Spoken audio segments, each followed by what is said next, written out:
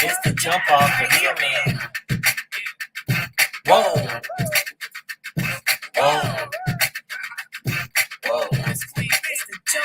I've been going for a minute, now I'm back with the jump off.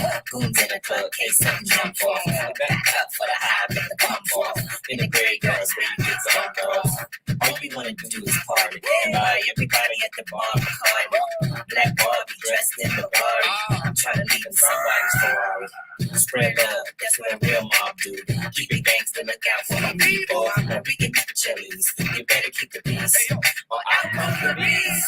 We the best, still is room for improvement. And our presence is felt like a Black Panther movement. 7 quarter to 8, back to back. I was sitting on home, 7 times fast on my beats. But the bit is a humming.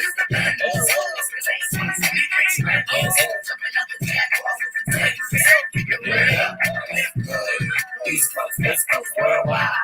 All my niggas in the hood stay fly. It's no Kim and Timberland, it's the George. Special delivery to you and yours. I don't rep the bitches, he rep the boys. If you rep your hood, just make some noise. My eye on the guy in the Woolwich coat. Don't need no cream B, got the LD throat. Let me show you what I'm all about. How I make a Sprite can disappear in my mouth. Oh, shake up the dice, throw down your ice. Bet it all, play it, fuck the price. Money ain't a thing, throw it out like rice. Been around the world, got the same thing twice. Rub on, squeeze on, give me some step on the gas. Pop the cork and roll up that. You know what we about? Sex, drugs, and cash. Jumping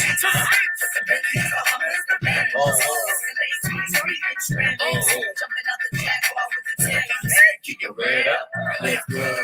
East Coast, West Coast, worldwide. All my niggas in the hood stay fly. And every one of the niggas say into the world of the Playboy pinup girl, butt naked, dressed in nothing but pearls. You wanna be because you know I'm freaky, and you want me because you say I'm sexy. Got a man in Japan and a dude in Tahiti.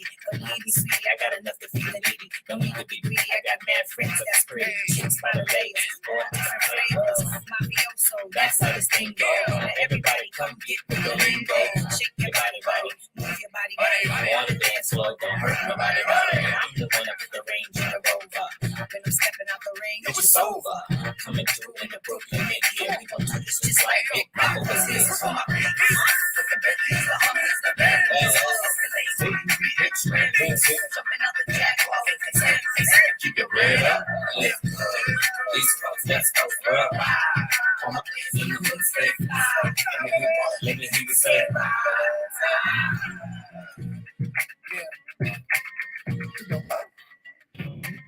yeah.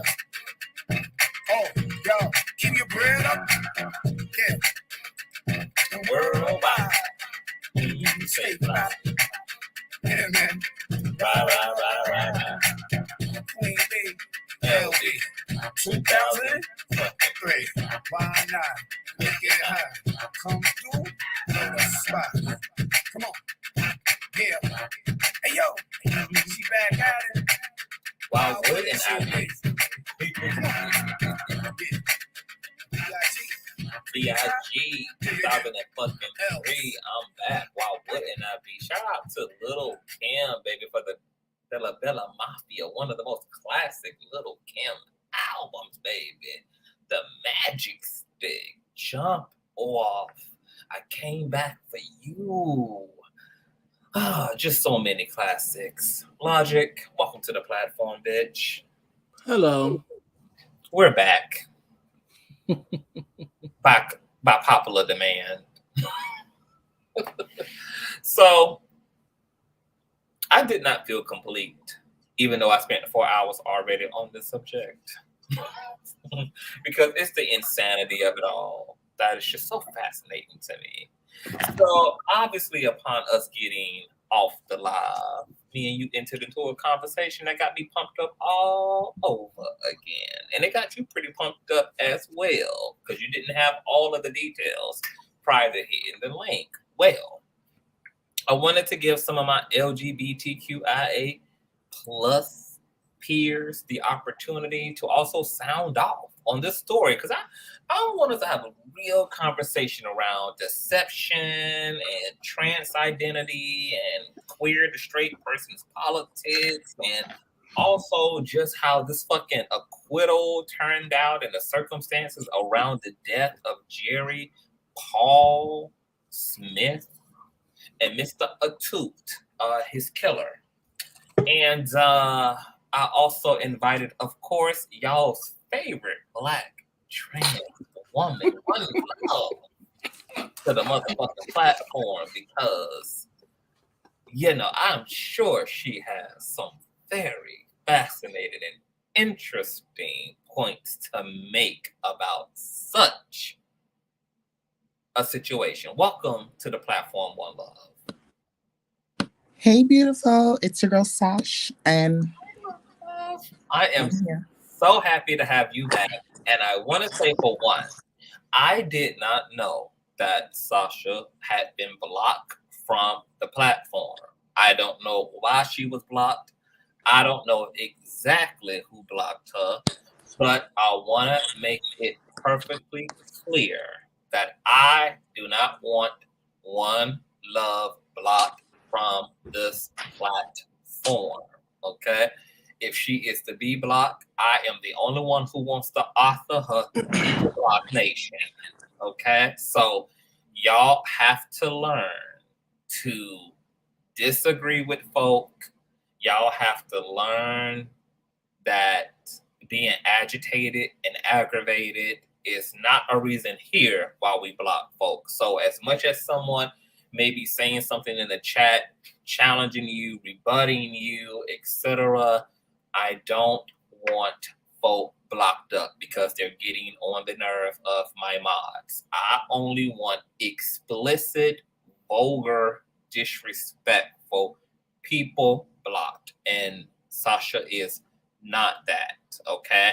Now, I wanted to give Sasha and Reckless Logic, who are my peers, my sisters and brothers, the opportunity to respond to this. I'm really curious to know what you both think about this acquittal, and just in case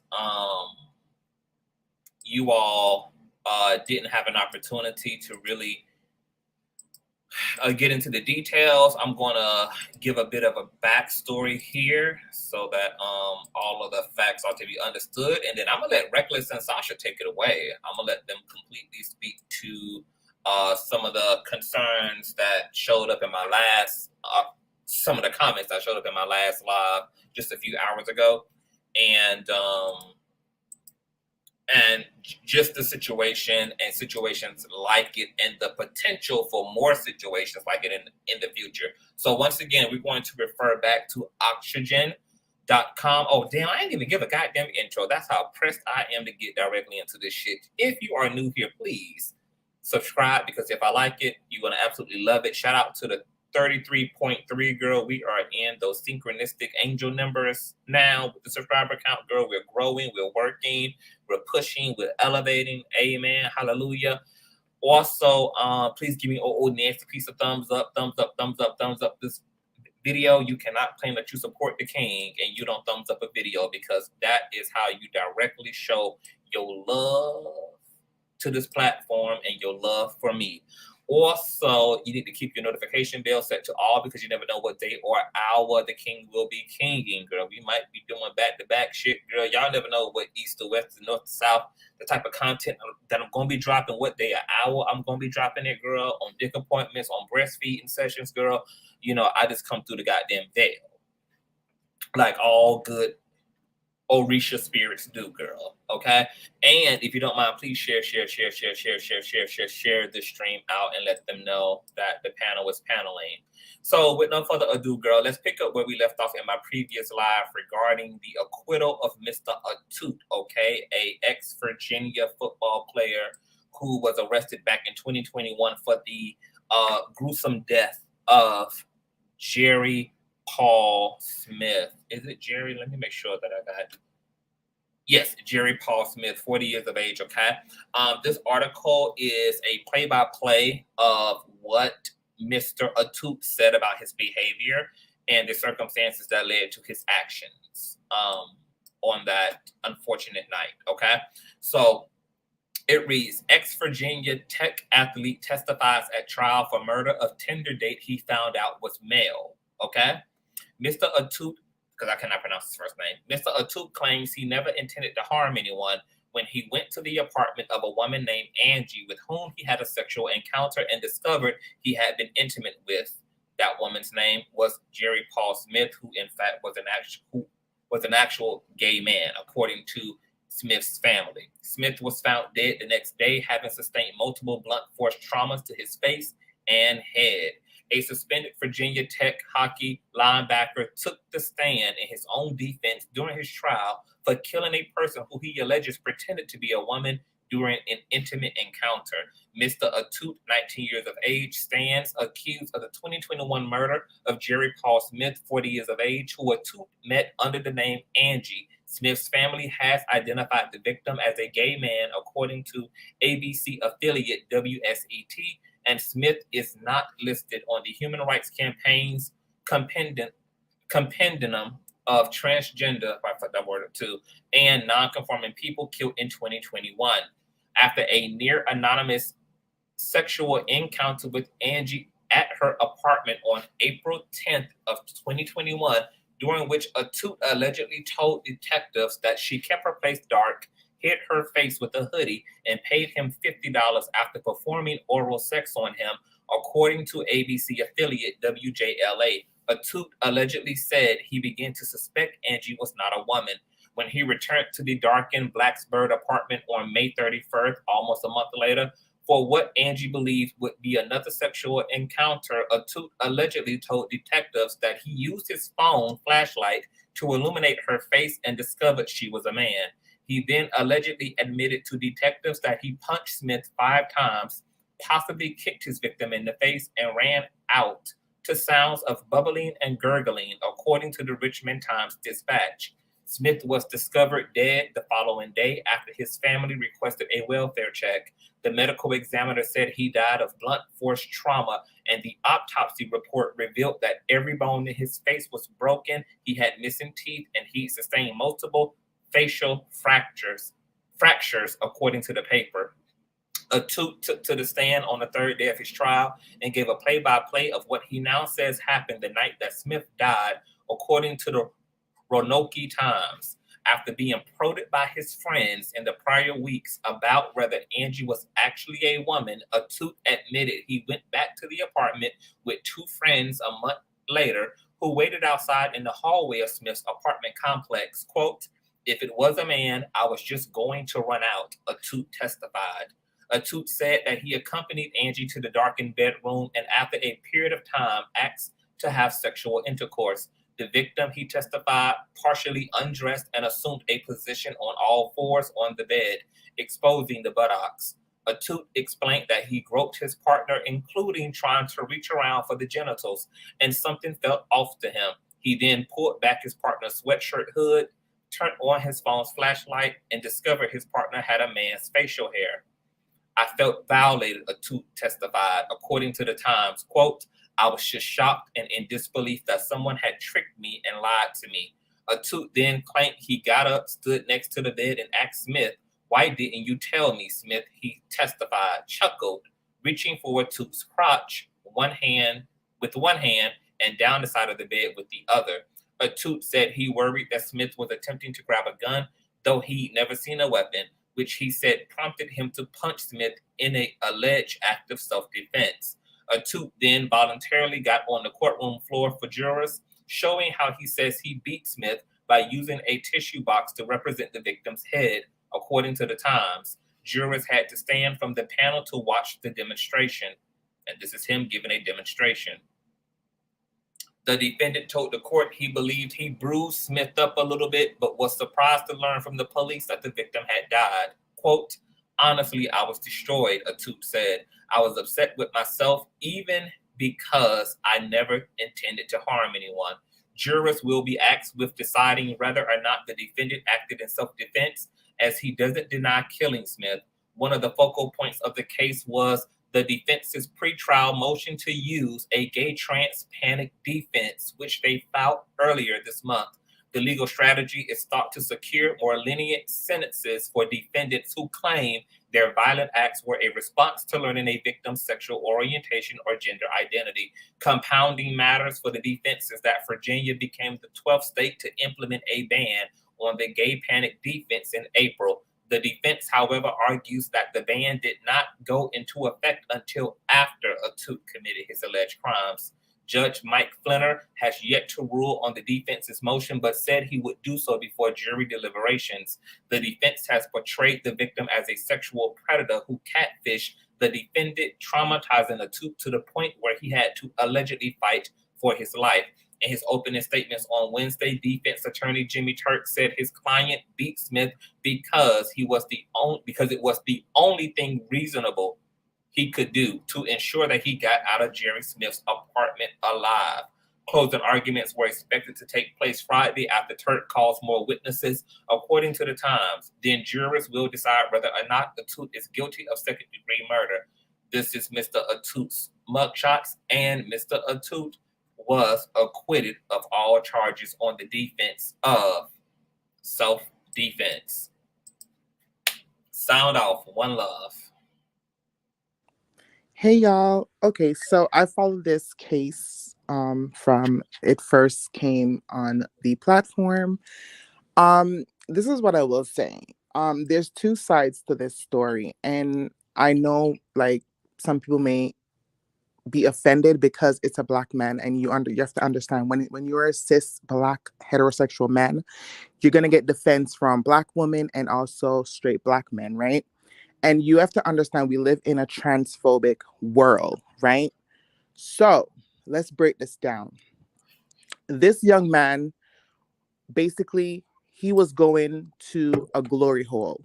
If y'all don't know what glory hole is, Google it. It's basically, I think Dave Chappelle talked about it in his comic special as well. A lot of heterosexual men opt to glory hole when they're super horny, right? So this victim, right, he was basically a glory hole person, right? So he doesn't get up in drag, he doesn't wear makeup, he just has a hole in his hallway, and random guys go there and get their rocks off. But this particular guy, right, he wanted to get more. He wanted more. He wanted more. So you have to understand that yes, he tried to use names of like female or whatever be the case. These heterosexual men know what they're doing. A cisgender woman is not doing a glory hole. It's not paying a man to suck his dick. A cisgender woman is not doing that. It will be hard to believe that if you're probably a cougar, but I don't see a young white woman paying Black men to do oral on them. Like, come on. We should know the difference. So we all know that the panic defense is what got him off. And the panic defense has gotten off from a lot of heterosexual guys. They use the panic defense for a lot of reasons. And this people don't talk about it. People do not talk about the panic defense where when it comes to trans and LGBT people, if heterosexual people feel threatened, they can literally beat you to death because they were scared for their life because you were gay or trans or whatever be the case, right? So people need to understand that concept. But again, they always gonna defend the cishet men because that's what the Black community do, right? If this man was charged and locked up for like life in prison for killing this person, it would have been, oh, these girls trick them. And the problem that I have with this story is that when it broke, it was the trans woman, and nobody followed up on the story. No one really did their due diligence to find out what really went on. This wasn't a trans woman, right? This wasn't a woman who was on hormones, live her life as a woman every single day of the life. Like that wasn't the case. And I feel like if you follow this story, it's surrounded around transgendered women, and that's a problematic statement because you have to understand that you're dismissing people who are cross-dresser, people who are gender fluid, people who just want to express their gender in a different type of way, right? So because someone put on a wig does not necessarily means that they are trans, right? And I feel like a lot of people get that wrong when it comes to this story. It's just surrounded around trans and all this other stuff, when clearly he knows that this is not a trans woman. He knows this is not a trans woman. He knows that. But how can you prove that he knows that that was a trans woman? You can't, because the victim was murdered. The victim does not have a voice, right? So we're going to have to go by what he is saying. And you have to remember the defense team for the victim did not do the diligence. They did not even arrest the other guys that was in the hallway getting their penis sucked on. Nothing happened. So you have to understand, with that state that they live in, it's very transphobic, very transphobic. And there's a lot of angles on this particular story.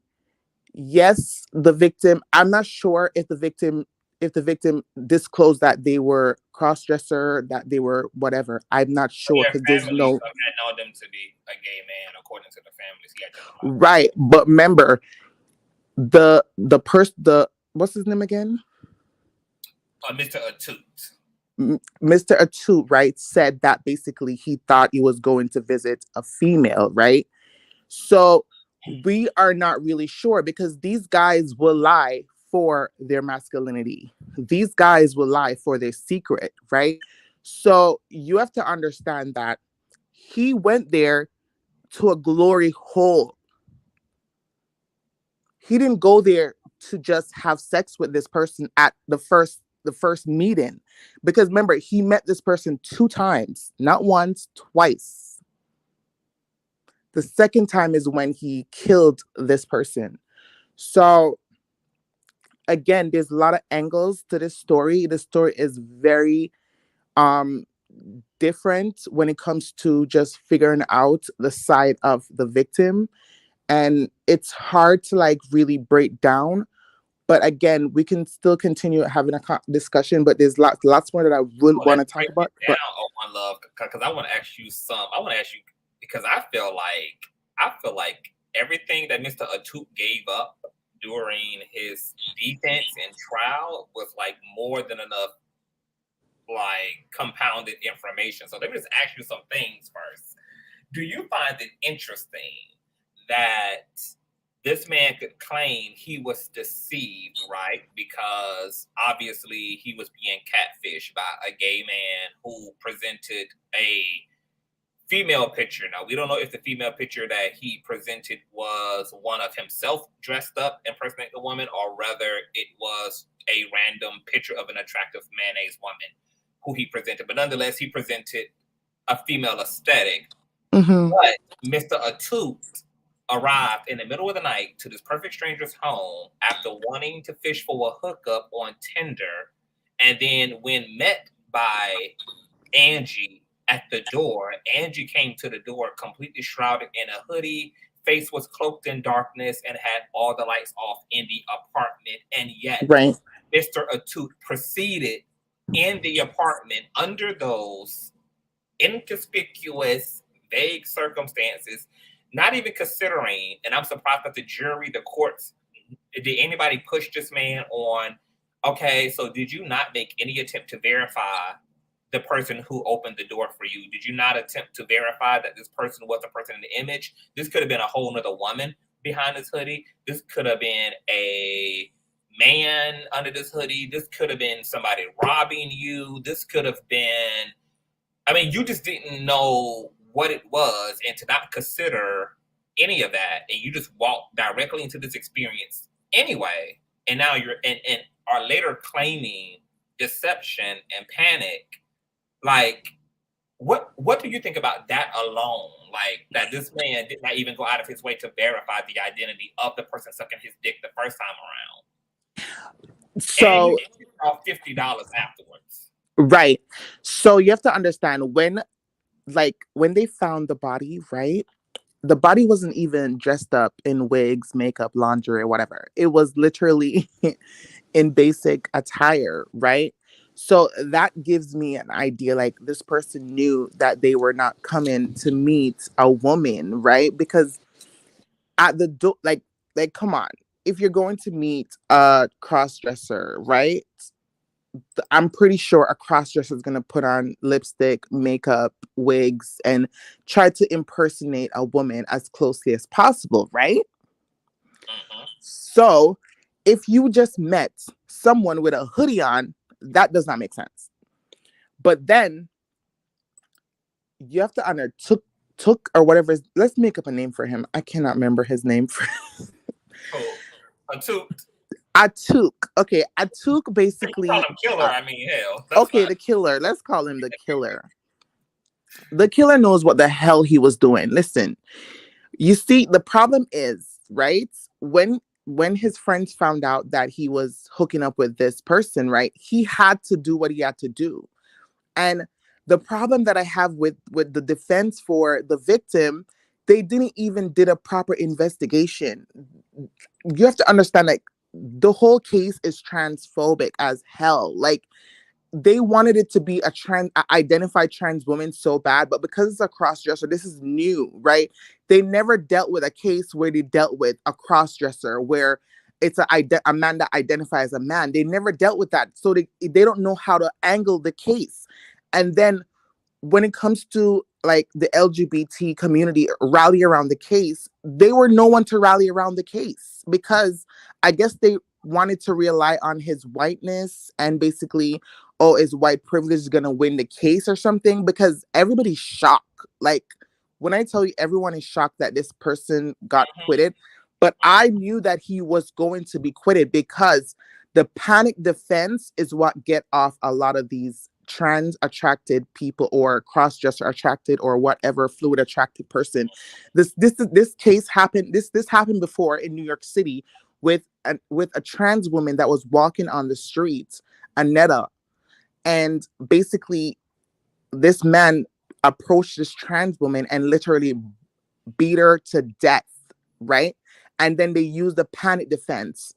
So a lot of people don't know what the panic defense is. The panic defense is basically if you see someone who looks like a female and you feel threatened, you can literally attack this person, right?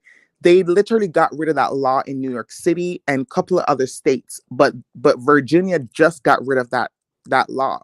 And that's why his lawyer knew, right? His lawyers knew that I'm going to use the panic defense in this case because everything that this killer was saying, it's like, come on, for free? You let him off free like that? Come on, that makes no absolutely sense where you would let this person off scot-free for what? I don't know. I'll let other people go. That's bullshit. It's complete bullshit. It is. Yeah, but the thing is, what we have to understand is that you have to understand we live in a transphobic world, right? Yes. So that's why I say that's why I say we got to start fighting. We got to fight transphobia. We got to fight. I'm telling y'all, it's my black trans sister. I'm young. I'm 22 years old, but I know this. That's why you believe in. But the thing is, you have to understand, people just want to live and get by day to day. Fighting, you fight someone, you go to jail, right? You know what jail you go into? The man's jail. That's what we got to do. It's gonna take some of us going to jail. In order for some of these niggas to leave us the fuck alone, we got to go to jail. We gonna have to go to jail sometime. If that's what it's gonna have to take to get these niggas off of us, that's what we're gonna have to do. I agree, but at the same time, you can't really get you a gun. That's your belief, but you have to understand but it's gonna work. Being peaceful, I'm telling y'all, being peaceful is not gonna work. You got to get violent. You got to start carrying a gun. I'm not saying that. Get what you I'm a gun. saying is we have to be rational. Get a gun. These information, like when it comes to these topics, we have to be rational, right? And I see a lot of people in the comments saying like trans. This is not a trans situation, even though they want it to be a trans situation. This is not a trans situation. This is just an LGBT situation. get you a gun and carry bare arms. This is your right in the country. I have a question. Hold on for a minute.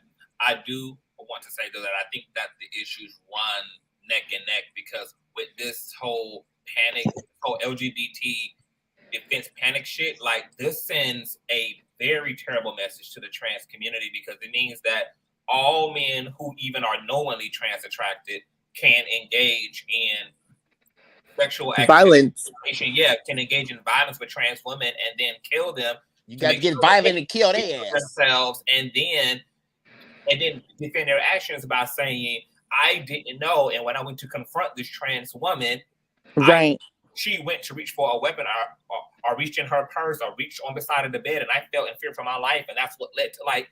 This is horrible. She should have reached in her purse and grabbed the gun and shot his ass. Hold on, Monica. Can we be? I love your passion, but can we be a little bit like when people are listening this live? I don't want to sound ignorant. Like this is an educational moment. See, now, listen to me. This is what we have to do. It ain't sounding ignorant. Conscious. Like you sound like honestly. I'm not gonna. We have to get like this if we're gonna have ignorance. It ain't Monica, ignorant. It's called being mad as hell. No, if you're mad, you shouldn't be on a platform speaking about this. Then if you're gonna be in your emotion, that's what they want us to do. Well, can I ask a question before anyone leaves? Because I feel like that's where it's going to go. I was on this platform. I was on this platform previously, and I remember we had this topic. I cannot remember what it was specifically, but I asked the question, what is trans? What is that? And I cannot remember if it was you, One Love, but I remember there was an education process that took place, and CTV went and Googled, and we saw these, because we can't really put that in the box. I heard the beginning portion of this where you said, well, this was someone in a hoodie who had facial hair, no hormones, this, that, and the third. Well, from what you all mentioned to me previously, that doesn't necessarily mean that this person, unless I'm recalling it incorrectly, but that just because they weren't dressed in feminine clothes, it doesn't mean that they weren't trans. Is that correct? No, basically what I was saying is, okay, so to determine a trans woman and a transgender person is basically self-identified, right? A transgender woman is literally either you're medically transitioned, and we know the difference between medically transitioned and transition people, meaning non-binary folks, gender fluid, people who identify under the spectrum of trans. So if, for instance, this killer comes to my home, y'all don't get it. Y'all don't Monica, you can't. Like, I can't. Like, girl, like, we're all here trying to. I'm not trying to interrupt. Okay, girl, but you sound mad ignorant. It ain't got shit to do with ignorance. Oh God. Hold on. Damn. I'm gonna handle. You need to drop her. I'm sorry. No, I have a question for Monica too. I want Monica to say. Yeah, but she's interrupting the conversation. It's gonna be Miss Monica. We did all of the emotional shit in the last 4 hours. We need a dialogue. That's what One Love is saying. Okay, just listen to me. I'm not trying to interrupt nobody. It can't be all emotion. We need. Okay, just listen to me. But Miss Monica, hold on. Miss Monica, I want you to realize that when you speak, you say the same thing over and over again. So we understand that you think it's time to pull out the guns. It's time for queer people to weaponize themselves with actual guns and to start taking lives and taking names and to send out a message. We understand that. Yes. You say that every single time you speak. So you don't because it's true. I'm not trying to interrupt nobody. I love y'all. I love all of y'all. I'm not trying to interrupt nobody. You know where my heart is, Conch. But I keep saying it over and over because it's the truth. I'm being real. It's the truth. That's what. Can we get back to the conversation? Like, I'm just like, if we're gonna have a real conversation, we need to have a real conversation. You, but that's what it's gonna have to take. Okay, can we get back to the conversation? I just want to answer the question real quick so we can, because I don't want the viewers to kind of like get lost in the emotions.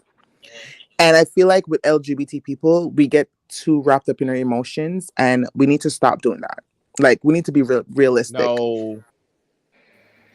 Hi, my name is Shauna. Can I Wait, before that, I just want to go back to the person. Can you put the avatars? I can't see the avatars, so I can't reply to the names. It was who E. was I? Who? E, like echo. Oh, E. Okay, Yeah. so back to what you're saying. What is a trans woman, right? And a lot of viewers in Consciously, Well, no. I wasn't saying what is a trans woman. I was saying last time. I know you're getting ready to make the distinguish. You're getting ready to distinguish between medically transitioning and then self-identifying. Right. But if this person has self-identified we don't know. We haven't seen the picture. Right, exactly. So back to what I was trying to say is that when they discovered the person's body, right? And when they talk to the person's family members and close friends who knew that this person is an LGBT member, right?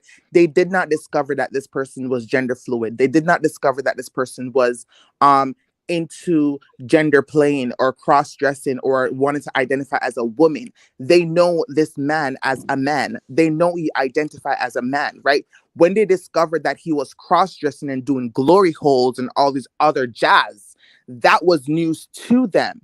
I follow this story, right? When I see his sister and his cousin and his aunts and all these other family members were talking about, they didn't know these small details, right? And that's why the courts see that this guy was trying to, they were using that as, oh, no one knows this person dressed up as a woman. No one knows this person identifies as a woman. No one knows this person cross-dressing. Okay, let's use that in the case, and that's the problem. So when you hear trans women say, or why is that the problem?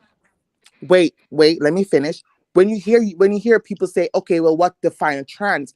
The problem is if you're not showing up as a woman, right? They cannot identify you as a woman. So whenever the victim leaves their home, they look like a man. Whenever they go to work, they look like a man.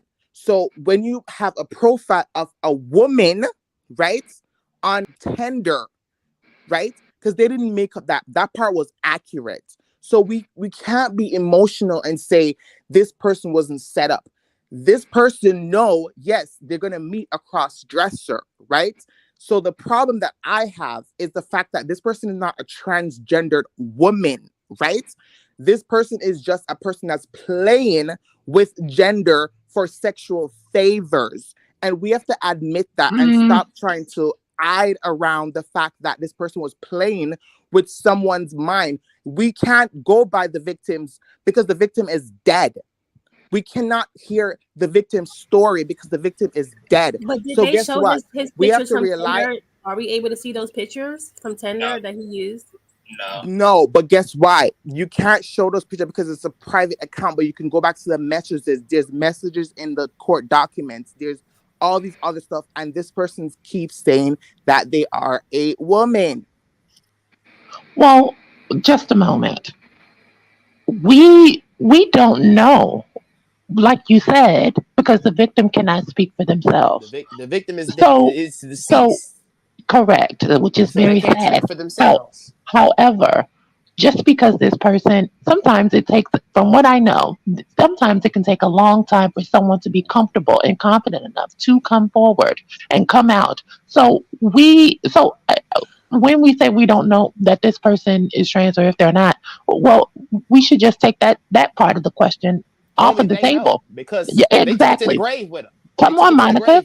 That's right. That's what it sounds to me. Because we can't make that decision for them just because their family didn't know. I mean, do you get what I'm saying, Wanda?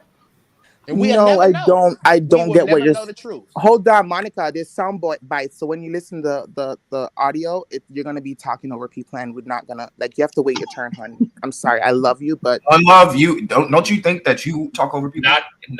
Don't y'all. Who is this? Don't y'all. Okay, I can see faces now. What's going on?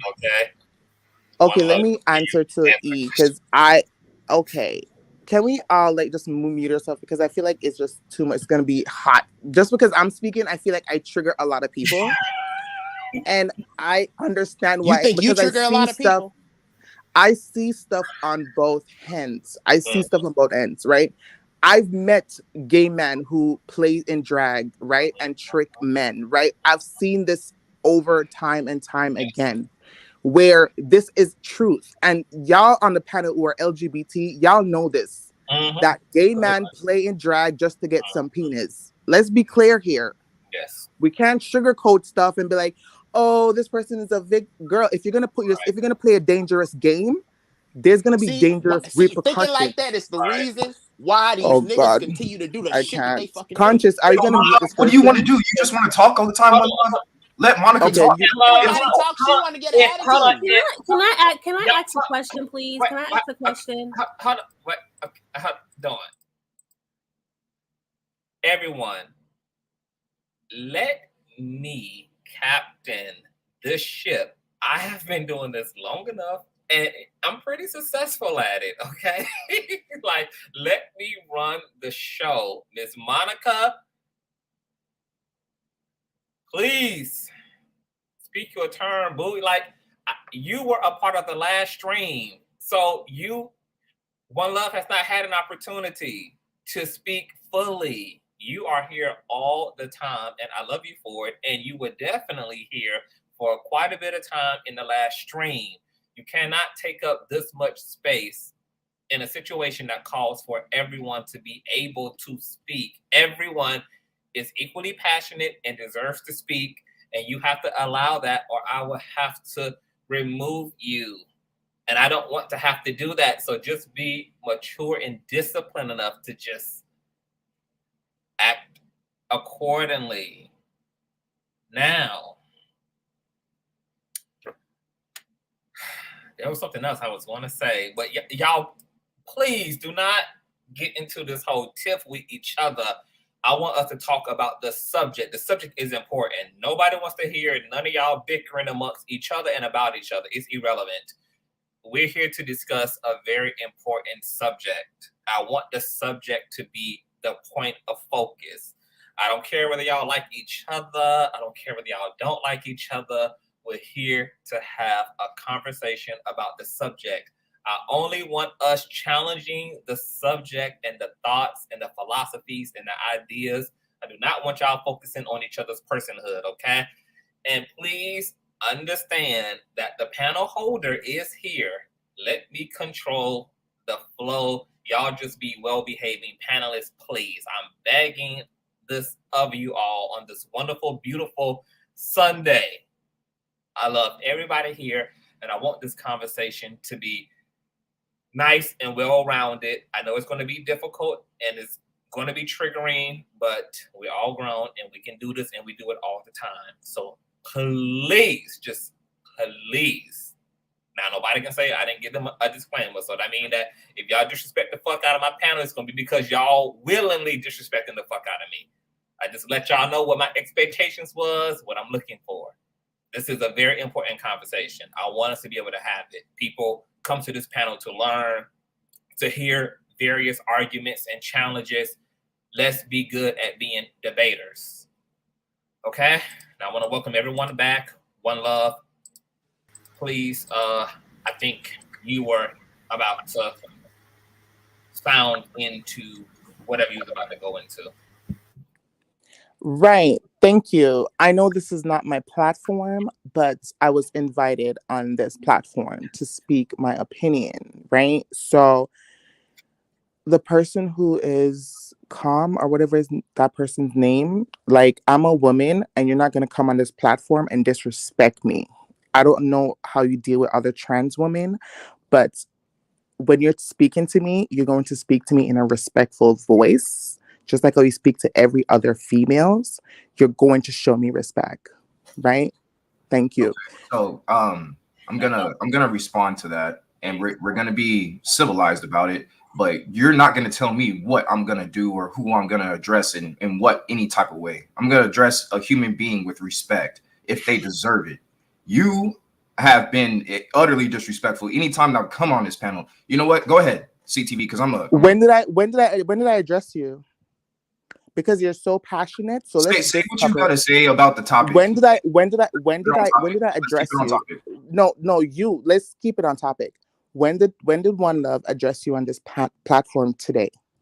Let's keep it on topic. Let's go with CTV's topic for today. No. You said I was rude and disrespectful. So if you're gonna, you have to back up what you just said. You can't just accuse someone.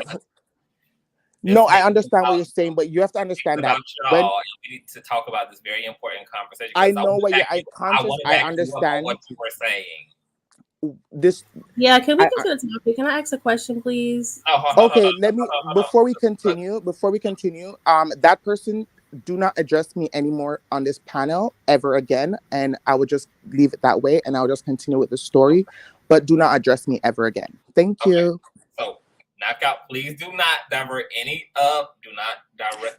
It's Knockout. That's right. Okay, because I called him transphobic in the last panel because he doesn't respect trans women as women. He doesn't see us as women, and he has a problem with that. Okay, now I get it. He respects me. Okay. But he doesn't see you as a woman, hun. That's the difference. Okay, so One Love just put out a request. Knockout, please do not direct any of your questions or statements toward One Love, specifically at her request. That works just fine. I do want Knockout here because he's on the cis hetero side of it, and I would love to get his perspective, which is valuable to a discussion that we are about to unpack. One Love, you were just talking about how a lot of catfishing does go on in the community, and I wanted to back that up and say that that's absolutely true. There are definitely gay men who literally seek after what we call a trade, which is usually a cis heterosexual identifying man. There are,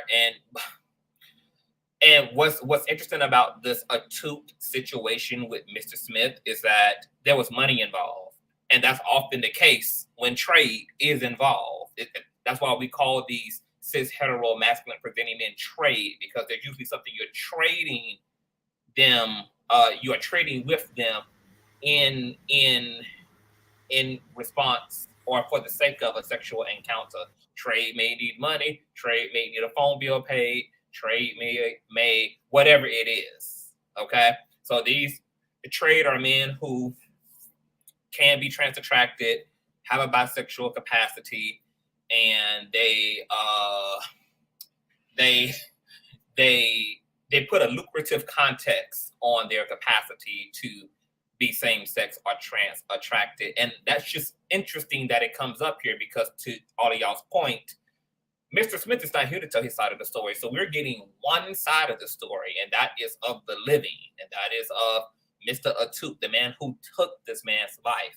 And for all we know, what he said about the sequence of receiving that money as a gift after receiving oral sex may have allegedly not actually been, in fact, a gift. This may have been a part of the initial agreement to begin with. But once again, we don't have any other side of the story but the living. And too much of this sounds like a traditional classic trade situation. But to One Love's point, I just wanted to back her up and say that, yes, there are, but here's also the thing, right? Gay men don't typically have to necessarily deceive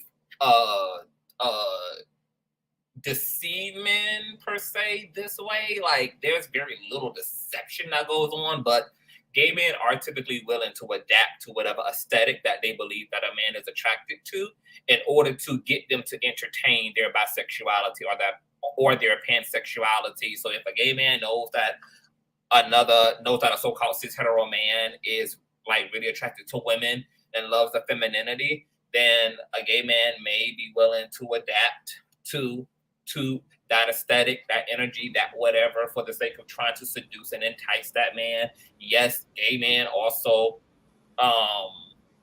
seek out dick and seek out relationships, just like women seek out relationships and will put on their seductive shit, just like men put on their seductive shit.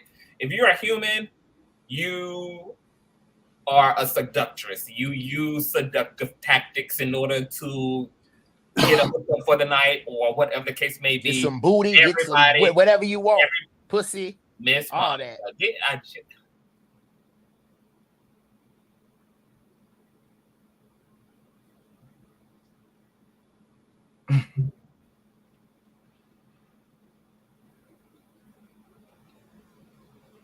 You got a CTV. Just rub your temples. I can rub the remove button much easier. Right. Than rubbing my temples. One Love. Continue on in that point about the catfishing that goes on in the same gender loving community. Right. As I was saying, well, you have to understand that when you're dealing with a case like this, right, you have to look at it at different angles. And I'm not going to defend the person who killed the victim. No one deserved to die, right? You could have just, like, I guess, walked away if you felt threatened or your masculinity. But you have to understand that we don't teach Black straight men to walk away from LGBT when they feel threatened, right? We teach straight Black men to attack. We teach straight Black men to murder. We teach straight Black men to protect their masculinity, or you should say their fragile masculinity. So when you're playing this game of Russian roulette, when it comes to not the word catfish, but when you're playing in the world of I'm going to live or pretend or do whatever as a woman just to entice straight men, you know the game, because we have seen the cases over and over and over and over again where trans women and non-binary people get murdered, right? We have seen it. So everyone that gets up in wigs and makeup, they know that once this straight man comes to your home, it can lead to you getting murdered. So we have to admit that to ourselves as LGBT people, first of all, when we're dealing with these straight Black men, because these straight Black men are trained to only attack people who are minorities. They don't have no strength for the white straight man. Can I rebuttal that? Because that's... I'm not done. Thank you.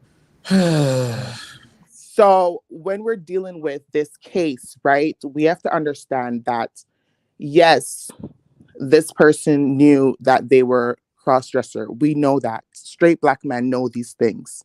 Once we don't need a rocket science to know that this person was that was going to meet a cross-dresser or a trans person or whatever you want to call that person. They knew that. But at the same time, we have to take accountability as LGBT people to know when you get up in makeup, wigs, just to entice straight men, this is what happened. And no one deserved to die.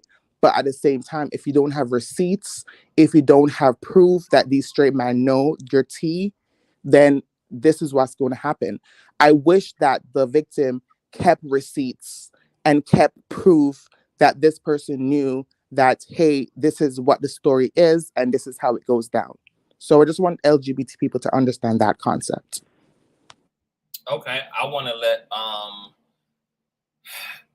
Reckless respond to some of this and then a knockout. Hello, everyone. I want to give out a disclaimer. Warning. All the views and all the statements that Reckless Logic is about to say and do not reflect the rest of the panel and also do not reflect Consciouztv. So with that being said, these bitches got me all the way fucked up. This fucking story was stupid as fuck. And then on top of that, like, it was a lot of shit that was just like, what the flying fuck? First and foremost, this motherfucker had the nerve to bring his ass into a situation. And then on top of that, you going up there to get your dick sucked. But then you're surprised when you get there and you're meeting somebody with a hoodie on and it's in a dark room. First and foremost, you went in a room to get your dick sucked, but however, your senses didn't go off.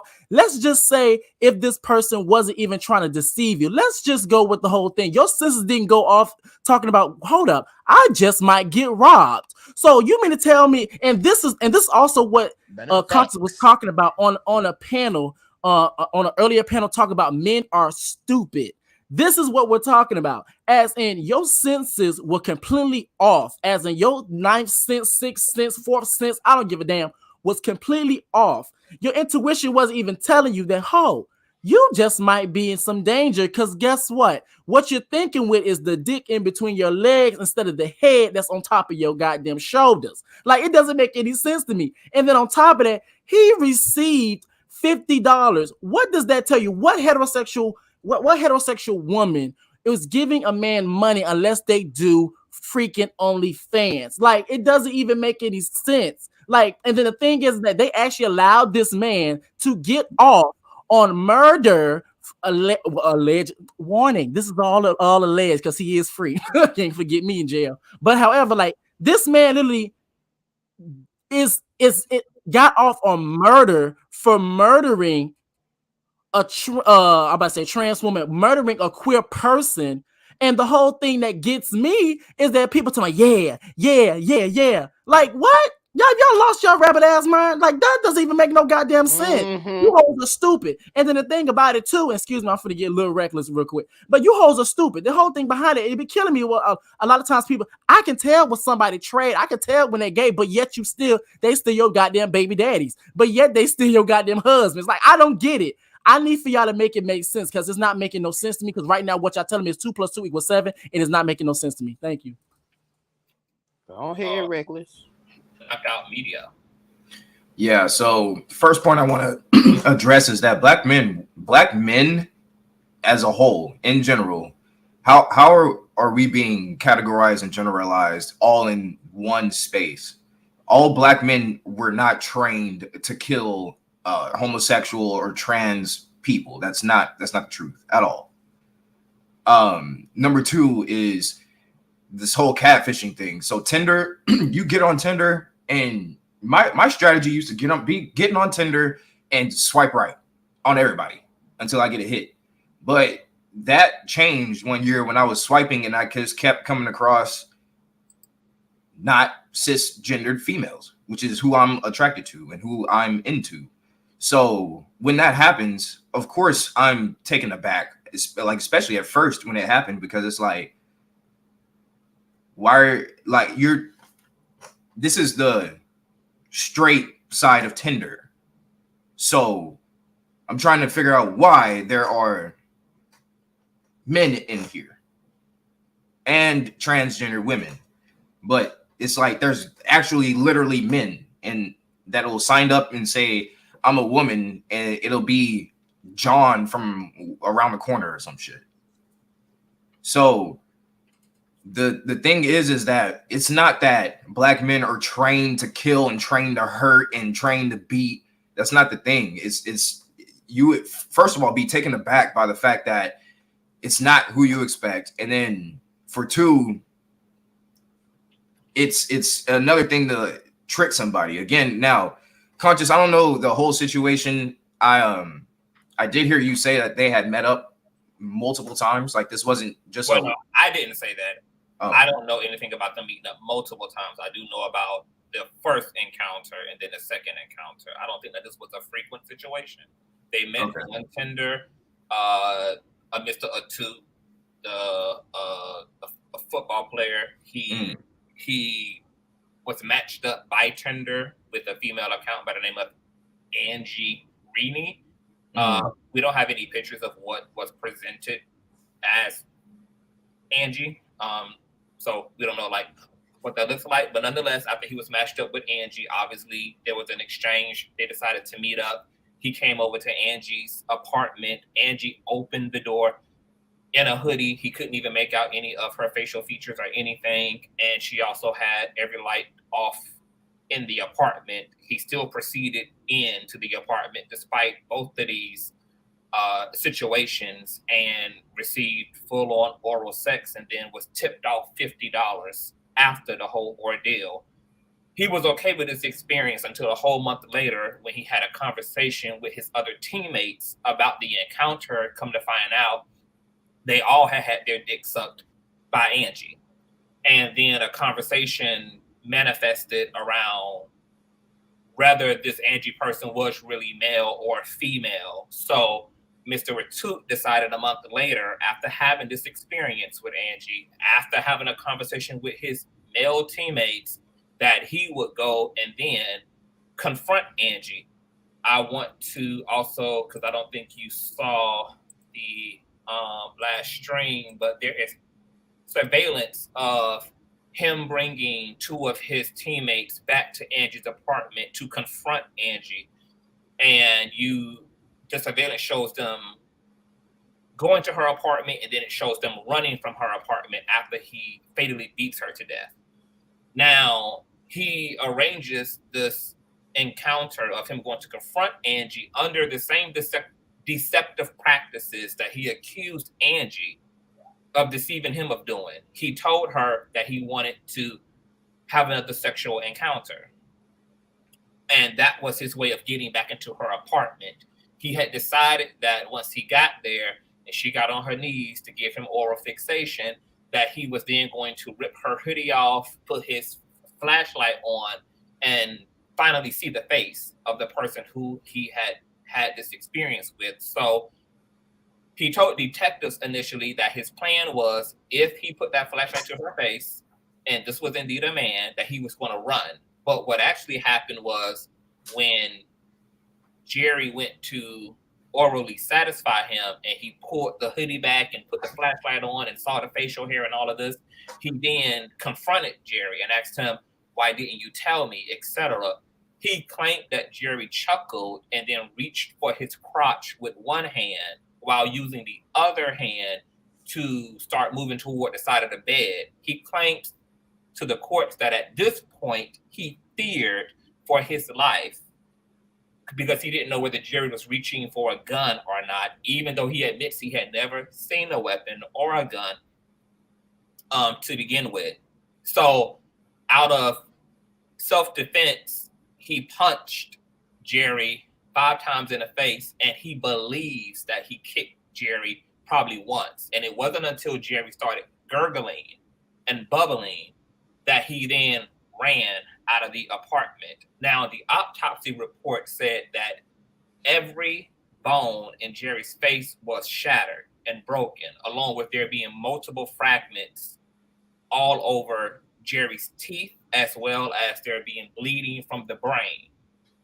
And the only reason why Jerry was discovered dead the next day was because the family called in a welfare check when they didn't hear from Jerry, and police discovered Jerry deceased. Now, on the stand, Mr. Etute, the football player, claimed that he didn't mean any harm, yet he ran once he heard the gurgling and bubbling sounds from Mr. Smith's mouth.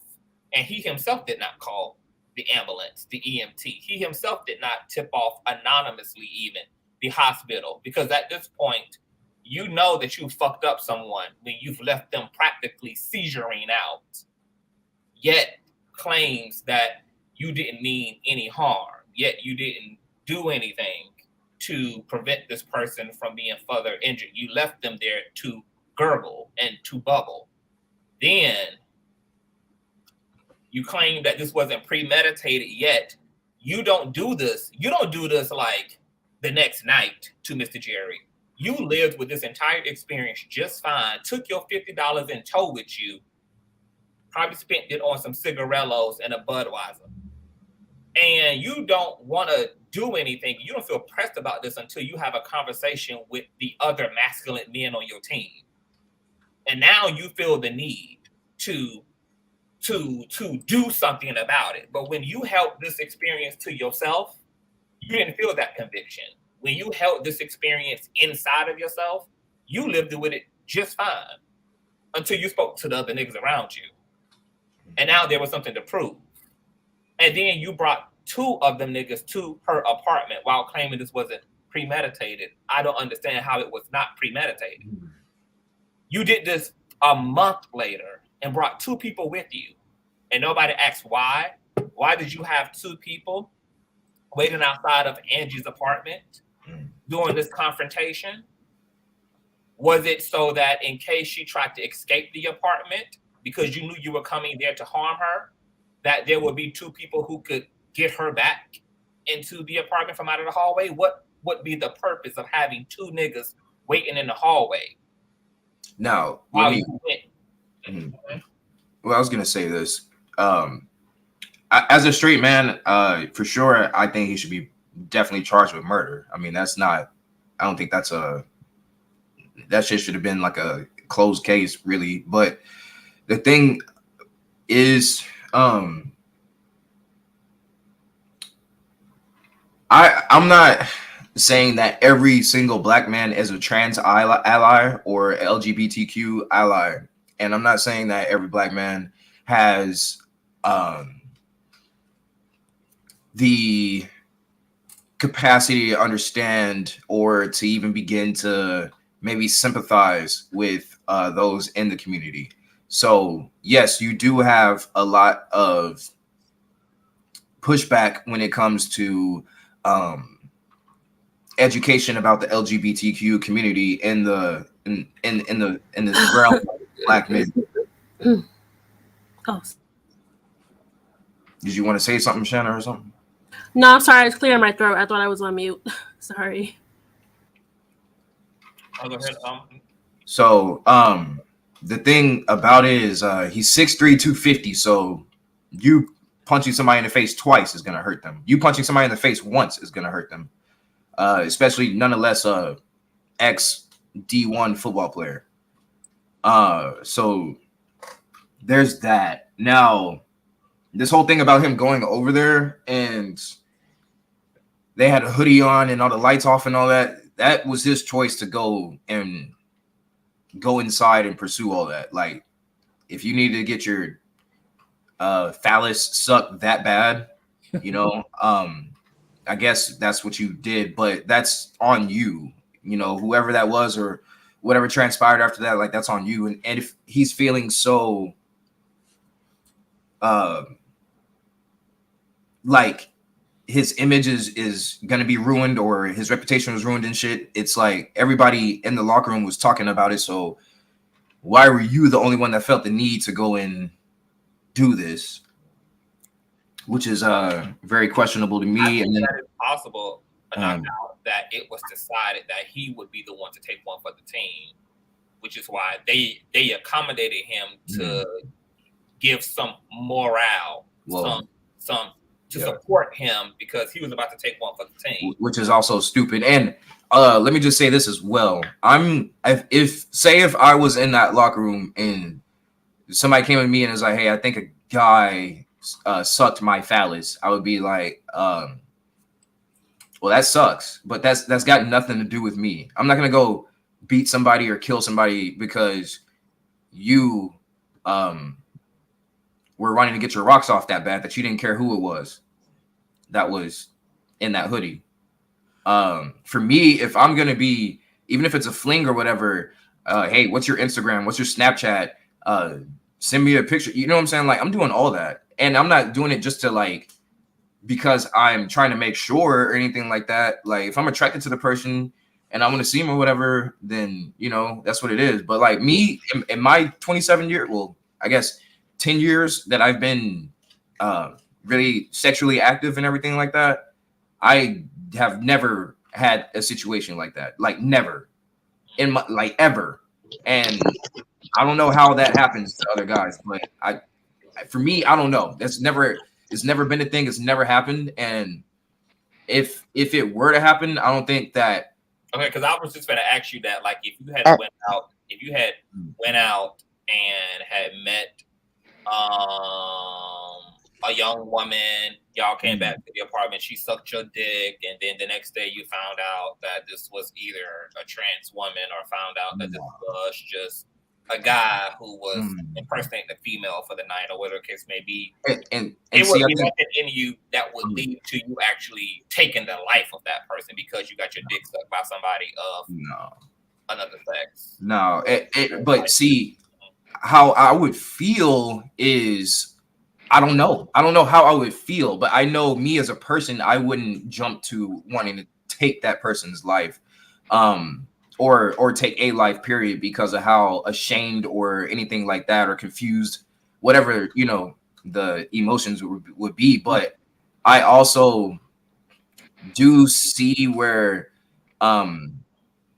and I'm not saying in this situation, but I can see where a cisgendered heterosexual man would, you know, feel again like a shame type of thing. But I also don't feel there's no reason to ever kill anybody. And I think that the whole plan, the premeditated plan, was just as stupid as like being, you know, as negligent as to like just be throwing your phallus around.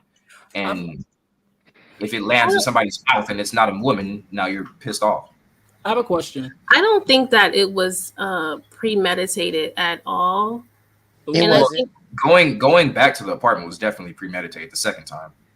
They went back there out of curiosity. I think that it's my understanding that nothing came out in the trial that said that he knew that he was you know, pretending to be a woman. But for all intents and purposes, if you go over there one time and then there's a suspicion and then y'all talk about going back over there to make sure, that's premeditated.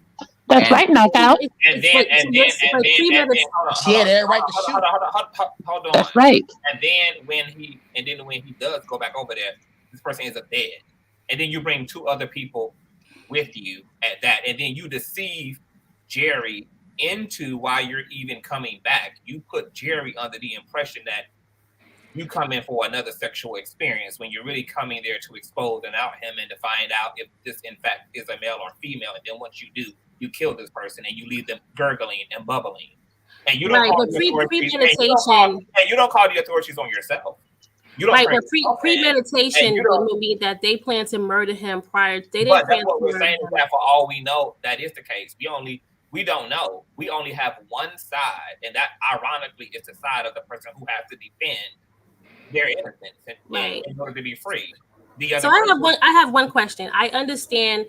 I want to state first that I'm not a part of the LGBTQ community, but you know, of course, I'm a friend. But what I wanted to ask is this. So you guys admit, right, that this man pretended to be a 21-year-old girl online, right? And he thought he was meeting a 21-year-old girl. He went over there. He gave him oral sex. And he didn't know, right? Or he could have known when he got there, but he didn't know. Initially, he thought it was a 21-year-old girl. Would you guys agree that maybe a law should be put in place, right? That if you engage in sexual contact with someone under the fake pretenses that this should be considered rape, do you think that should have happened in this case? If we do that, then can men be penalized for lying to us about how much money they make it if they're single or not? That's not the conversation though, because it's I understand, but it can the same way. To each point, her question is relevant though, because. And this is what I was talking to Reckless Logic of, and maybe I'm about to get a little ratchet. I'm gonna have to be a little passionate when I say this, because the situation really bothers the living dog shit out of me. And my whole issue with hold on, I don't know how the fuck I made myself an individual. Okay, my whole issue with this whole shit is that it seems to me that the dominant society always wants to make a motherfucking example out of queer people. Queer people don't get to do none of the bald-headed hoe shit that the dominant society gets to do. To E's whole point, you got niggas out here lying on their dick size, lying on what they make and what they do for a living to get in a woman's panties, or using images of themselves that are 30, 20 years Someone needs to mute. younger. You have women who enhance their bodies, who put on butt pads and breast pads and wear weave and makeup and lashes and completely exaggerate their own beauty to attract the nigga for the night or for marriage or for a lifetime or whatever it is. And guess what? Nobody would come up here and argue that anybody should be murdered because they lied to get not murder. Not murder. Wait. That they lied to get a one-night stand, or they lied to get into a relationship, or they falsely impersonated themselves, that you would deceive them some way. Nobody would argue that somebody deserves to die and lose their life because somebody pretended to be monogamous, only for you to find out that the person you with had 3-4 side niggas, side bitches, whatever it is. But every time it comes to queer people, all of a sudden, everything goes out of the window, and queer people need to die, need to be hung, need to be murdered. Trans women need to be murdered. Everybody else around this motherfucker playing bald-headed whole Hunger Games with each other in the dating world, in the sex world, in the hookup culture, all type of bald-headed deceptive bullshit goes on. People always exaggerate who they are, always claim to have more than what they have, always claim to be more than what they are, and nobody is ending up in the motherfucking grave, and nobody would argue that it's justifiable for anybody to end up in the grave because they have misrepresented themselves. But yet, a queer person or a trans woman is justifiable that they die because you hooked up with another human being because they misrepresented their gender. You didn't contract an STI. You didn't lose any fucking money. Nothing objective happened to you because you got your dick sucked and took a $50 pay from a motherfucker who you went to go see in the middle of the night, shrouded in complete fucking darkness. And with this case particularly, how the fuck are you going to run it to the courts that you were deceived and yet you didn't even do anything to verify the identity of the Angie who opened the door for you? You didn't make any motherfucking attempts to ask her to cut on the lights. Could you please remove your hoodie?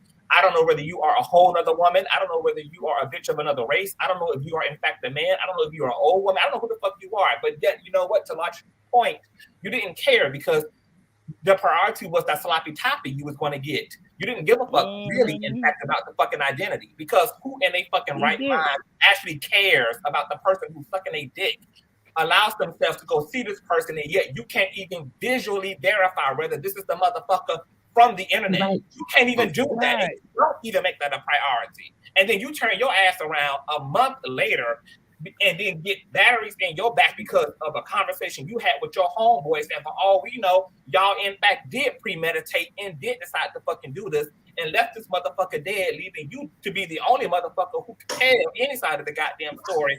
And then get in there and claim defense, bitch, how? You fear for your life, but you deceived your way into my fucking apartment. You told me you coming over here for round 2 of the dick sucking, and yet you were here to expose me and take my motherfucking life, and then you can argue that you was afraid after you chose to bring your ass over here, after you initiated contact, after you deceived me the way that you claiming I deceived you. So I'm not saying murder. Of course, no one deserves to be murdered. I'm referring to like grape. I'm gonna say the word grape. I'm just saying to your point, Ashana. I'm just saying to your point. Mm-hmm. I agree with Eve. Yeah. Okay. Lock it down with everybody. It should be that women can't lie to get a man. They can't lie about their beauty. They can't do anything deceptive to a little nigga. It got to work for heterosexual men. Men can't fucking lie and be deceptive. And be deceptive to get a piece of pussy for the night or to get in a romantic relationship. All I want is equality. It ain't gonna be making no exceptions for queer people, but then letting straight people run around with bullshit in the world. If it's gonna be, it's gonna happen. I want to make you know that there are cases where people have been arrested. Lying and deception and misrepresenting yourself in any way is going to be criminalized.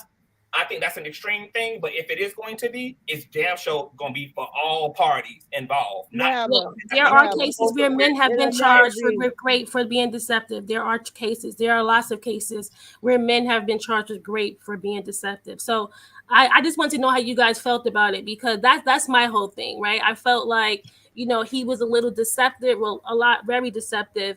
And that's why I think that the young man got off, right? Because this was a 40-year-old man. But both of them what the hell his age got to do with anything? Can I finish? Let me finish, guys. And you guys, please, can I finish my statement?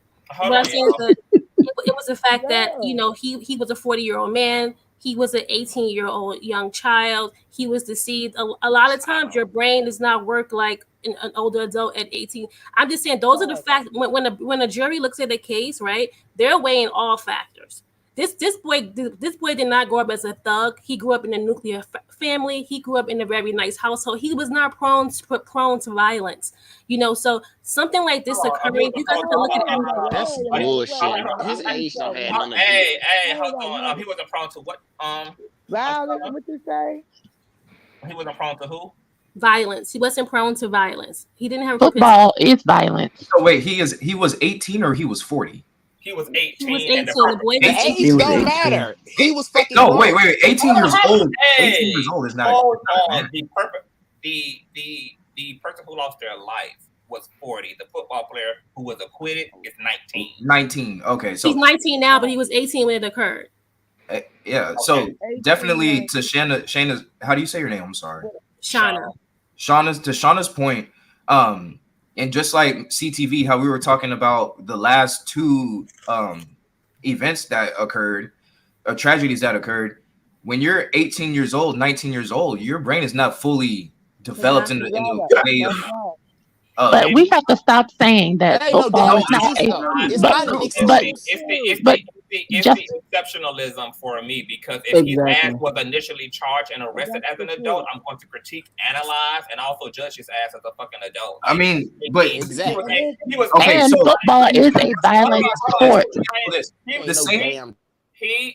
He was old enough to have his ass on a dating site that's for legal age. Yeah, of course. He was old enough to have his ass outside of the house.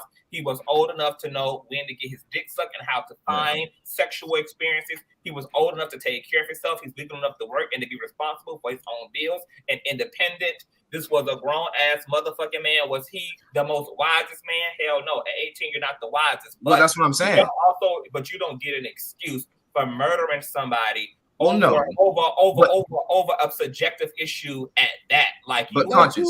You are conscious. Hold on. And then it's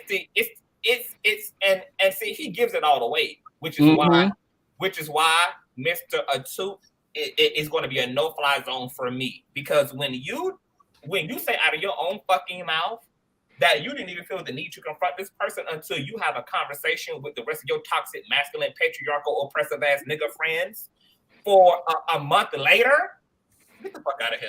Well, we have to stop trying to clean it up, because this person, nobody on this panel, a month later, you talk to your toxic ass homeboys, and now y'all all are in a who can out masculine, who can avenge their masculinity and the fragility of their goddamn orientation. Nobody on this panel was thinking.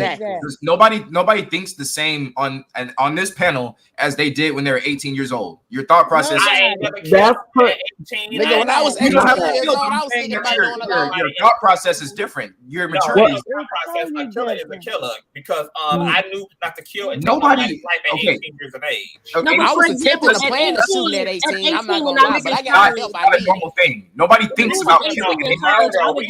Knockout.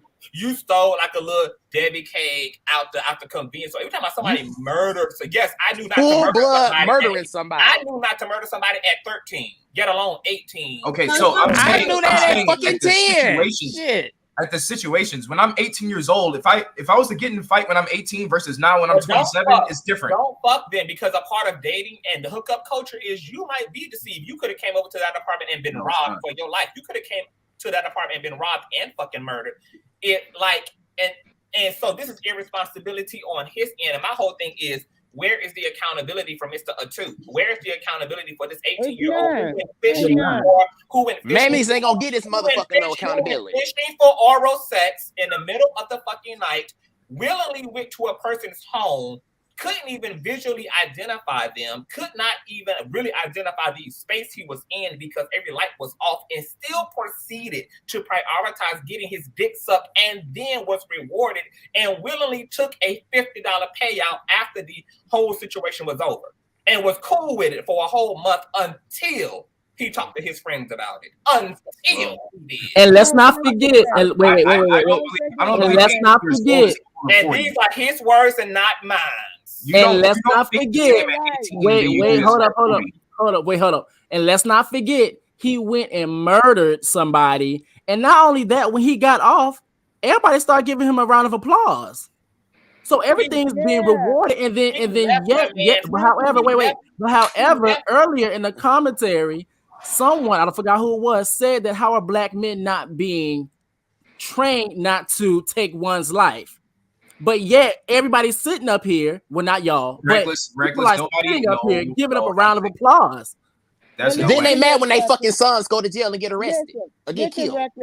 I said it earlier. Y'all are taking this one isolated incident and putting it on every black man. That's crazy. Nah, I'm taking 1,000 incidents. Hold up. Lace up. Here's the thing. Wait. Hold up, Jackie. Auntie. Here's the thing. The thing is that if everybody's sitting up here, queer people are having this a particular experience. Black women are having a particular experience. Yes. Why don't you think? Now, I do agree, not every black man. Of course, how many times we got to keep giving a warning? If it does not apply, let it fly. We understand not every black man, but however, we have to start to understand it's a large percentage. It's a large percentage. Because even if you think at the way that the culture is even shaped, we slavery, religion, the trauma, the isolation of queer people, the disrespect of women, the disrespect of feminine principles. So what about that is not conditioning? Wait, hold up. So what about that is not conditioning heterosexual black men to not have a defensive posture or attack on anything that represents those things? When damn near 99% of the black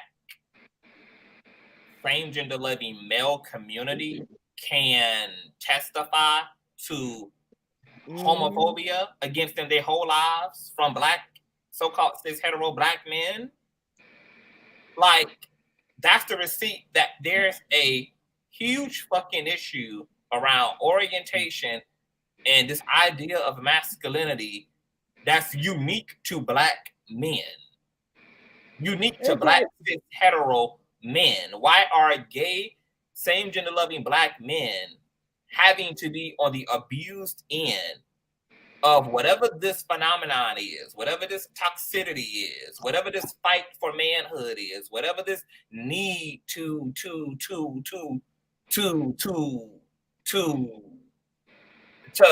whatever this brand of masculinity that's being held on to. Well, like, I can say this. I can say this as a cisgendered heterosexual. Hold on, most of our gender-loving black men grew up hearing niggas be like, "Yo, like, long as he don't come to me about that shit, because if he come to me with that shit, it's gonna be a problem. If he because CTV, this is the conversation around that is, yeah, you can come around me, but if you force yourself upon me, I'm gonna get you off. Yeah, and nobody was forced. And gay men don't be doing no force. Just like not all. Now some do. I think it's very interesting. Hold up.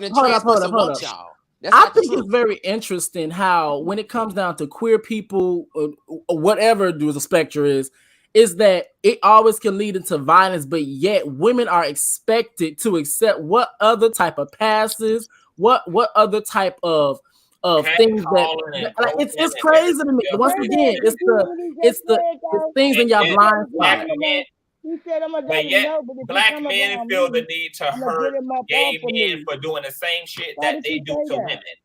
They don't want gay men catcalling. They don't want gay men pushing up on them. But neither do motherfucking black women want niggas in their space. Neither do women want men entitling themselves to their fucking bodies while they're walking through the club or walking down the street or walking through the post office. Neither do women want this unasked for, unwarranted male attention from the black men's community, but yet black men expect women to endure that without a bullet going through their fucking head or an elbow to the eye, and yet we'll put up a huge line and a huge disclaimer that if a gay man perpetuates the same fucking hornballness onto them that they project onto women, largely collectively, not individually speaking, but we're talking generally what men do and how men operate in this society as it relates to women, then all of a sudden it got to be a death penalty. It's the hypocrisy of our democracy for me.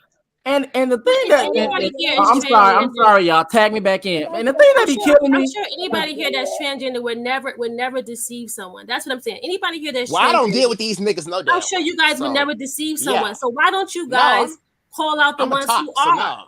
That's hold up. No, this man. I try to, but this man. Hold on. This Jerry figure was called out even in my last live. What we absolutely not doing is justifying his death. You don't get to take this man's life. I don't give a fuck if he sucked your dick, fucked you in the ass, or what the tea was. At the end of the day, you had a sexual experience. You were not harmed. You got a nut off. You whatever. Take your L. Move the fuck off. But you see here, and this is why I said everything that I said early on in this conversation. That is always exceptionalism when it comes to queer people. We have to die, be prosecuted, be in jail, put under the grave. We have to die by the sword, live by the sword. God has to fucking purge us. All this type of shit when it comes to queer people, but when it comes to straight people. When straight people deceive each other and play their bullshit games, what's taught to them about the deception that they experience is, baby, you need to smarten up as a woman when it comes to the games that men play. Men, you need to straighten up when it comes to the mind games that women play. But when it comes to queer people, a bitch need to motherfucking die. Exactly. I just can't. That's why we need to start fighting back. Like I said, you need to keep the transgender community safe. The way to keep the transgender community safe is by being honest, right? Get a gun. That's what's gonna keep us safe. Get the fucking gun. No. This is going to guys, please, because if you, he's not going to be the last guy to get off, right? We have to talk about this. He's not going to be the last guy to get off. You have to. And you have to like stand against people who are not telling the truth, because if you don't, people are not going to empathize or sympathize, right? We have to keep the community safe. That's the only way. Okay, I'm so sorry. I'm sorry. I'm just now joining the panel. Hello, Conscious. Hello, everybody. Hey, T-Ray. Hi, I'm trying to speak to that point. I'm sorry. I totally disagree with that whole thought process of the only way to keep trans people safe is to tell the truth. I agree with what Conscious was saying.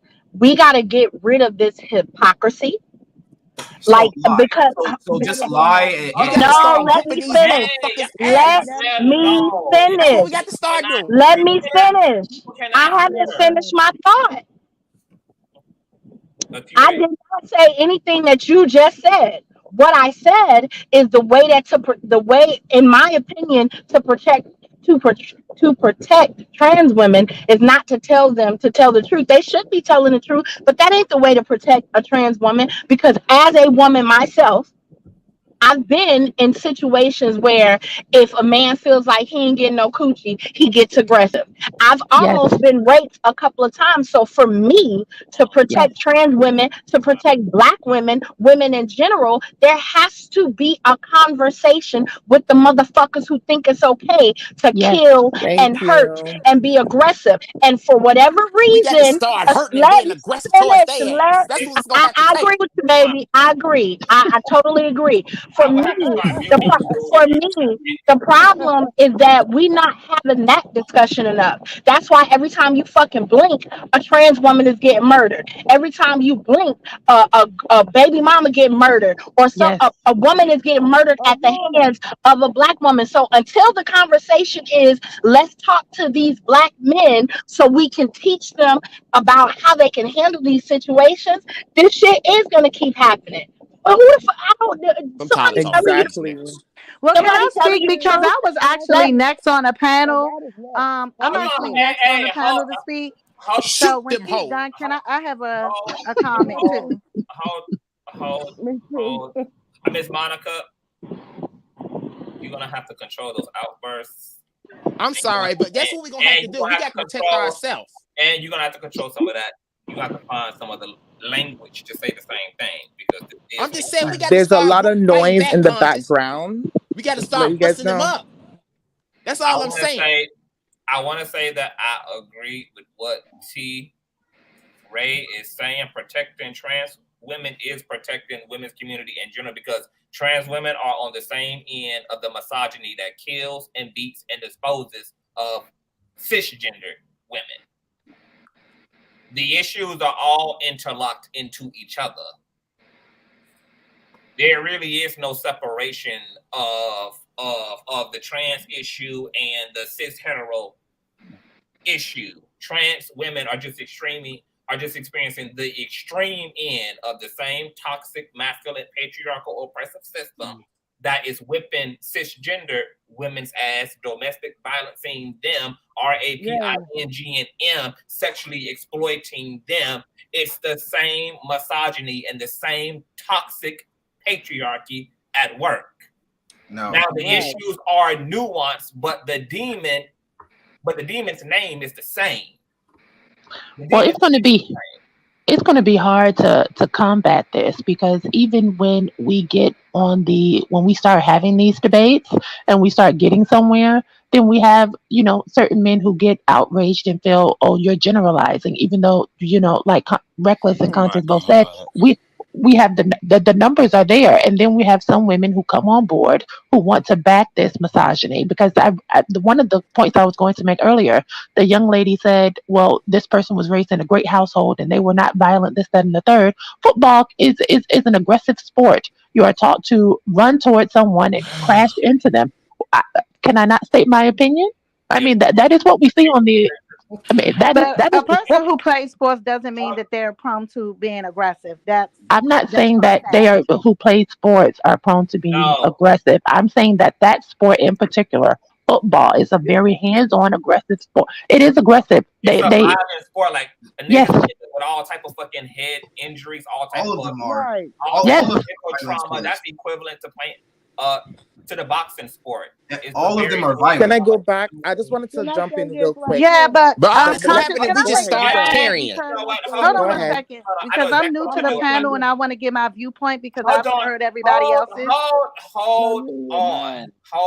When y'all hear this particular voice, I need it to be quiet in the room.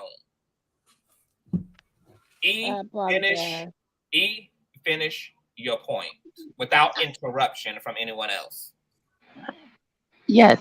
So when we see something like that, even though these are not people in the major leagues, it's similar, because like it was mentioned earlier, these people all had the same experience. This was a shared experience.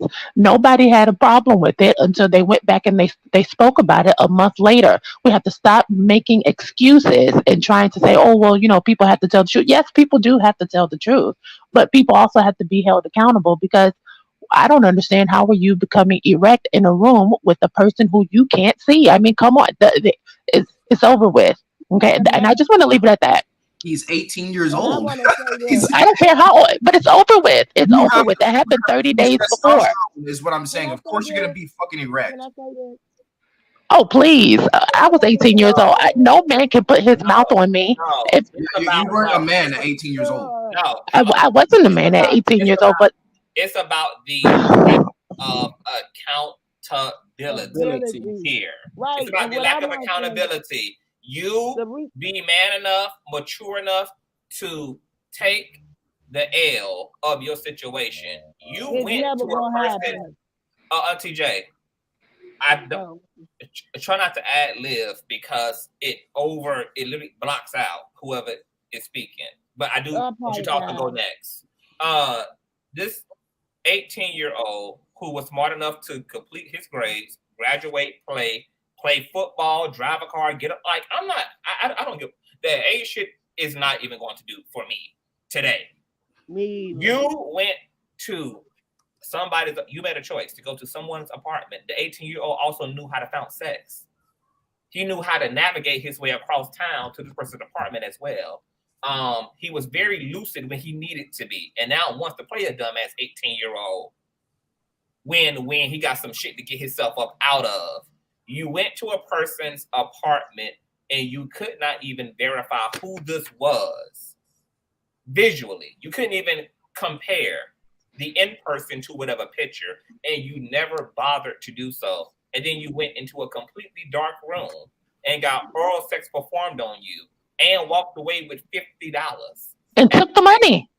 Took the money. Took the motherfucking money. Took the whole experience and went on about your life. Let's keep the information and the facts of the case in context and in sequence.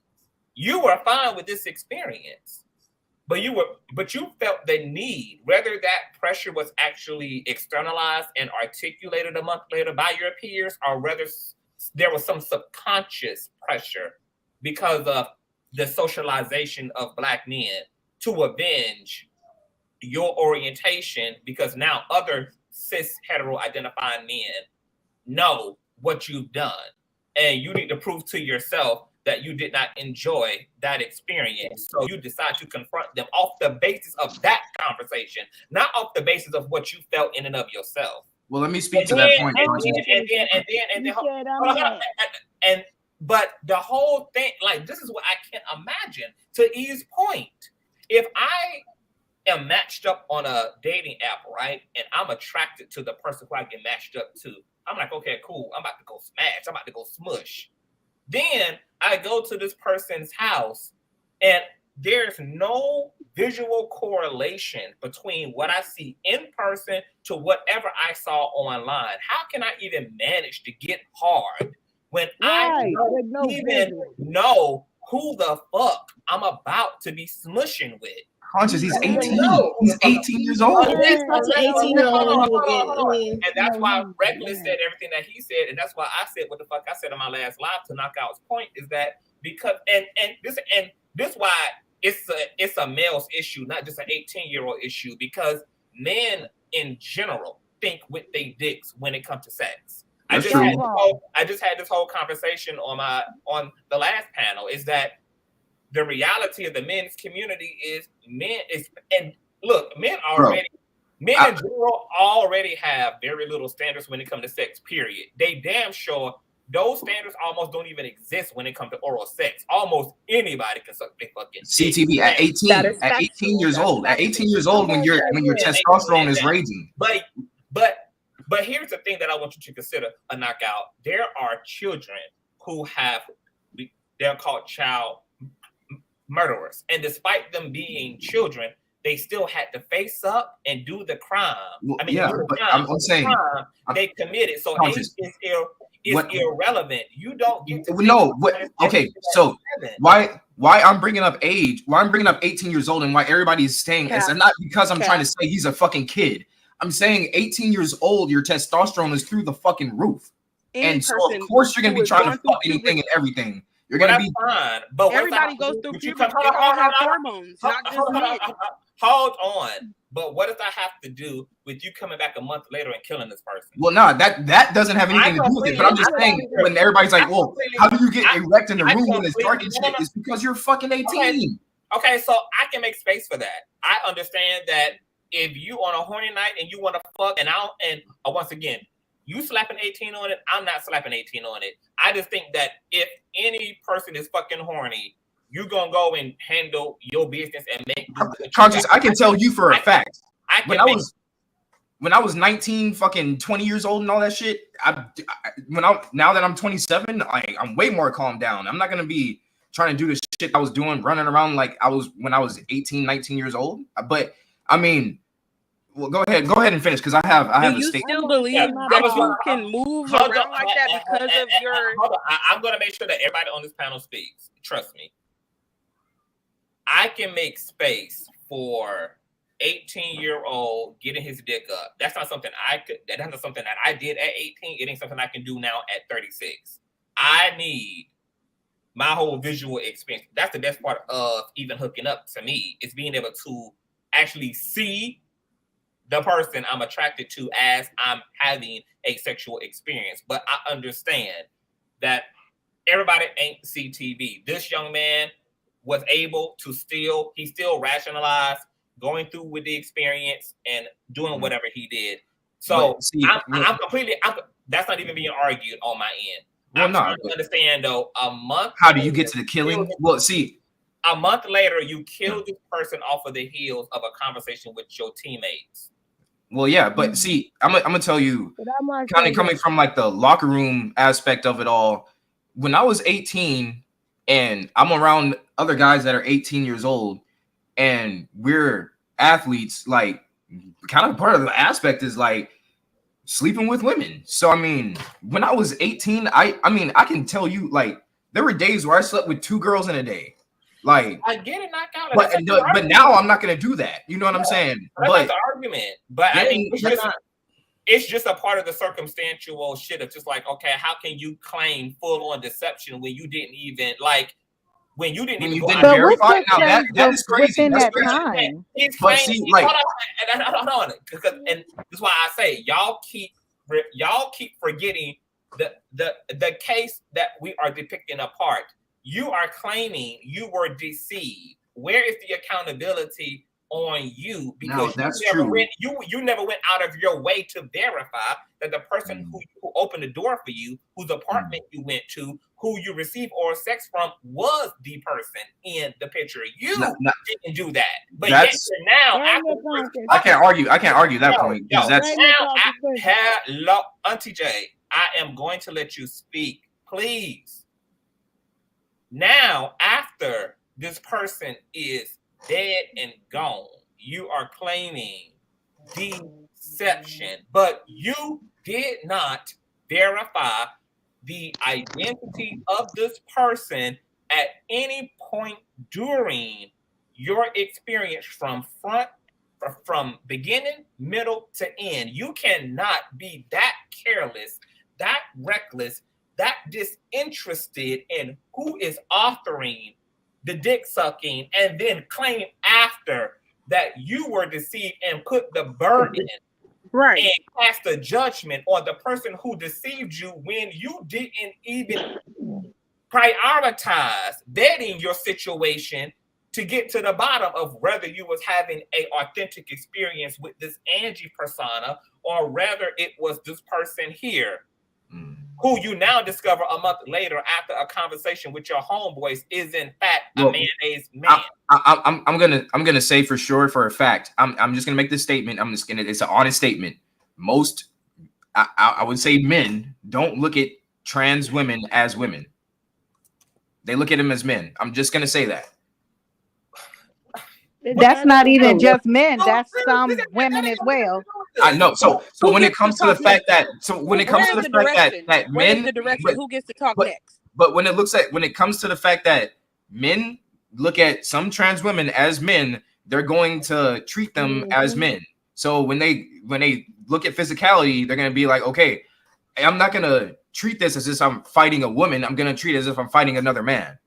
So, well, if we're treating it as a man on man, then you should understand why the 40-year-old wanted sex then. So we can stop talking about age, because if men will be men, if that's the argument, then that's all I've been saying is that at 18 years old, you're gonna want to be having sex with anything and everything because your testosterone is through the roof. It's not just, but it's not just 18 years old. It's 50 years old.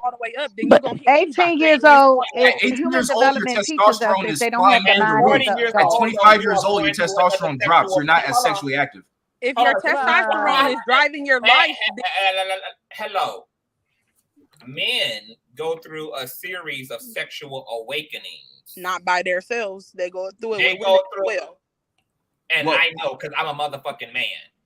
Men go through a series of sexual awakenings. And this 40-year-old is ironically also at another peak time in his own testosterone-ness, where porn darkness is kicked the fuck up. This is why we also call like a lot of middle-aged or older men like perverts, because men go through just like women enter into, they also go through another sexual awakening in their 40s.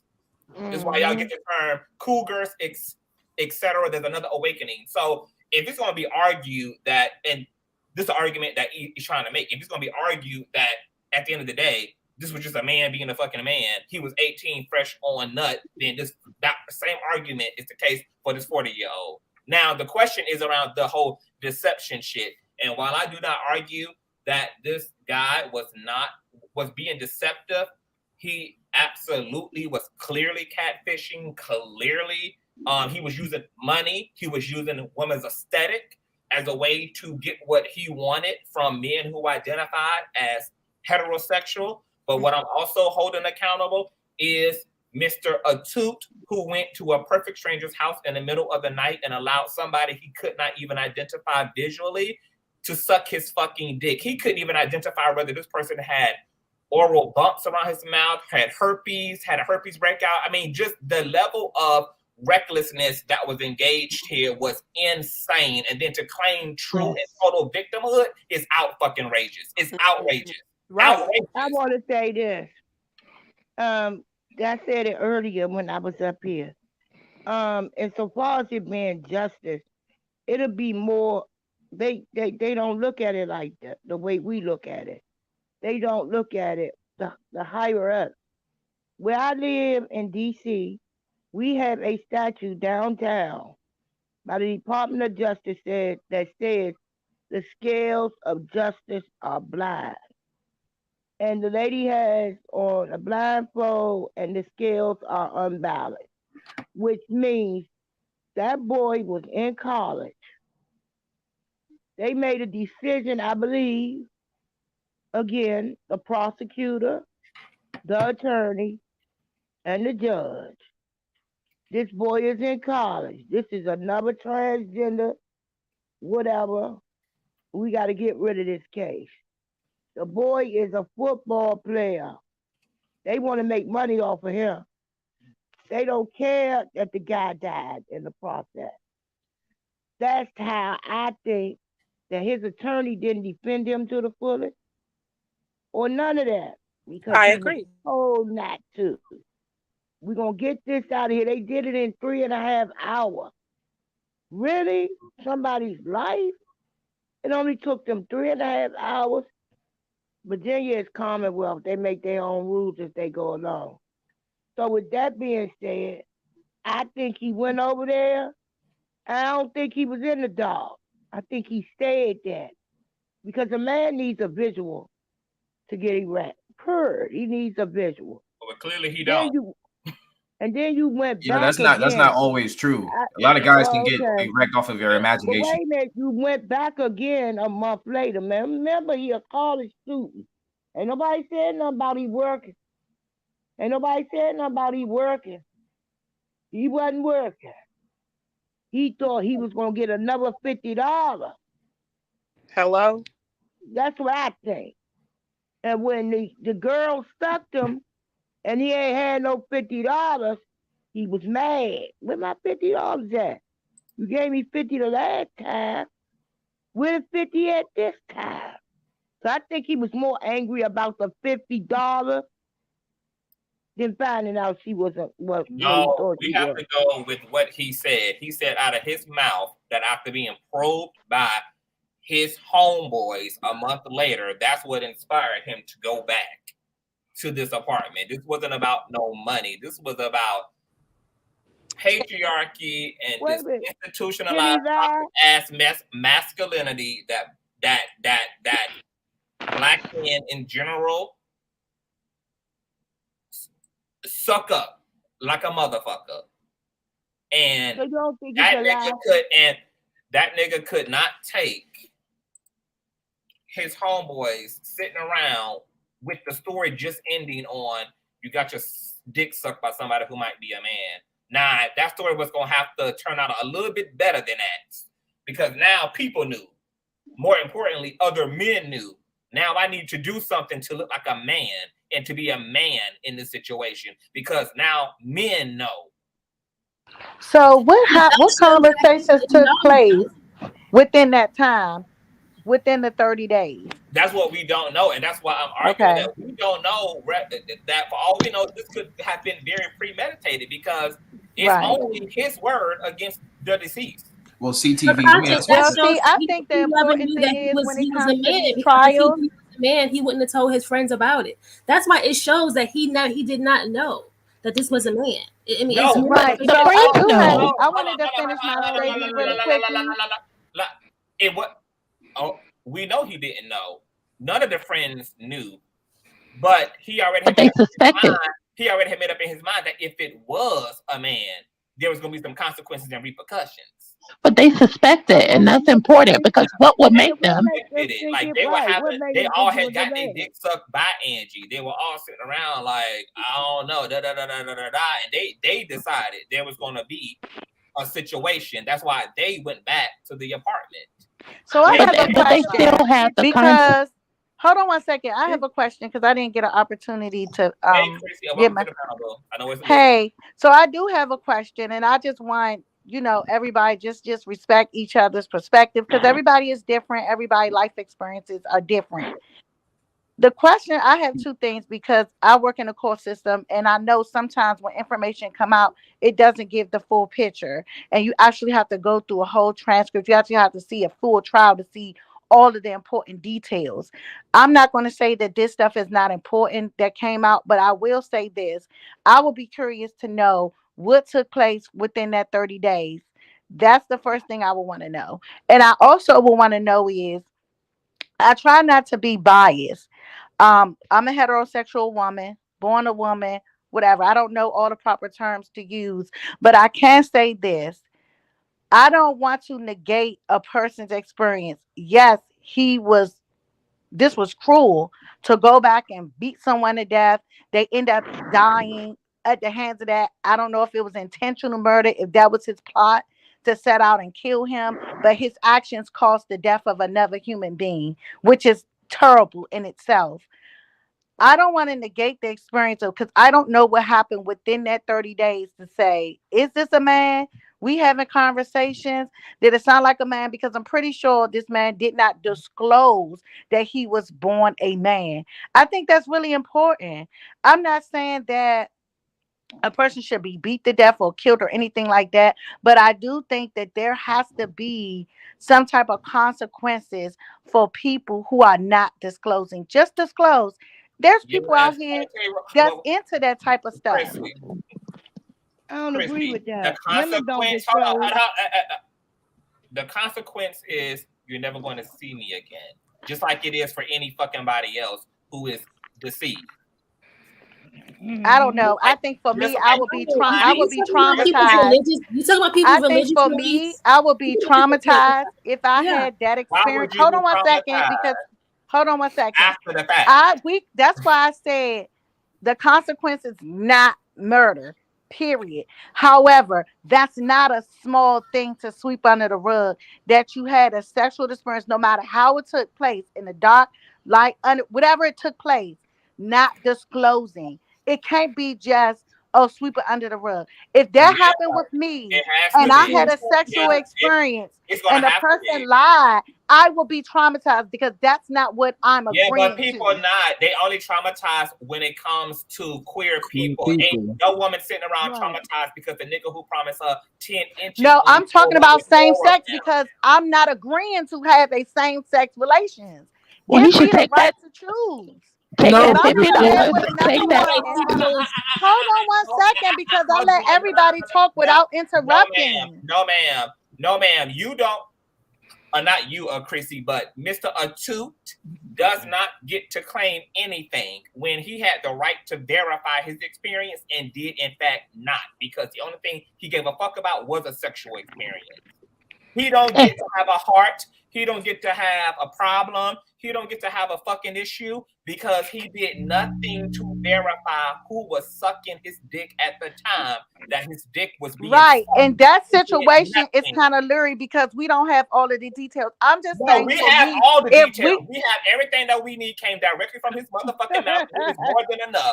Well, I'm gonna probably do this because Conscious, you brought this story up, so I'm gonna probably go try to get the court transcript. Let's once again revisit what Mr. Etute said out of his own mouth, because nobody putting words in his mouth, nobody making up this shit. We're going to go directly to his testimony once again, and we're going to listen to what came out of the mouth of Mr. Etute about his experience, and then hopefully be able to consider that in this conversation. Mr. Etute, 19 years of age, stands accused of the 2021 murder of Jerry Paul, 40 years of age, who Etute met under the name Angie. Smith's family has identified the victim as a gay man, according to an ABC affiliate, after a near anonymous sexual encounter with Angie at her apartment on April 10th, 2021. During which Etute allegedly told detectives, what he told them, that she kept her place dark, hid her face with a hoodie, and paid him $50 after performing oral sex on him, according to ABC affiliate. This is what Mr. Etute told the detectives, that Miss Angie kept her place dark, hid her face with a hoodie and paid him $50. This is what he said. Etute allegedly said he began to suspect Angie was not a woman. When he returned to the darkened Blacksburg apartment a month later for what Angie believed would be another sexual encounter, Etute allegedly told detectives what he said. He used his phone flashlight to illuminate her face and discovered she was a man. He then allegedly admitted what he said, that he punched Smith 5 times, possibly kicked his victim in the face, and he ran out when he heard sounds of bubbling and gurgling, according to the Richmond Times Dispatch. So he knew he had really physically fucked up Miss Angie. This is what he knew, because he heard bubbling and gurgling sounds, and he ran for his freedom after he heard those receipts from her body. Smith was discovered dead the following day after his family requested a welfare check. The medical examiner said he died of blunt force trauma, and the autopsy report revealed that every single bone in his face was broken. He had missing teeth, and he sustained multiple facial fractures, according to the paper. Etute took to the stand in his own words on the third day of his trial and gave us a play-by-play out of his motherfucking mouth of what he now says happened the night that Smith died, according to the Roanoke Times. After being prodded, he says on the third day on stand that after being prodded by his friends in the prior weeks about whether Angie was actually a woman, Etute admitted and decided that he went back to the apartment with 2 friends who waited outside in the hallway of Smith's apartment complex, which we see in surveillance footage of. Out of his words, he was prodded by his friends in the prior week. Quote, "If it was a man, I was just going to run out," Etute testified. Now keep in mind, earlier, so remember this, remember what he testified first. If it was a man, I was just going to run out. Etute said that he accompanied Angie to the darkened room, and after a period of time asked to have sexual intercourse. The victim, he testified, partially undressed and assumed a position on all fours on the bed, exposing the buttocks. Etute explained that he groped his partner, including trying to reach around for the genitals. All the shit he did in the second round, if he would have did all of this shit the first time, he would have never been in this situation. Had he actually made her turn on the lights, demanded that she turn them on, demanded that she pull back her hoodie, if he had actually requested that, then he wouldn't have had to double back around and do all of the shit that he should have did. He walked into a dark ass apartment by somebody cloaked in a fucking hoodie. Right. Well, that's crazy as hell to do something like that. But I'm not going to undress and assume a position on all fours on the bed, exposing the buttocks. Etute explained that he groped his partner, including trying to reach around for the genitals, and something felt off to him. He then pulled back his partner's sweatshirt hood, turned on his phone's flashlight, and discovered his partner had a man's facial hair. Quote, "I felt violated," Etute testified, according to the Times. "I was just shocked and in disbelief that someone had tricked me and lied to me." Etute then claimed he got up and stood next to the bed and asked Smith, "Why didn't you tell me?" But remember when I told y'all to remember this part where he testified that if it was a man, he was going to run the fuck out? But once in fact he discovered that this was a man, after he turned on his flashlight, he proceeded to then engage Mr. Smith. "Why didn't you tell me?" Smith, he testified, chuckled, reaching for Etute's crotch with one hand and down the side of the bed with the other hand. Etute said he worried that Smith was attempting to grab a gun, though he never seen a weapon, which he said prompted him to punch Smith in an alleged act of self-defense. Etute then voluntarily got on the courtroom floor, demonstrated how he beat Mr. Smith to death. Jurors had to stand up from the panel to watch the demonstration. The defendant told the court he believed he bruised Smith up a little. And see, this is all the bullshit of it. Because, and it's all wrapped up in his own words. So how the fuck could you believe that you gave him a light, but you ran when you saw you really fucked him up because you left when he started gurgling and bubbling? You can't have both of those things at the same time. You ran for your motherfucking life when you saw you had really fucked up this nigga. But then now it's time to be innocent, baby. You tell the courts that you thought you just lightly bruised him up. And you were surprised to learn from the police he had. How are you surprised you left? That you left a man to die when you know you beat him with blunt trauma force, as the autopsy report stated. That this man had every bone in his face shattered. His teeth were fractured. He was bleeding from his skull and his brain. And yet you tell the stand that you thought you had lightly beat him up and was surprised. You didn't look surprised when you was running down that motherfucking hallway to jump in your car. The haul ass. You knew exactly what had just fucking... See, this is the bullshit of it. Why would you run? If you only believe you had bruised him up, why would you have not left the apartment calmly? Why would you and your homeboys be on surveillance, hauling ass like Sonic the Hedgehog through the fucking apartment complex if you just was under the impression that you had just gave him a few like love taps?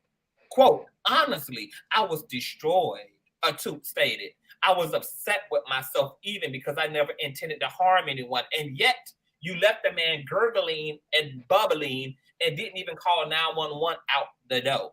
Even if you didn't want to disclose that you were the perpetrator and you were the aggressor. But yet you had no intention to hurt or harm anyone. Jurors will be tasked with deciding blah, blah, blah, blah, blah, blah, blah. Okay, so these are his motherfucking words. Sounds like a female. He says, I go back to that part. It says right there, it says, which one? I'm trying to make my screen bigger. He says, honestly, I was destroyed. I was upset with myself, even because I never intended to harm anyone. That being destroyed, I can believe that he sounded emotional. He came back for closure. It should have took that $50 and went on about his business. It was over then. No. And I'm talking about the first part. No, I'm talking about the first time. I know this part, the second time was for closure, but it wasn't no need to get any closure because once you took that $50 and you spent it, baby, that was over. Was it closure or confirmation? This was for confirmation. I don't believe he came back for confirmation, and I personally believe that this man, I believe that the conversations him and his homeboys had for the weeks following this event was let this not be a woman. Let this not be a woman. Yeah, you right about that. I'm gonna agree with that, Conscious, because I know that probably would have been me. I'm gonna show this nigga something. Let this not be a motherfucker woman. They ain't no, because see, it's the autopsy report to me. The man was, every blow was blunt trauma force over and over and over and over again till he left the man's face completely shattered and left the man gurgling and bubbling. After you deceived Miss Angie under the guise that you were coming back for round 2 of a sexual rendezvous, you deceived her the way you claim she deceived you. I think those are 2 separate levels of deception. The only level, why isn't nobody other than me making the argument that if you had a whole month to contemplate what you would do and you really felt like you had been deceived, that you also had a billion options in between, like to contact the local authorities, to contact a lawyer. You had a lot of civil options to entertain, and yet you went straight. Is it criminal at this point? Because I think that's what it needs to go. It's not criminal. You're acting so they were contemplating this like daily for a month. Like they, like Now that part is kind of crazy to me, but the fact is, and I'm going to stick to this, you have to disclose, because I'm not going to be okay with if I'm dating a man, he's dressing like a man, got a bed, everything, and we about to have a sexual experience, we in the dock, whatever. It's a dildo, I don't know, whatever. And I find out this actually was a woman. I'm not going to be okay with that, because that's not what I You don't. Nobody is telling anybody that they have to be okay. What we're saying, but I think it's that for me. I'm getting is you saying that's okay. Sweep it under the rug, going about your business. I would not be okay with that. Motherfucker, you get to do all of that. You don't get to take somebody's life. So what would you do? You get to be in your feelings. Well, I mean, I think that's why I said that there needs to be some level of criminal if something like that happens. Yeah, sexual assault. That's what I said. It should be sexual assault. I lied to you. Oh well. No, that's not okay. But the thing is, no, hold on. Because the thing is the reason why us, the queer people, were agitated, because stuff like this happens all the time, where men are 100% aware of everything. That's the problem. But however, but here's the reason why he got off is because of that gay anti-panic law. Mm-hmm. But the thing is that they get away with stuff like that, and then you kill the other person. How the fuck you gonna panic a month fucking later? Like how the fuck are you gonna panic a month fucking later after you've ruminated over the teasing your homeboys are putting you through? And this is really about proving something to them, not even to yourself. And I think this is kind of like a different case, and I'm just talking about like in general in regards to the disclosure, because you're right, there is some psycho men out here that know, but because they get out in the open, now they want to kill the person and all types of attack the person, all types of crazy stuff like that when you was comfortable with it in the dock. I'm not talking about those situations. I'm just talking about a general situation. What should be the solution if you're saying, okay, then go about your business, sweeping under the rug? That was my question. What is the issue with saying, okay, there needs to be something in place to say, if you have to know that the person is agreeing to sleep with someone that was born a man or not born a woman, or vice versa, and not doing so, you don't know how traumatizing that could be. For me, that would be traumatizing. Hold on, This is easy. I mean, it's crazy. Keep in mind, these things may seem like they're happening within a vacuum, and they may seem like they're really going to be applicable to trans women and trans men, but I want you to fully understand that you are opening up Dante's Inferno when you entertain there being legislation that needs to be passed to police people's gender, to police people's gender identity, because there's going to be a trickle down effect, and you leave it wide open for a man to also justify killing you because you put him under the impression that when he started dating you and courting you and married you, that you would be able to bear his children, only to come to find out that you're childbearing. And he gets to justifiably take your life. Because I think those are two. We're not saying to justify. We're saying to criminalize deception. But women are legislation against our bodies every single day. I can't have children. We are striving to uncriminalize them. Can I speak? Like, we're striving to uncriminalize them. We don't believe in the criminalization of people's bodies. We don't believe that women should have their wombs policed and that the right to abort should be taken from them. We don't believe that people's bodies should be policed. But it's happening. Can I speak? But Conscious, what do you think the solution is? I think that's my question. The solution is to get the fuck over and to deal with the that's not okay. I don't think that's not okay. That's the problem. You can't tell somebody to get the fuck over something that they experienced. That's not your experience. Get over molestation. That's like telling somebody to get over being molested. That's like telling somebody to get over somebody giving them an STD. That's like why motherfuckers come up on my platform thinking that they gonna overtalk me. I already said that if you hear my voice, that you need to quiet down. You're not going to overtalk me on my own panel.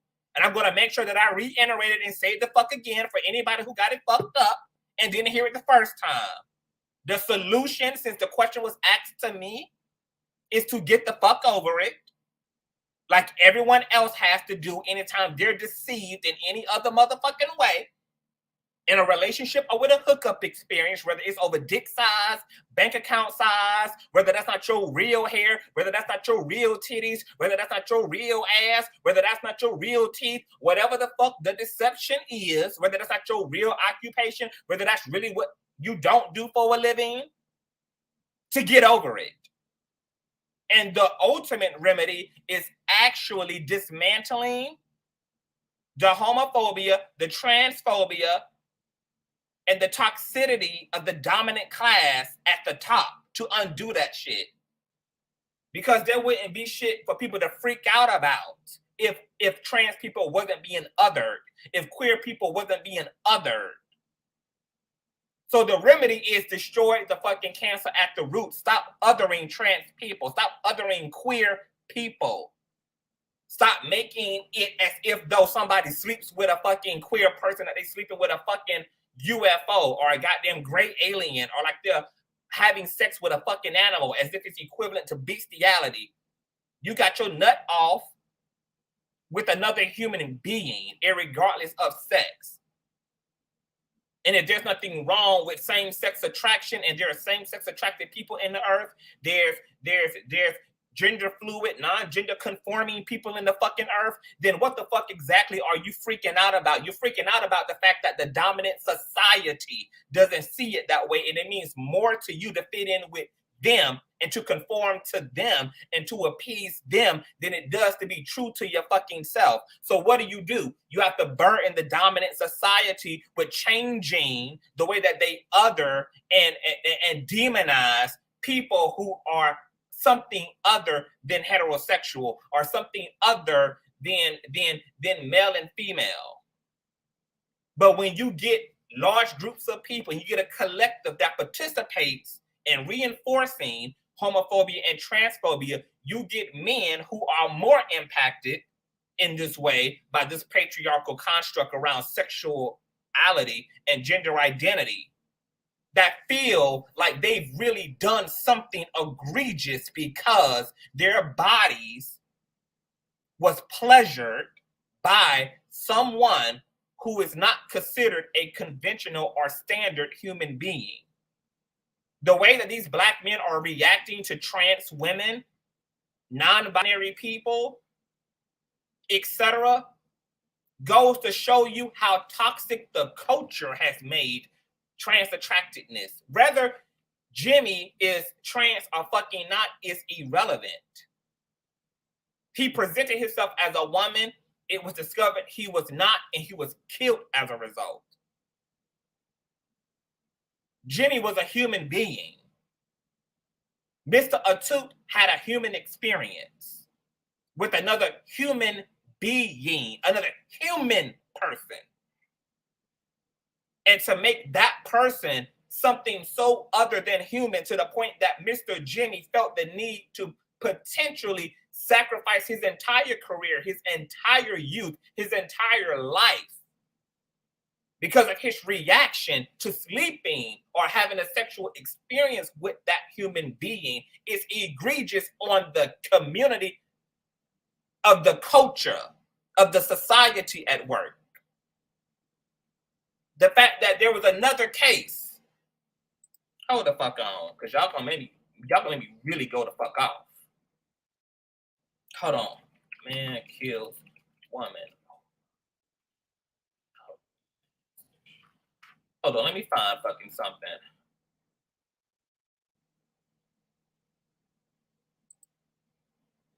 Because y'all really be thinking that this shit is a fucking game. Yeah, let's talk about it. Let me pull up this motherfucking shit.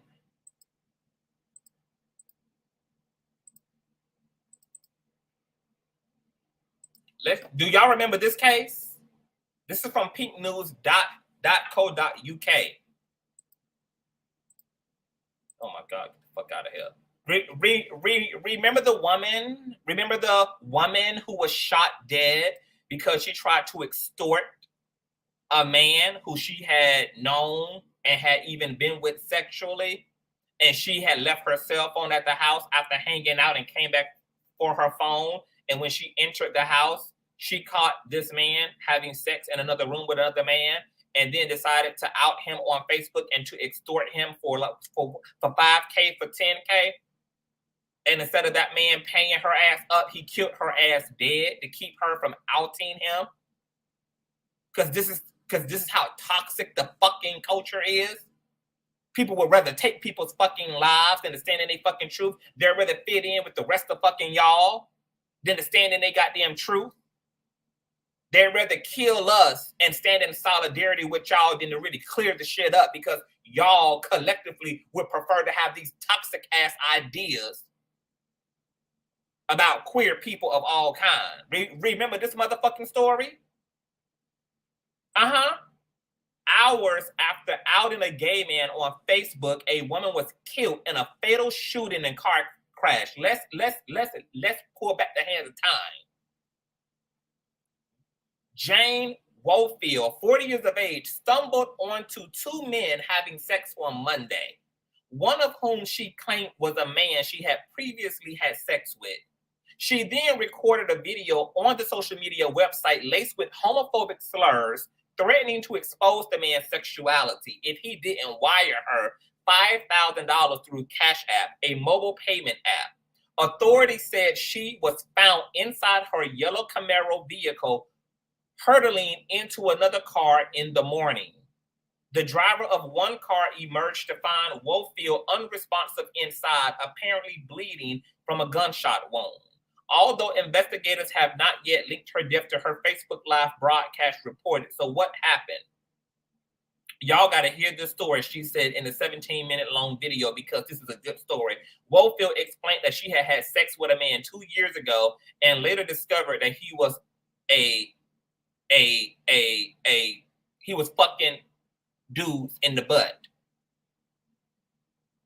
Punctuated by profanity, she recounted doing business with the man, but left her phone on the inside, so returned back to his house to retrieve it. But when she opened the unlocked door to grab her mobile, she walked in on the man and another man who she claimed to be his lover having sex. She claimed seeing the pair have sex left her scarred and traumatized. Oh, don't those defense seem so common, huh? There's that scared and traumatized language again. There's that very abusive, weaponizery language again. Privileged people get to claim trauma and fear, even when it ain't got shit to do with them, to justify either killing queer people or exploiting and extorting them or bullying them. I'm bullying you because I'm traumatized. As they tried to kill her, they chased me out of the house, she said, as she fled the scene and grabbed her phone. Quote, "If I die, let them people know how they killed me," she said in the now deleted live stream. Wofield threatened to extort the man to pay her money or else be publicly identified. Quote, I gave him ample opportunity. However, when the man did not send her the money, she outed him in a video, sharing the man's name, doxing him, alongside his photograph and place of employment. This is how toxic the dominant society is. This is how fucking violent the dominant society. And then y'all wonder why motherfuckers on the down low. Then y'all wonder, bitch, if this was the type of fucking violence, and this is the type of fucking violence, who the fuck would be out of the goddamn closet? Y'all better celebrate the motherfuckers who are out of the closet as the baddest of the motherfuckers, because they are going face to face with this type of fucking violence. But y'all wonder why there's a down low fucking community. Just 2 hours later, Wofield was found shot dead inside a car that had rocketed down the road at speeds of 90 to 100 miles per hour on the north side of Indianapolis.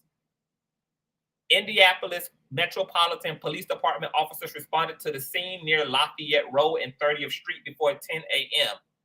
Pedestrians reported multiple gunshots and then a large crash. Patrol cars hurried to the scene to find a crash involving 4 vehicles. The woman, Wofield, was rushed to the hospital due to her gun wound. She died later in the hospital. Another victim involved in the crash was also taken to the hospital in serious condition. A law enforcement spokesperson said, "We believe this is to be a directed and isolated incident."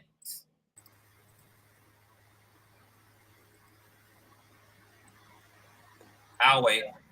Yeah, that case really doesn't relate to what we're talking about now. Like that case is about. Hold on. So, to clarify for you how it does relate to the case, which is why I brought it up, is because this young man, Etute, Mr. Etute, Virginia football player, who killed Mr. Jerry Paul Smith, killed him after a conversation where he was being teased and probed and pressured by his.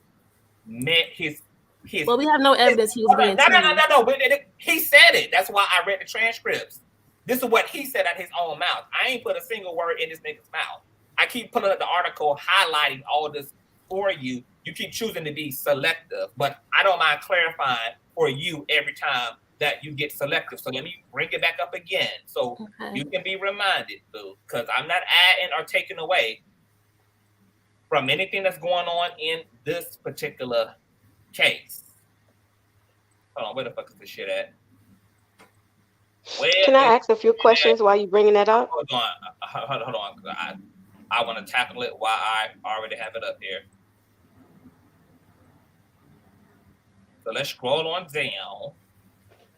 After being prodded by friends in the prior weeks about whether Angie was actually a woman, Etute admitted he went back to the apartment with two friends who waited outside. But it doesn't say he was being teased. In the hallway of Smith's apartment complex. Okay, so then for your sake, if it makes you feel better, remove the word tease. I'm going to use the word tease. I'm going to use the word bully. But yeah, they were discussing it, and they were discussing the matter. You can remove it from you and deal with the word prodded by friends in the prior weeks after Angie. And the reason why I ran this case into the last one, because of the issue of patriarchy, which everyone up here was acknowledging and talking about the pressure to conform and to defend the fragility of masculinity that Black men unfortunately suffer from, because this young man, Mr. Etute, didn't feel the need to do a motherfucking thing about his experience that he was compensated for with Mrs. Smith until he shared and was prodded, according to this article, by his friends in the prior week. Right. So the situation is very different. But what I was trying to say is this. We have to have a real discussion here instead of like being emotional about the situation. I understand on all sides, you know, where it's coming from, but we have to admit that this man, because we're talking facts. I don't know what you came up here to do, but as far as what I've been doing is reciting the facts and talking about what came out of Mr. Yeah. No, but it seems like every time like I state something, you guys like start to yell and jump on me. It's called a panel discussion, and you're going to get your point is going to get dragged and challenged because that's what people hit a street. But I'm never able to like complete my thought. If people don't agree, people are not going to agree for the hell of agreeing with you. But they don't allow me to complete my thought. It's like as soon as you say one word, it's like everybody just cut you off. Everybody mute, including myself. Complete your thought. Okay, the point is this, right?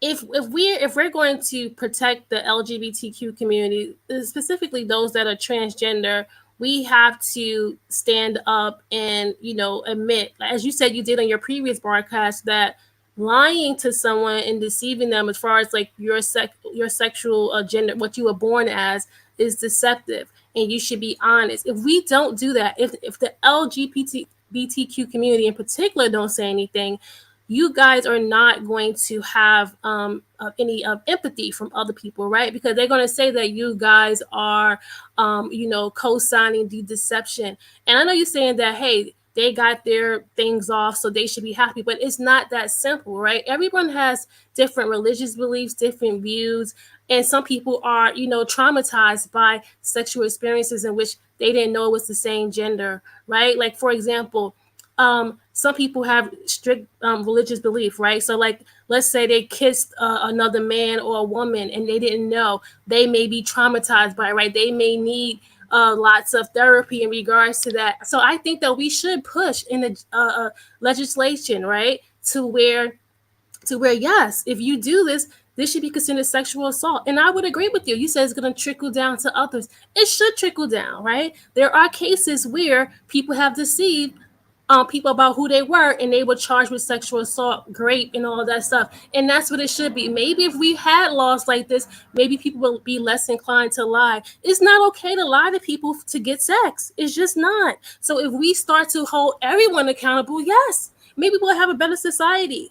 But if you don't say something, then everybody, like, who's heterosexual or whatever, or who identifies as their own gender, they're not going to empathize, because it's like, you don't care about us, right? If you want the other communities to care, you have to care about us as well. And that's my point. We both have to care about each other. I never will justify someone getting killed like that. I can never justify that.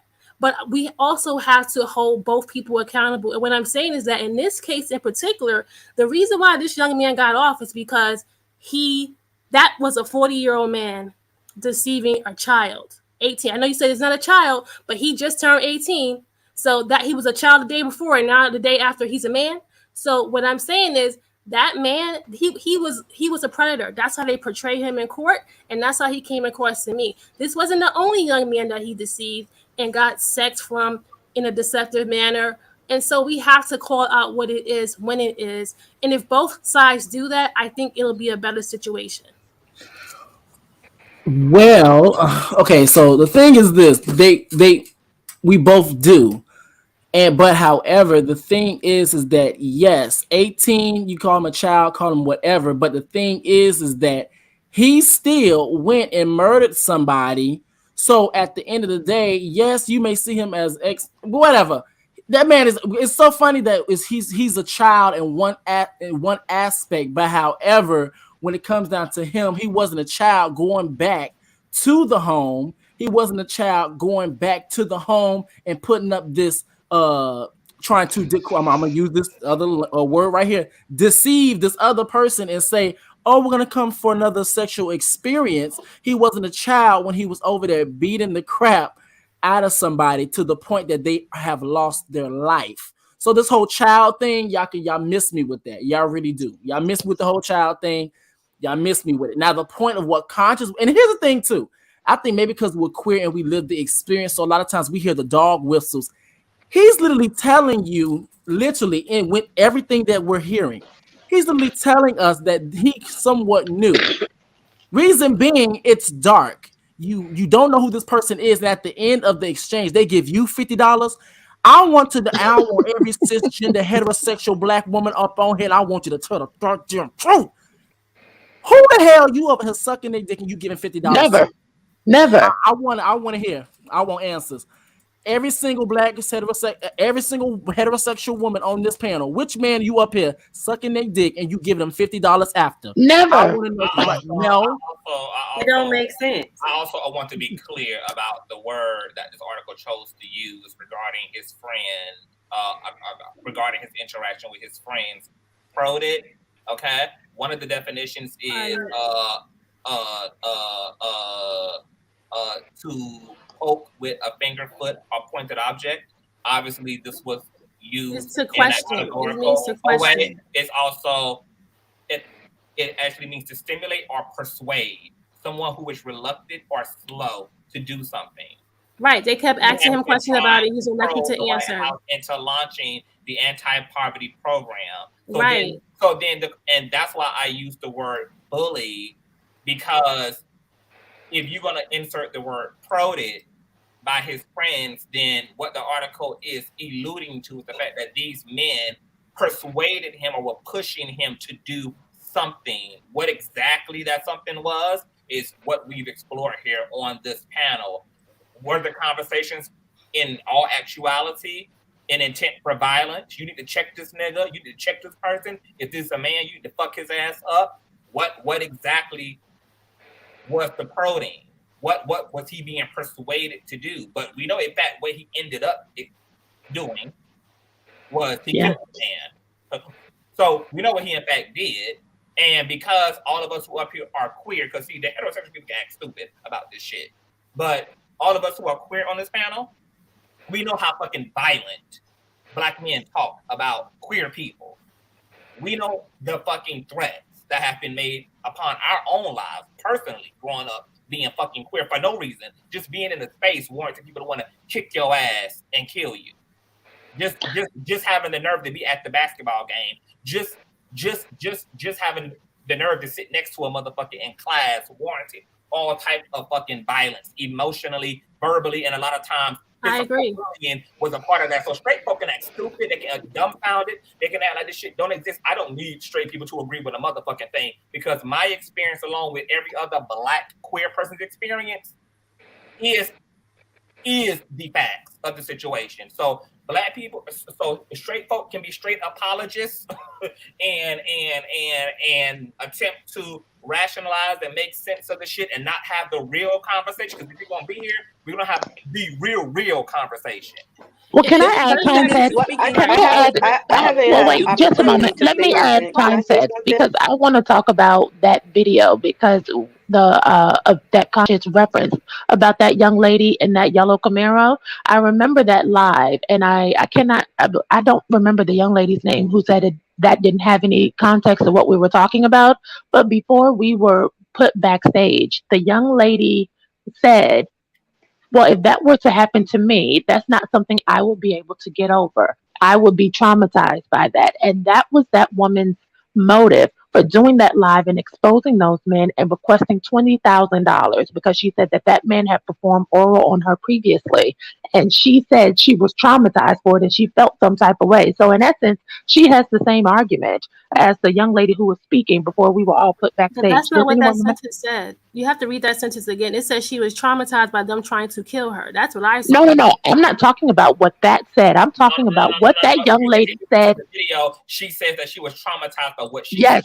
She was traumatized by what she witnessed. She can't believe that this nigga. But that's not what you read. That's what I'm saying. We're talking about what she read. We're talking about what she said in the video, which I can play. Yes. You can hear that all work. The only reason I don't want to play this is because it's laced with all type of vulgarity shit that's going to be fucking flagged. But you can go and look at the video for yourself. Like Miss E said, we all saw this video. It broke the fucking internet at the time, and you can hear her speak for herself. She says, I was traumatized seeing them niggas. I used to be with this nigga. This nigga, I used to hook up with this nigga. I can't believe that, blah, blah, blah. Y'all, I'm traumatized, y'all. I'm traumatized for what being a dramatic ass cis hetero motherfucker about something that it has shit to do with her, doing the motherfucking most, because toxic masculinity and patriarchy force her to, because there are Black women who unfortunately participate and reinforce toxic fucking masculinity. And then she literally tried to extort this man under the guise of being traumatized, as if he owed you something because you walked into his house and clocked what he was doing in the confinement of his home, and then you got your ass shot the fuck up as a result. Can I say something before everybody jump in? Yes. I just want to address, she was saying that they should make a law about disclosure, right? So I just wanted to jump right into that, because as a transgender woman, right, a lot of cis people, this goes for cis men and women. They believe that men who find us attractive are homosexual or gay men, right? They don't understand that there's actually straight men who finds trans women attractive. So go back to what she was saying, that you should disclose that you're trans. How can a dead person disclose that they're trans when they're dead, right? You don't have that information, right, that the person actually disclosed, because they're dead. There's no proof of disclosure. So that's where I don't understand what you're saying. What? He wasn't dead when he lied and said he wasn't trans. What are you saying? What you said that there should be a law, right, for people who are lying, right? Trans women are not lying. Trans women are women. That's first off. So that law is not going to make sense. To say that you were born something, to say that you are trans, you could say that you're trans or cis, right? There is a difference, right? Trans women are women. Say that you are trans. I didn't say you weren't. What did I say? Okay. I said trans or cis. I didn't say whether or not you are a woman. That's what I said about taking the emotions out of it. Because I'm being very clear on my word usage here. I said trans. Okay. Okay. So what I'm saying is, you're saying disclose. To say you are trans. Okay. So I am agreeing with the woman. Trans need to disclose that they are born trans because you have to. I haven't had an opportunity to speak. I haven't spoken for 2 hours. Hold on. But we also can't interrupt people because they're speaking. So right after One Love completes her sentence, then Miss Beauty Enemy can speak. And then can I speak after her? Yes. Right. So what I was saying is, you want to come up with a law for people who are lying, right? And saying that trans women need to disclose their how they were born, right? Well, if you're going to do that, you can't select just one group of people to just disclose. You have to disclose for everyone, cis and trans. I agree. Right. But what I'm saying is, you're picking and choosing, because what you're not protesting straight man to disclose and straight woman to disclose. You're coming up here trying to make a law, right? A law to police women from your community, because you're a woman and I'm a woman and trans women are women, right? So we know that straight man lies, but they're only honest when they attack trans women, right? Straight man is only honest when they say trans women trick them. But when straight man lie about every goddamn thing under the sun, oh, we should come together. That's what you are saying. I don't believe men. I don't believe that all men don't. I'm not done speaking. I'm not done speaking because you just told Conscious that he likes to talk over you. So let me finish. So what I'm trying to say is that you don't live a trans woman experience, right? So you can't speak for trans women. Trans women are out here disclosing their identity. There are plenty of heterosexual men that are attracted to trans women. And when you hear dumb straight guys on the panel say, well, why are you on a dating app where it's just for straight people? Trans women, some of them identify as straight. That's why we're in straight spaces, because our men who are attracted to us are straight. Again, you're being emotional here. We have stop interrupting me. I'm almost done. Oh my God. I don't want this to be a trans women against cisgender cis women conversation. This is ridiculous. This is why you want to make a law. Okay, so it's now officially okay for everybody to interrupt Shauna when she goes to speak. Then since she can't even, maintain her own structure, it's officially okay for everybody to overtalk Shauna when y'all. Okay, because I've been wanting to say something to Shauna, because it seems like to me you have an agenda here. What you're trying to say? What is your point? I'm trying to get the point. Okay, this is my point. This is my point. I don't want. What I don't understand is this, right? What I don't understand is this. Why does this have to be a fight between cisgender women and transgender women? Because you came up with the law. You're the one that you know why it's a fight? It's because transgender women want to insist that they are women. And they want to be identified and recognized as women, and therefore they don't feel like they should disclose that they were born male, and so they want to live the heterosexual experience. They basically want to replace and erase women, because you can't be trans if you are a woman. Because if you trans, that means you transition. That means you went to the doctor and you got breasts. That means you went to the doctor and you got booty. That means you went to the doctor and you got on hormones. So you cannot say that you're a woman if you are trans. You are a trans person that wants to live a woman experience. That's not true. That's why you consider it as an experience. So it is not right for you to say that a trans should not disclose who they are, because a trans should disclose. You don't get to violate somebody. You don't get to push your sexuality on somebody. You're supposed to let that person know, hey, listen, I was born a man. Do you accept me for what I am? It's the same thing as somebody walking around with HIV, having sex with somebody unprotected, and they give them a STD. Same thing with somebody that's 15 years old and said that they're 18 years old. You cannot be walking around deceiving people. Are these LGBTQ alliances? I don't think these are alliance members. You cannot. What you all are saying up here is that it's okay to deceive people, and that people should just move on and move forward. That's like saying the people that was sexually assaulted should move on. That's like saying the people that was given an STD should just move on.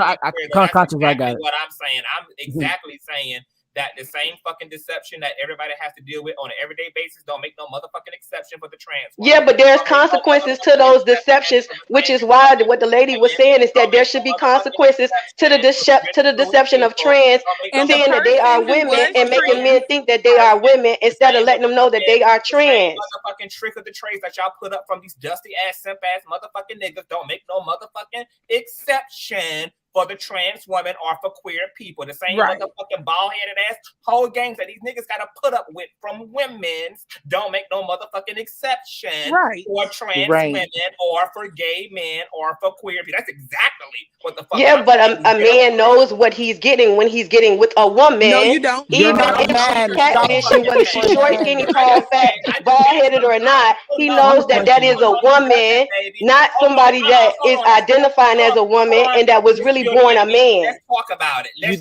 can't be born a man. Hold on. Let me tell you how deep this shit runs between cis hetero men and cis hetero women. Okay, so we are, because once again, I'm cool with the criminalization of lying. Also, make sure that you lock Brenda ass up when she lied about that baby that's not Ray Ray's either. Make sure that part. Motherfucking clank. I agree. Well. Make sure, okay, that you lock up every motherfucking cheater. Make sure that you lock. See, I'm fine with it, but see, it ain't gonna hold up when it comes to the dominant class. I want to add on. Let's lock up every female with BBL. Lock up every female with BBL. All of that sweet R&B shit. And me is talking, honey. It's only gonna hold up when it comes to queer folk, baby. Because when all that shit start bleeding and trickling on the motherfucking down, baby, it ain't gonna hold the fuck up. It ain't gonna hold the fuck up. Get over Plastic surgery is deception, so lock up everybody with BBLs. That's not I love BBL. Hold on. And not only do BBLs, honey, a makeup is the most deception. Let them know. Why y'all trying to compare stuff? People going to go get BBLs has nothing to do with somebody lying about their sexuality, what they were born as, and having sex with somebody, forcing sexuality on somebody. Your booty was flat when you was born. It's supposed to be flat when you leave. I'm with you as far as the baby mama, baby daddy. You know, women that's deceiving the men to make them think that's their baby. Yes, there should be consequences. Just like women that lie about their age. Yes, there should be consequences to that. Just like women that set up men and do so many different things. Yes, there should absolutely be consequences to it. But there should also be consequences to trans that mislead men to thinking that they are women. But you're making a man think you're sick. If you made a man believe that you had that ass and you didn't have it. Hold on, KK Puffs. Let me tell you what the problem is. Let me tell you what the underlying issue is with this discussion. It's because y'all don't never rally behind none of this shit when it's not off the heels of trying to condemn queer people for some shit. So I don't want to hear nothing about what we now need to do about all of a sudden legislating and criminalizing the bald-headed whole Hunger Games that heterosexual motherfuckers play amongst each other. Y'all all of a sudden be down for that conversation once that conversation is I've had this conversation numerous times. Hold on. Is when that conversation is supporting the criminalization of queer people. Y'all don't get together on panels and y'all don't get together in these streets and march and protest for that condemnation against the heterosexual community if it ain't on the heels of trying to condemn trans women and on the heels of trying to condemn queer people. So I don't appreciate all of a sudden now everybody be so it's not everybody. It's that's not true. We do have those discussions. That's not true. That's not true. Who is telling niggas who is falsifying pregnancy tests, and we should be criminalizing women who punch in holes in condoms, and we should be criminalizing people who is lying about contraception. We have those discussions all the time. All of a sudden now we have these great ideas about policing and criminalizing the fuck out of heterosexuals, but ironically, that's always when it comes to men don't read articles that are not about those and discussions. This is the issue of white patriarchal pale supremacy, that white people will destroy themselves if it means not letting niggas have nothing.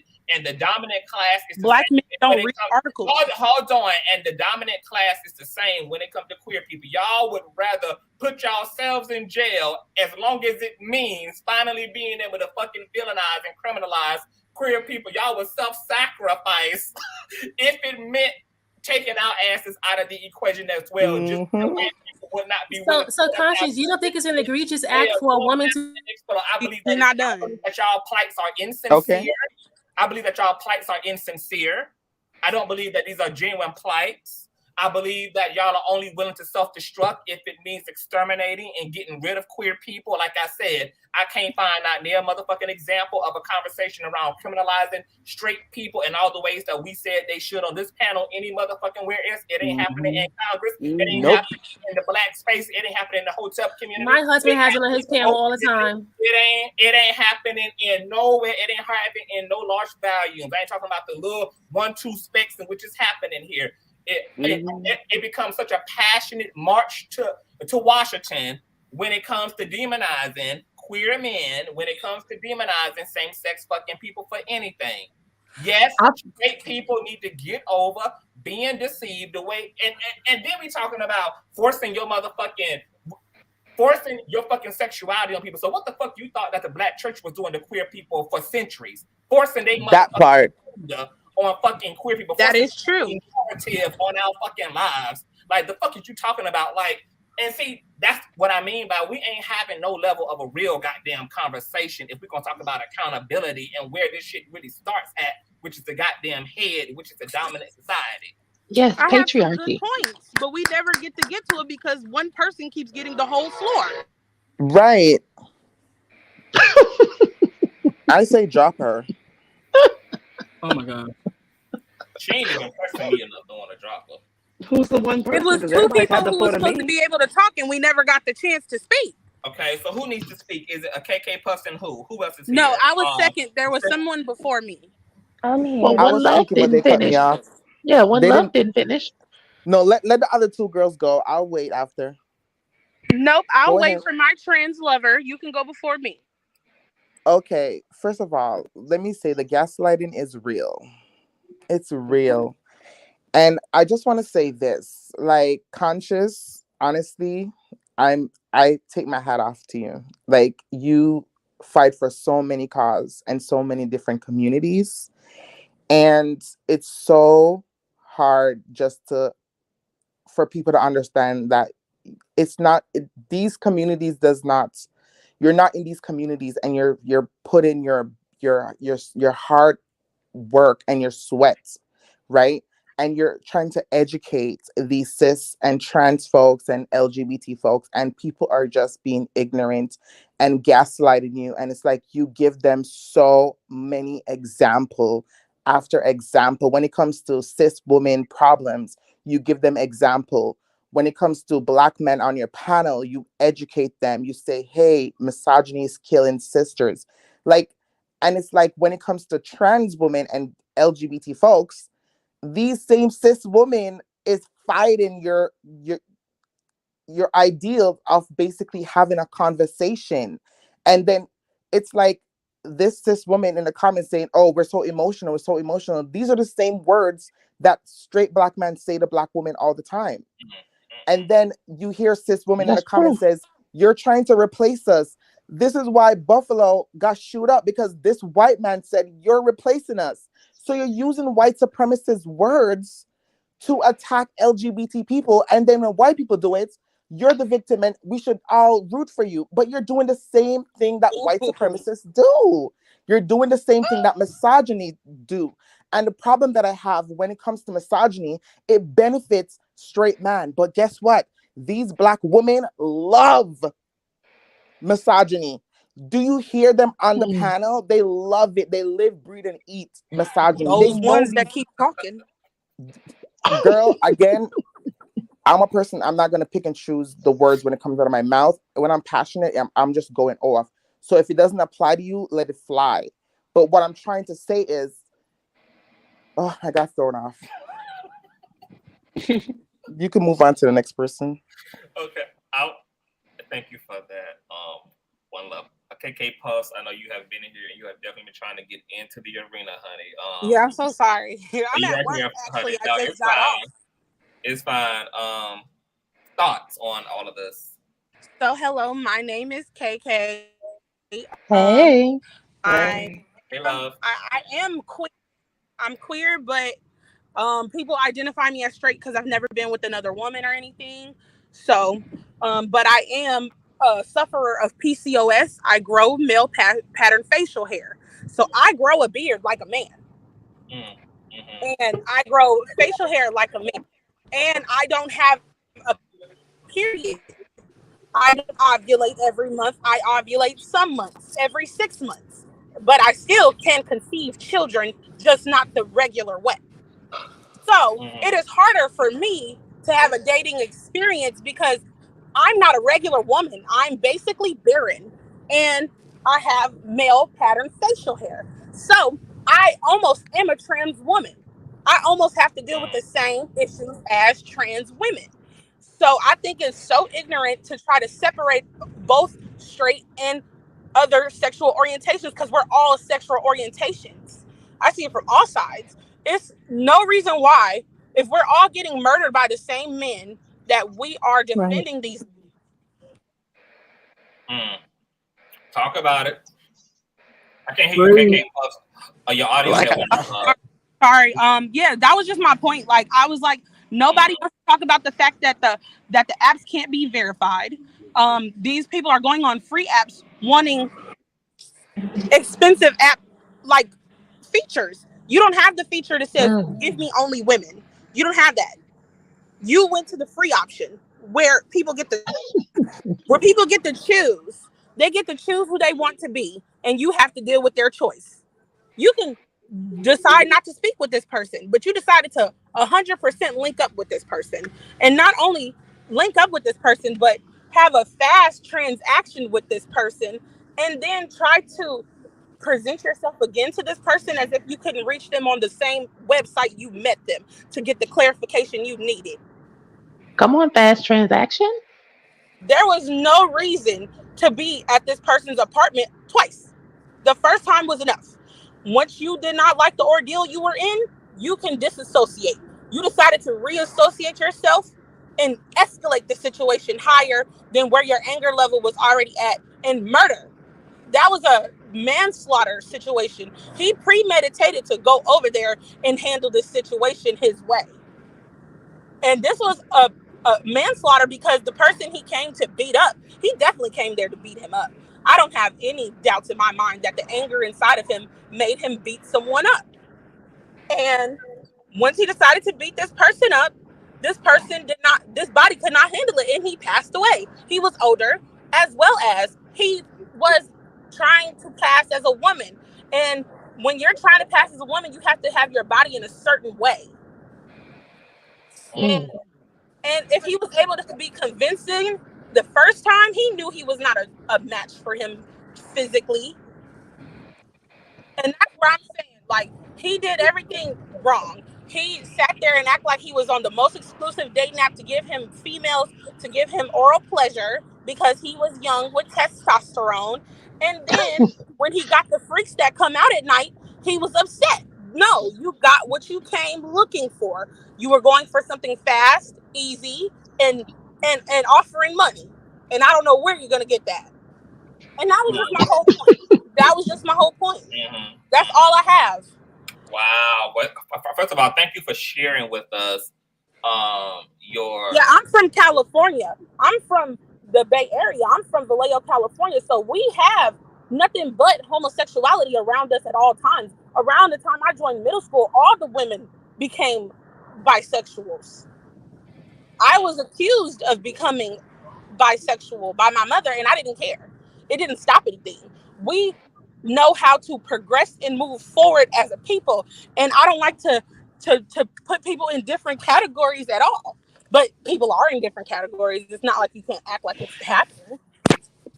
And when you start to choose, I have a problem with this group of people, it doesn't matter what that group of people does to you, you're going to react.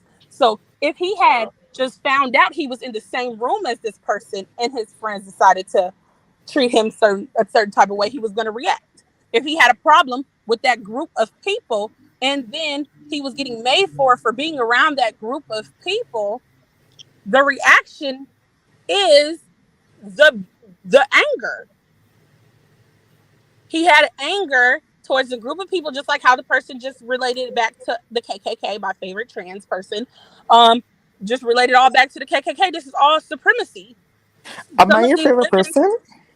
Some of these women have a problem with actually guiding other women. They have insecurities and they don't want to get that in order. People have a problem with deciding to love themselves because they would prefer if someone could do the heavy lifting for them. So, because a lot of people are looking for men to love them and don't love themselves, they have issues with the things other women are doing outside. Why are you twerking? Why are you wearing a little bit of clothes? Why are you wearing makeup? Why are you trying to be chose? Why are you looking a certain way? It's because that's how that woman felt. But you're so upset about it because you're not happy with self. No, everyone has different views. Everyone have conservative views, liberal. You guys have to respect everyone's views. That's the point. It's like no one's views are correct. It's the liberals. Anybody's view who is dangerous to other people, anybody's view that injures another person in any Fuck kind they of way. views. Exactly. If your view is trying to stomp on someone else's view, you think I want to care about your view, Mr. Liberal? I mean, Mrs. Liberal. I'm sorry, I misgendered you. You didn't like that, did you? But no one cares no one's saying that you should kill someone. What I'm saying is that respect everyone's views. Like disrespect. You said respect liberables. Respect your individuality. So can we respect people who are racist, right? Can we respect the shooter who had thoughts? No, hell no. About murdering. No, okay, so why do we pick and choose what freedom of thoughts? Because she's a liberal. She just said what that's she what said. And the problem that I have is that you are trying to pick and choose. You just was speaking about the liberals. Don't talk about what you don't know then. I said that everyone has liberal views and conservative views or whatever. I said people have different views. And I wasn't speaking on neither. So you could keep that. No, because you started speaking about people complaining about women who are dressed scantily clad. Didn't you just say that, ma'am? I mean, I'm not making this up. That's what you just said. Okay. I said people have conservative views. What are you talking about? Okay. You don't know all sorts of topics. I genuinely believe you slow. No, I think you're slow actually because you're conflating topics that have nothing to do with it. Hold on. I want to say this at the KK. But you can listen to an article and he had to read it to you twice. No, I heard it. Listen, I'm not going to argue about what was said in the article. What the hell is going on? What's going on? Okay, I'm lost. Right? I want to say this to you, KK Puffs. I want to say this. What I find I'm so glad that you came up here, and I'm so glad that you spoke about your experience with a facial hair and not being PCOS. Yes. And, it's polycystic ovarian syndrome. We don't know about that. That's what I'm saying. She acts like she's telling us something new. Everybody knows about PCOS. Okay. So, not men. Not men. Not a man. It's 1 in every 6 women. Not me. It's like annoying. Let me go on. One mic on Conscious. Go ahead, Conscious. Thank you. And you not being able to give birth the traditional way. And that's what I meant. She can give birth the traditional way. She's lying. This woman's a liar. Shauna, if you interrupt me one more time, sis, you're going to be in that stream and not on this panel. That part I find so fascinating about, like, this is why I said everything I said in the beginning, like, and I know that there are some really, let me be nice, Conscious, be nice, girl, you're on fire today, bitch, you got Dark Phoenix in you. How can I say this? There are some really surface level thinkers who are listening to this, who hear the word, like, who hear similarities. I think that we're literally saying that the two experiences between cis and trans are literally the same. We know that it's nuanced, but the reason why there are correlations is because of exactly what KK revealed about herself. Right. See, attacking trans women is attacking the overall woman's community, because there are women who are also not monolithic. So you have women who have all type of unique realities that they live in. You have women who grow facial hair of no choice of their own. You have women who are childbearing. You have women who don't have who built like men, who don't have a menstrual cycle. And so when those same talking points are used against trans women to take away from their womanness and their womanhood, like, oh, well, bitch, you can't have a child, or, oh, bitch, you don't have a menstrual, oh, bitch, well, I can see your 5 o'clock shadow. Well, to KK's point, I'm a biological woman who's living with all of those anomalies. Right. So what does that mean for me as a cis biological woman if you are taken away from a trans woman's identity and making her experience about whether she has an operative wound, whether she has a menstrual cycle, etc. So this is what I mean by, I know that some women might think it's cool to be transphobic, but boo boo, you oppressing your own sisters, you oppressing your own cis hetero sisters every time that you come down on trans women, because this is a woman's thing. And when we really think about what it really means to be male and female, like that shit may seem like it comes down to science, etc. But we got people living amongst us who don't have some of those features, and their science is not that science. And so we have to just think a little bit deeper, but realize that we're all fighting the same battle, as so many other people up here have stated. We're fighting the same fucking battle. They're all correlating, and you thinking you can afford to separate us while you be over here? It's not, boo. The same, once again, misogyny, the same fucking policing of y'all wounds. It's the same reinforced toxic shit that y'all mirror back to trans women. The same fucking government, the same misogynistic left brain ass masculine government that's trying to police y'all wounds and tell y'all what the fuck to do and who y'all can give birth to and when and how and where, etc. and want to say so. It's the same internalized anti-woman shit that y'all mirror back unto trans women, and that is just about as much, and that is just as much about cis women as it is about trans women. One is they ain't ready for that conversation though. But the main common denominator is these damn men. We all getting targeted by these men. So that should be asked, what are we going to do about this? We talk about the roots, but what is the solution? What is the immediate solution? The destruction of an exclusively male-dominated society. The destruction of... And the solution is to whoop that ass. May I add to this? On a ground level, for sure. Yes. And welcome to the panel of Sip and Social Life. Thank you.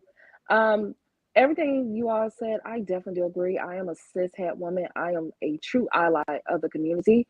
I actually did a room on Clubhouse with Armand Wiggins about on gay and trans people.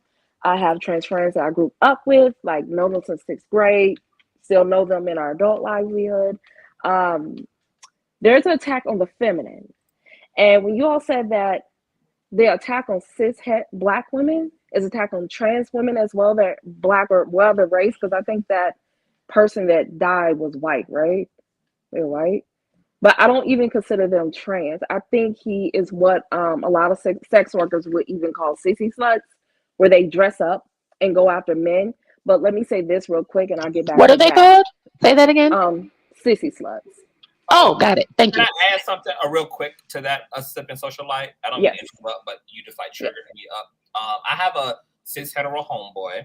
He was married for like a billion years, and he has a child, and he's now with another beautiful Black woman. But he's also trans attracted, and he just shared that information with his now girlfriend, and she's like mad cool and jazzy and edgy and progressive about it and unbothered because she knows, and she in fact is a badass bitch who ain't got nothing to worry about, and he's an integral motherfucker, so he ain't gonna be dipping and diving, but he was just making her aware of other aspects of himself. And he also, before he started dating her, Now he's never been with a man, but he is it androphilia? Just hold on, just let me find this real quick because this thought is on my head. Androphilia. Let me see. It might be genophilia. Androphilia, sexual attraction to. Okay, no, it's genophilia. Okay, he is a genophilia man, which is he is someone who is attracted to femininity. So the spectrum of people that he can be attracted to are across the board. He can be attracted to very, very, very, very explicitly effeminate males. He can be attracted to trans women. He can be attracted to cis women. It just has the body of femininity, genophilia. So his partners can be of, almost anything, but he's never been with a man, but he was like experimenting with this part of his attraction by I won't call it sponsoring, but he has like this little boy toy in another state, and he like buys him like lingerie and lace panties, and the boy like goes out and gets this sexy garments, and then he takes pictures and sends it back to my friend, and my friend like just gets off to like this dude, because the dude's like a college student. He's like a junior in college, and he's like in his young 20s, and my friend is just like, he's attracted to him, but they've never met, and my friend would never, like, he said he can't bring himself to have sex with him, but he's like, he's enticed right now. Like, this is pulling on him, and I forgot what the hell you were saying, asking why the fuck I went down that whole rabbit hole, but I will say that it's like the conversation around like these men don't know, tell these men. Oh, I guess I said that because men know. Men, what T.S. Madison said is true. It's not that men don't know, it's just that we don't know that these men are trans attracted and genophilia, and we don't know that these men are attracted to these things. These men then get to excuse claiming that they're deceived because they know that the dominant society is going to believe that, because the dominant society is already set up to illegitimize trans people and queer people, and to One Love's point, stand behind cis hetero men when they claim to be deceived, because it's a way of denying queer people their experience and their existence to begin with. So cis hetero men already like live in a society where they know it's easy to weaponize the I didn't know, I don't know. These men know. These men are in secret doing things. And I'm the only person who knows this about my homeboy. His community don't know. His friends don't know. His straight friends don't know. But the gay friend does. He shares it with me. I fucking know. With this point, though, there's some that actually decide to out the person for them, which is not right. And that's what makes the stigma on the community worsen for the people I like, the trans people that I adore. So it makes it hard when you're trying to say, oh yeah, they should be accepting, because I understand they should be accepting. You should be able to identify which one is which, and you should be able to make your choice consciously. At the same time, there are some people who try to trick, and that's not just trans, that's some men as well. Some men prefer straight men because they say they like their energy and they don't like the little girl that's in the boy. And it's a situation. Mm-hmm. So sometimes these people are coming out and outing other people for not even just for the heart, not even just because they love this person. Sometimes it's for the fame. Like Bobby Valentino, for example. He was outed, and it's just like those are the ones who are getting the most notoriety and the ones who are getting the most eyes on them, like a Sydney Star who lied on Chingy. I'm sorry, but Bobby Valentino did not pay for the sex worker's time, and that's why he was outed. So that's the problem. We have to investigate more why people get outed. These straight men, when they approach trans women like myself, they tell us, "Oh, I'm open, I'm honest," but because we're not in their circle, we don't know these things. And when we find their circles, that's when it becomes problematic. So you have to understand, these straight man lies just to get in our panties as well. And guess what? If you come and tell me you're open, and then 2 weeks later I see you at the mall with the other girl, what do you expect I'm going to do? I'm going to come up to you and be like, "Why did you lie?" So if you want to call that outing, yes, what do you want a trans woman to do when she finds out her boyfriend is living a double life? Because these men live double life with cis women, but it's not a problem when cis women outs straight heterosexual men, right? But when they lie to us and deceive us, and we confront them, we're outing them. Is what I'm saying. So may I say this real quick? Your point. One second. Which straight man has outed and got murdered by outed? Tell me which straight man have you found out that got murdered because he was outed? Can't. I've usually seen straight men murder because they were outed. And that's my experience. I'm so sorry if that's not the answer you were looking for, but I've seen say that again. Situations happen. I've seen men murder because they were outed. Everybody hold your thoughts about what KK and One Love was just. Oh damn! She just left. Damn, because I had wanted a sip and socialite because I had interrupted her to say what I said, and I wanted her to finish her point, but then she didn't get to because it was. So sip and socialite. If you here she is. Hold on for a second. Hold on. I think I'm give her time to put up her avatar. Okay, sip and socialite. I'm sorry for interrupting you, but hopefully you remember what the hell you were trying to say. Okay, hold on one quick second, because your audio is out, boo. Can you hear me? Can you hear me sipping? Something happened. She said, "Hold on one second." I guess she stepped away. Can you hear me? Yes, I can hear you. Okay, I had to hook up my AirPods. I wanted to finish what I was saying and add to you real quick.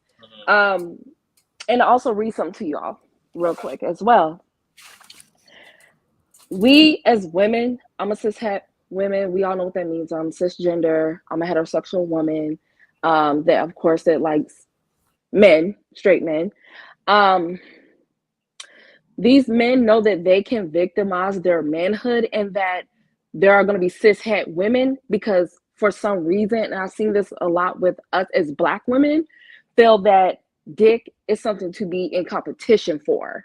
And we already do this to each other. And I've seen it done also to trans women now that, they're pretty much people like, well, it's going to make people comfortable enough where these men can just start fucking trans women. Excuse my language if that's not allowed.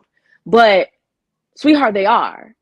And trans people are not new to society. They've been around since the beginning of time. Men are going to be where they want to be and who they want to be. There's no reason to try to protect penis at all. And penis really should be protecting us.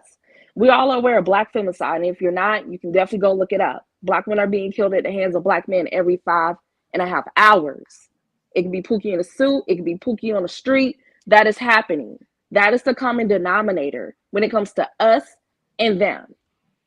They're all being harmed for whatever reason. Men will lie. We know this by dating them. So why do we automatically believe that these men are being tricked? I know trans women. I grew up with them. Still in community with them. These men are not being tricked. Nope. Know.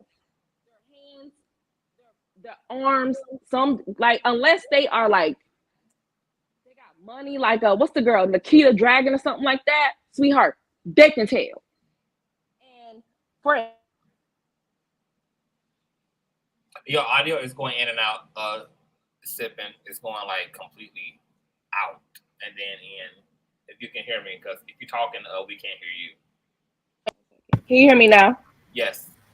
Okay, so I see what it's doing every time I try to pull this thing up. So recently,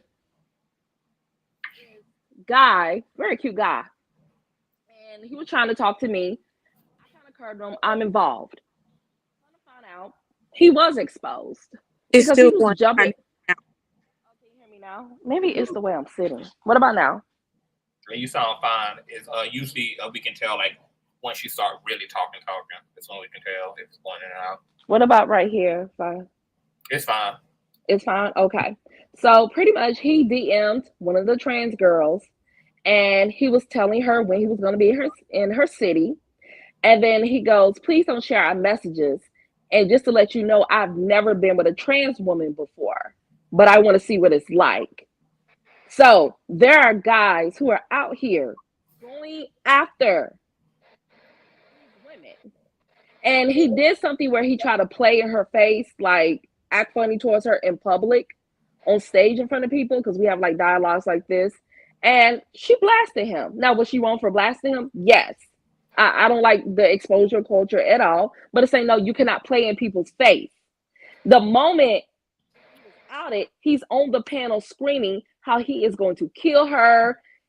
She's going to die. He's going to get her. Right. All this other stuff. When he's the one that went after her. Men are going after trans women. And no, I do not feel like trans women are trying to erase. People are simply just trying to live their life. Just be themselves. Life is too fucking short.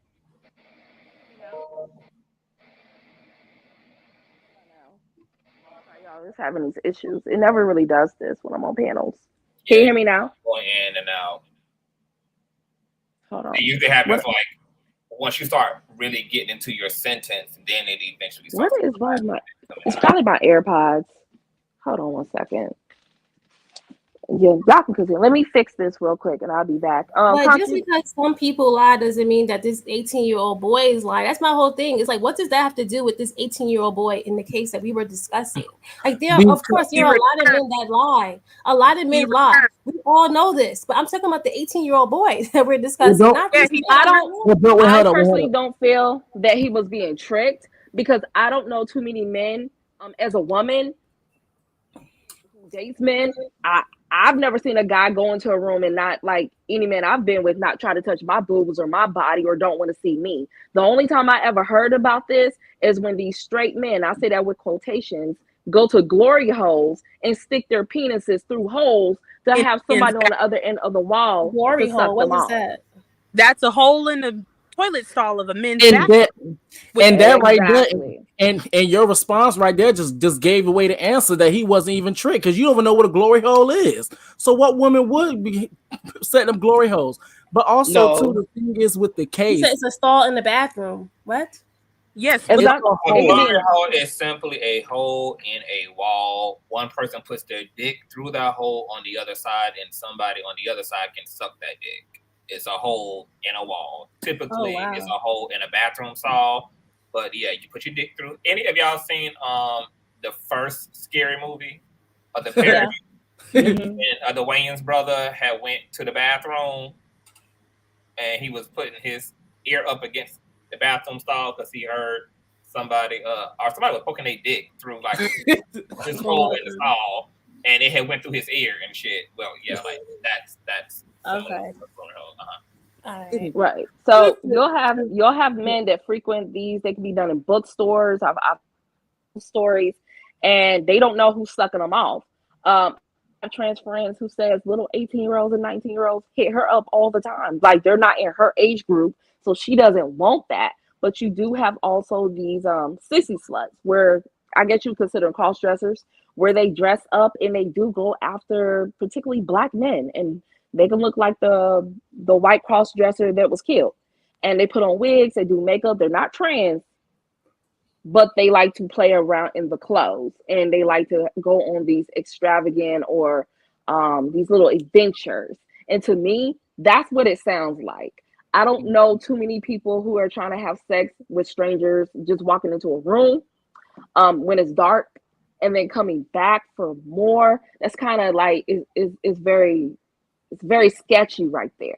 I agree. It's just sketchy. So I personally feel like he knew, because I see the cases and talk with friends all the time about stuff like this. They know. I just feel like he let his ego get the best of him, his fragile ego, his fragile, would that be considered, I guess, fragile masculinity, his ego, then his homeboys pushing him to do something about it, to prove like, I'm still a man. That don't make me gay. That don't make me this. And he went to the house. And he may have meant to just beat him up, rough him up. But the fact is, like, you hitting somebody to the point where they're in seizures and you leave them. In most cases, people get locked up for just simply driving a getaway car, and they gotta go to prison. But you're telling me someone who inflicted murder on someone, like this much pain, and they're not locked up? Mm-hmm. Right. And just to add on, if you hit someone and then later on they pass away, you can still be at fault for manslaughter. Yep. I think a black man ended up getting locked up for that. I think a racist man had said something. He hit him, and then the guy had passed. That's crazy. But also to Miss Karina L in the comments, let me just tiptoe back to you. You're saying that he's not guilty, and he's not a killer, but also he did get off.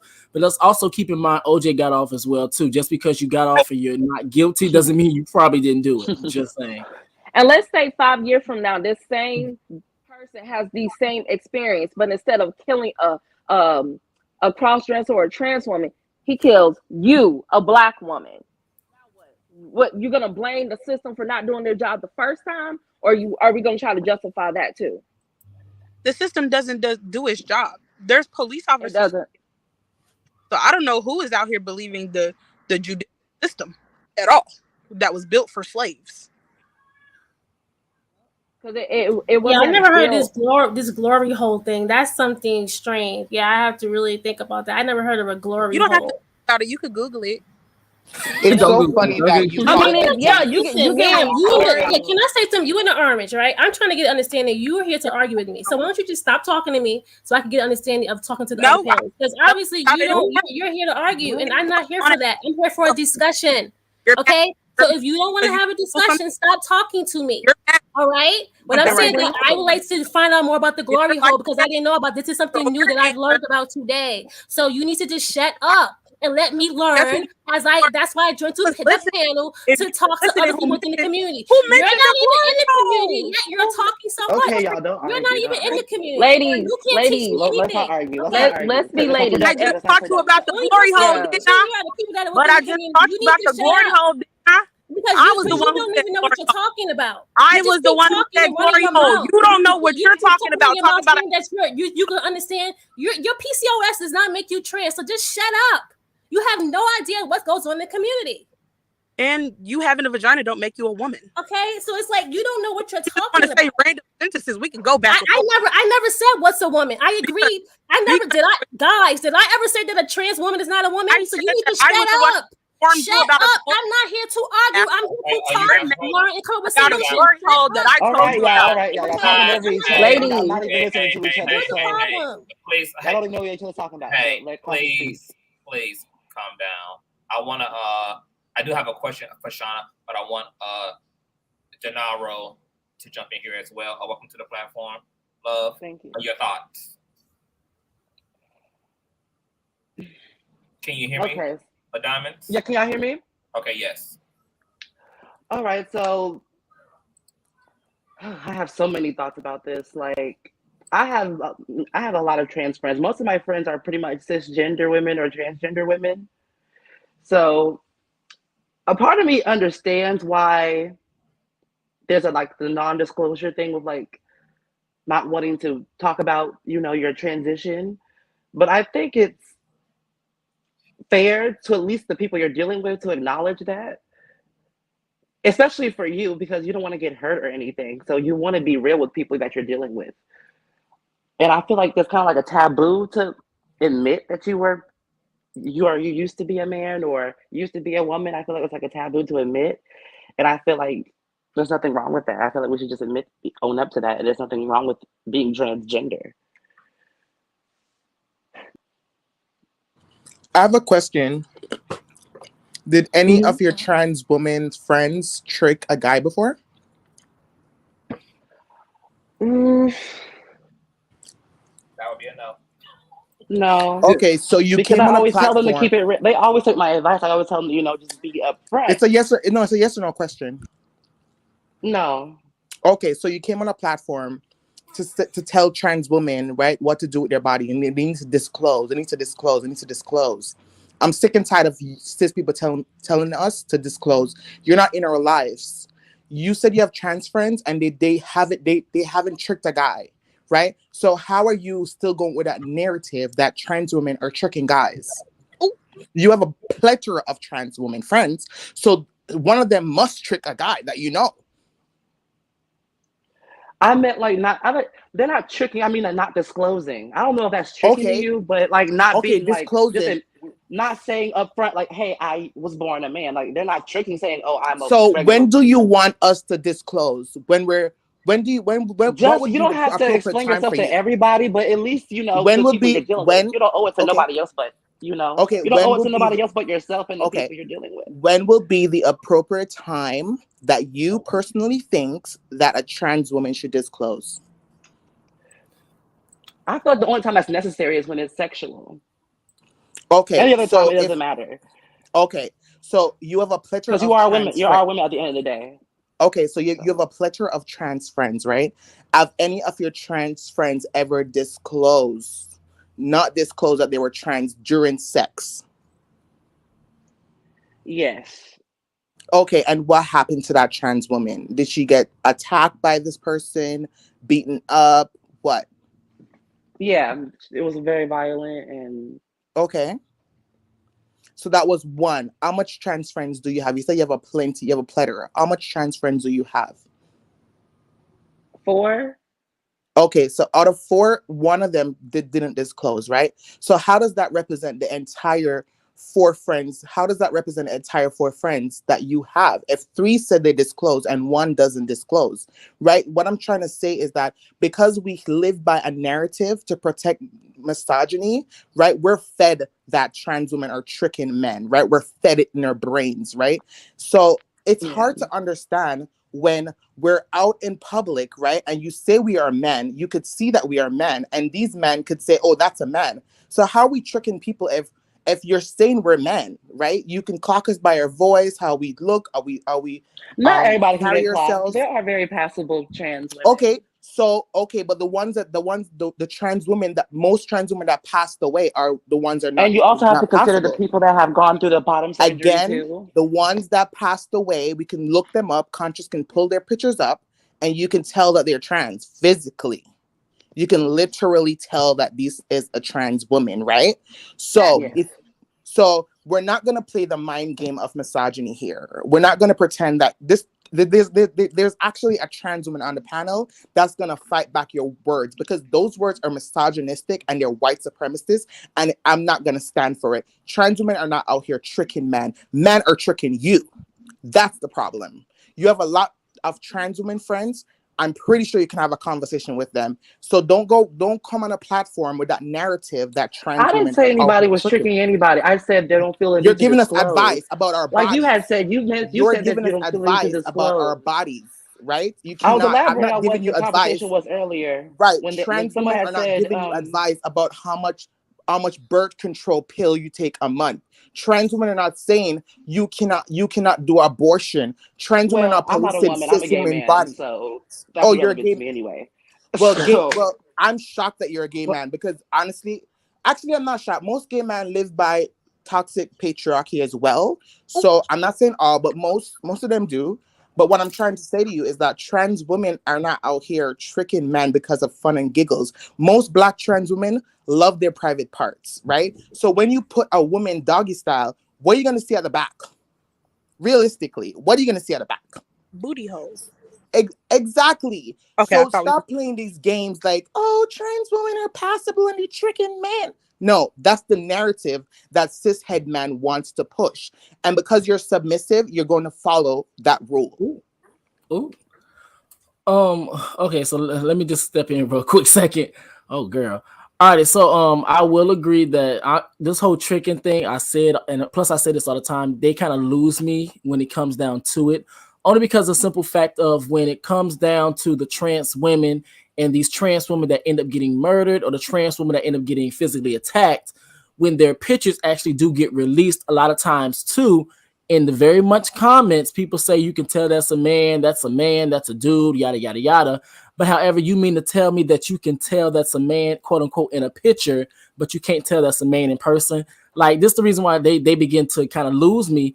And then even back in the day, let's be very clear, technology wasn't even that good. Like, let's just call a spade a spade. No, I mean, no harm.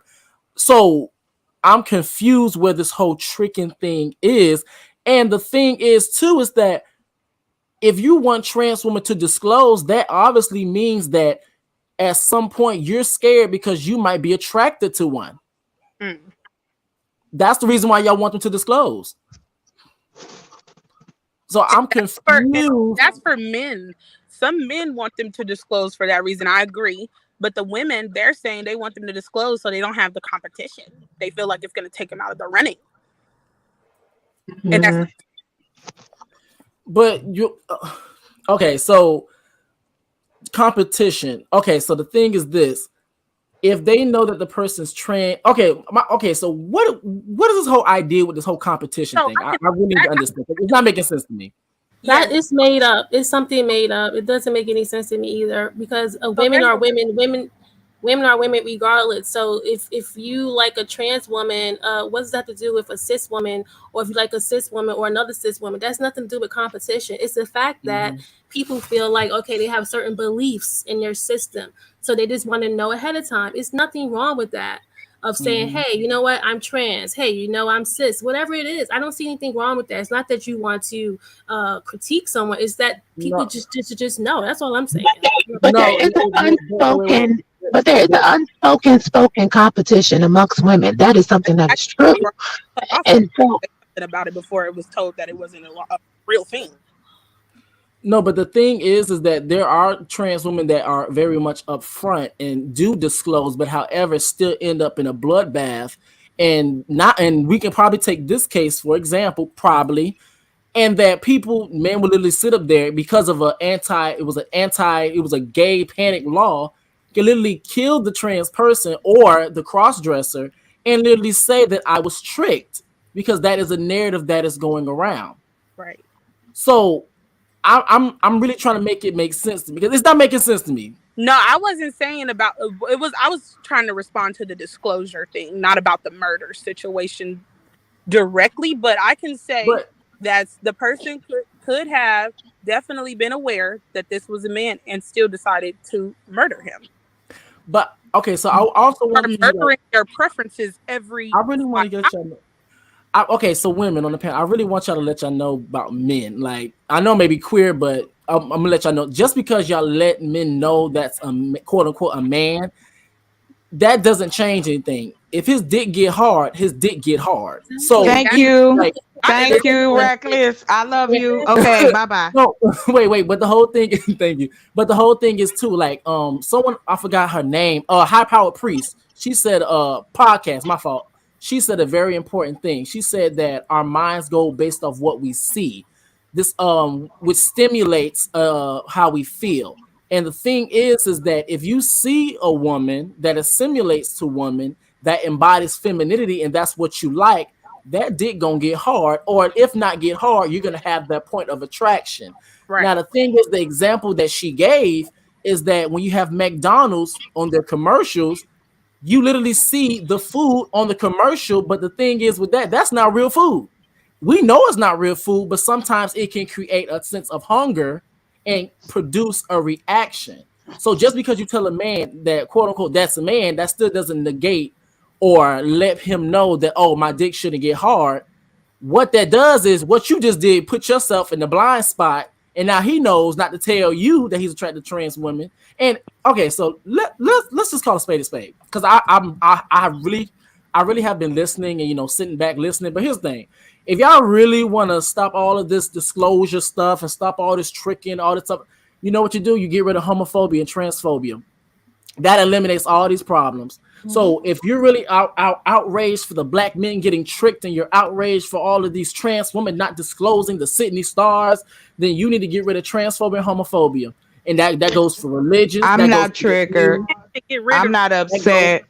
I'm not caping for none of them like that. I will, let me tell you guys. If I let's say that I met a woman. Let's say I met a man. I'm sorry, I was being rude. I'm sorry. Hold on for a minute. I want to get up because I also want to get a rebel son in here. But before I do, I want to say that I've been saying that the whole time. The root cause is this dumbass, stupid ass, toxic, cancerous ass, patriarchal bullshit that's controlling everybody's goddamn narrative and livelihood, safety, etc. But a better example is the whole Benzino and Shauna Brooks situation. That's a perfect illustration of what Reckless is talking about. Men are largely known generally to be visualistic, which is why men probably have the deplorable sexual standards in which, well, shit, that even can be argued too. Men are largely visualistic. So to Reckless's point, for most men, if it quack like a duck, it look like a duck, it walk like a duck, it eat like a duck, then hey, it's a goddamn duck, it'll do.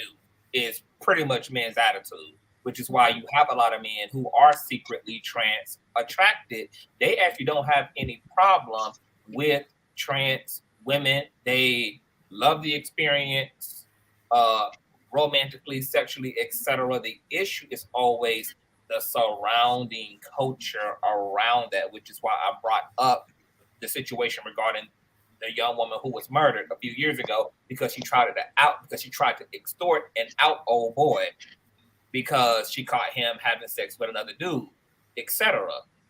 And they killed her because of what being exposed, the consequences and possible repercussions of being exposed. That's why I also pulled up in the last live the other boy, I think from Philly, I forgot his name, the one who ended up taking his life, who was in a whole who was in a relationship with a trans woman, and the video of him being berated on the side of the street corner by a group of Black men who were recording him and calling him the F word and saying that he sucked dick and badgering him over his relationship to that Black trans woman. Like, it's trans attracted men exist, always have been. Men are attracted to other men, bisexual, pansexuality, whatever the fuck you want to call it. We as a society have gone completely fucking wrong and inadvertently created a system of shame that leads to secrecy, that leads to infidelity, that leads to all types of internalized psychological issues in people who are of queer orientation, etc.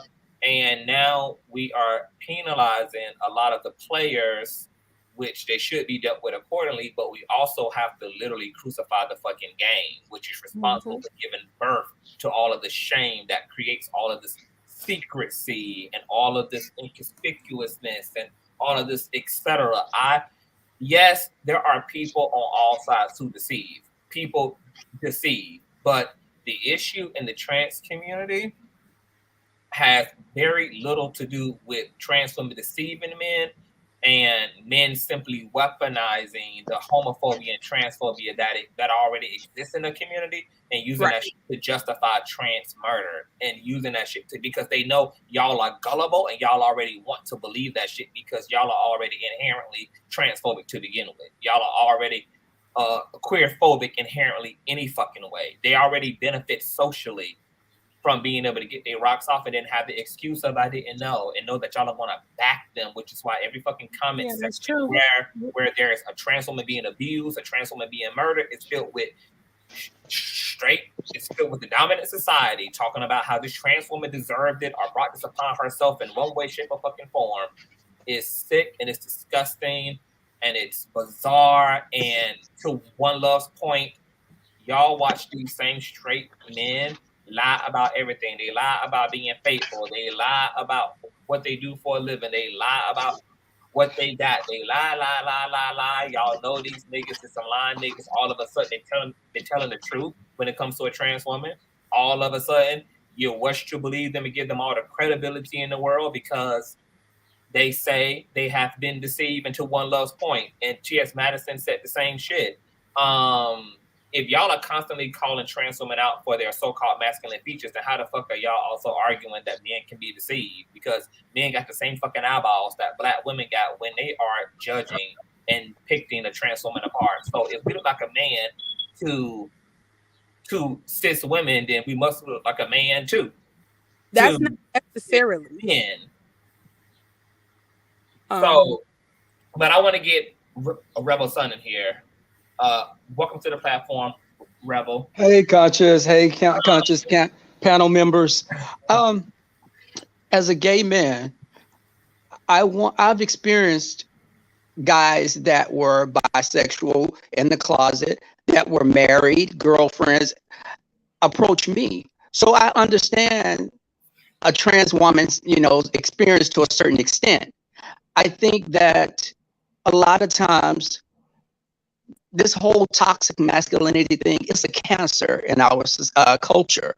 I think that, me being a gay man, I didn't have the struggles as a trans woman. My family, when I came out to my family, the first thing my father was saying to me was, I hope you don't want to be a woman. You're not going to become a woman, are you? And I find out later that his ass has dabbled in the man pond years when he was in the army and college. So it was, and my father is a man's man, woman. He's crazy about women. But the thing was, you're talking about, you don't want me to become a woman, long as he was even asking, what position are you playing? I'm like, I'm not getting into all that. But I had a trans friend back in the days that did use to trick guys because she was a day walker. She was passable. A trans woman's life sometimes that I've experienced is sometimes lonely because these guys make them a fetish a lot of times. They want to sneak and creep with them, but it's like they don't want to walk in the daylight with them. They don't want to acknowledge them as their girlfriends. But I've seen it a couple of times, but for the most part, my experience, and let me say that, is the ones that I know here, a lot of times they deal with trade. They deal with guys that just want to come after the club or, when it's convenient for them. So I can see where, trans women. A Rebel. I'm sorry? I said, and can we talk just a tidbit about that? The fact that we all know as queer people that trade literally are like the most deplorable leftovers of the cis hetero male community, but that's exactly who the black community is defending when trans women die, is literally the most deplorable of the black men's community. Like trade literally is, God bless their fucking down low hearts, but down low men are literally happen to be some of the most they're lack all the moral compass. They literally will compromise their fucking moral compass just for a cigarette or a Newport.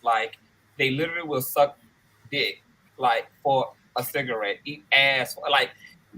We're talking about the most low vibrating of the black men's community, and yet this is who the black community sides with when trans women end up dead in the streets. It's oh, this is what she deserves. So this is the nigga you want to keep in the community. This is the nigga that you want to rally behind, because outside of him killing this trans woman, he's also happens to be the nigga that got 6 baby mamas, doesn't pay no fucking child support.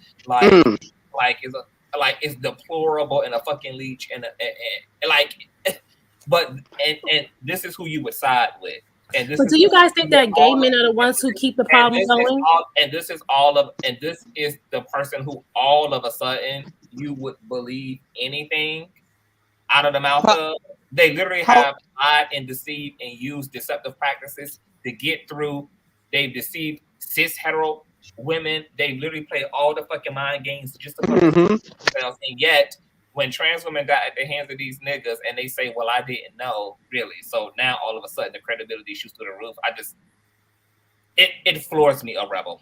It floors me. But do you guys think that gay men keep the transphobia going by hiding these DL guys? But we're not trans. So how would we But keep you it going? guys still like you guys participate in these guys who don't want to claim the community. You guys keep them hidden. You guys hide them, play the game with them. Do you, not you particular, but do you? Because I date gay men. I don't date. Right, I know, Let me tell you something. I'll bang a trade or a bisexual guy because that's just a temporary distraction, nothing more. But you don't want to have a baby with every man you sleep with. You know. Transphobia. You said no? Why not hold No. the DL man accountable for their own sexuality? They have autonomy That over part. themselves. I am holding them. I'm just. But I I'm understand you're asking anyone. about. Can I ask the question? Can I ask a question? It's not blaming anyone. Why are you so But her upset every time question somebody is, asks let her a question? go. I asked the gay man that. I didn't ask you. No, you didn't have to for me to answer because I did. There's your answer. Now let's not, move forward. You're always There's a arguing lot with of everybody testosterone on in here, here. and you're not making Can I any just ask points. it? Let's move clear because some reason you he's like capable to of having a coddle men logical and discussion without infantilize getting them for emotional. some He was reason. capable of They're answering not the question on docile. his own. You're the only You're one gonna getting answer the emotional, question sis. for You're the him. one yelling at people every time they respond. I So can maybe ask you the check question. yourself There's first, nothing wrong with the and then we question. can continue. You need a moment. Let's give her 60 There's seconds. nothing wrong with the One. question. I can ask a simple question. Can That's you the just conversation. can you just repeat your question, please? What I'm asking So why are is you that getting you know how upset? like there's You've an been issue arguing with everybody. Wait, you know how there's an issue can we with just hear the question?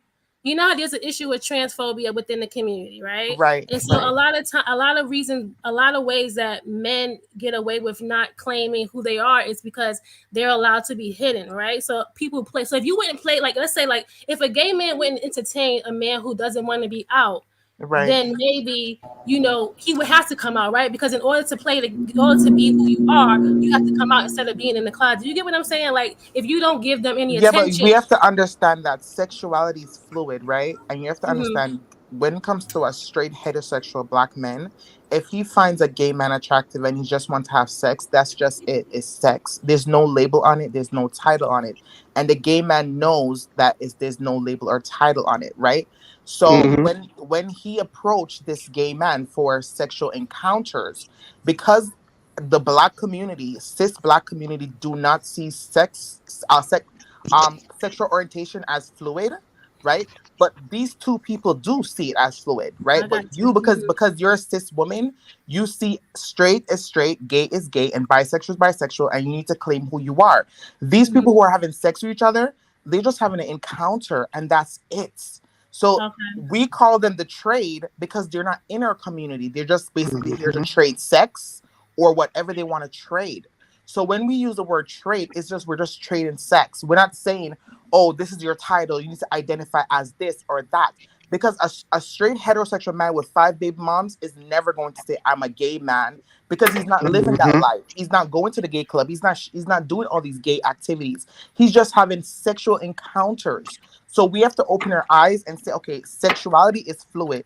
And these people do not identify as straight, gay, or bisexual. They don't want to be a part of that labeling. I got you. It's fluid. I got you. Right. So that's what I was saying. Okay. Also, okay. This is a panel discussion, right? I just want to make sure. Okay. I wanted to add to that what the person just was saying. I forgot your name. I'm sorry. One Love. I was this guy that I would hook up with sometimes. We hooked up several times. Cool guy. I'm at the mall one day. I see him with his baby mama, and I had no idea. Baby mama with about 4 or 5 babies, kids, stair-steppers. And I was like, you got to be shitting me. Like, are you serious? And women are not aware that these guys are living double lives, because if a man was to tell you, hey, I'm bisexual, women would ostracize him. He's gay. He's not bi. He's gay. A woman can been and sucked titties and ate a cooter all her life in college, but she's straight now. She's not gay. She just experimented. That's what we'll call it, experimentation. It's an unfair double standard that we need to just get rid of it. Guess what, Rebel? It's a double standard because of patriarchy. Because anytime that you are like assimilating to masculinity, because this is the patriarchy, ultimately you're going to be rewarded or be able to blend in. So of course, patriarchy loves same-sex attracted women because men love women. So if women love women, hey, that's a go. Of course, patriarchy don't persecute and punish trans men to the same extent that they punish trans women because, hey, you're assimilating to man. And because men hold the power and men are seen as the prize and the feminine is disposable, of course, you're not going to get any pushback as a trans man or as a masculine presenting lesbian, etc. because, hey, and even patriarchy will make space for masculine presenting gay men because, once again, everything that assimilates up to patriarchy is going to be rewarded. Anything that doesn't assimilate is what's going to ultimately be destroyed and warred against. And that's why trans women get the brunt of it, because patriarchy looks at a trans woman as, how dare you give up your male privilege to assimilate to women who we have no honor for under a patriarchy? How dare you give up your male power to become the weaker of the sexes? Why would you want to be the weaker of the sexes? So it's an insult to patriarchy to identify as trans and to be trans. Effeminate gay men, the same thing. Why would you give up your male privilege to decorate yourself in the effeminate or to personify or to have feminine mannerisms? Or why would you express yourself in any feminine way when we do not honor the feminine? We do not honor the sissy. We don't you see all of the synonyms we have for woman? Sissy, weak, damsel, bitch. So why would you be anything? Why would you be anything that's less? So it's no shocker to me that in terms of what you were saying, it makes sense under a patriarchal construct. Oh, I agree. I definitely agree with that, and I've observed it as well, many countless times. I was going to tell you about the friend that was trans that was tricking guys. I forgot to say that. She invited a guy to her apartment, and we were there. We had went out that night. We were all in the upstairs area. This guy had no idea she was trans. She said, "I got a guy coming over. Y'all go upstairs. Don't say anything. He don't know. He don't know. He don't know my tea." So the guy comes over. She's giving him a BJ, and we're upstairs. And we could see him because it was a townhome with the open loft in the top.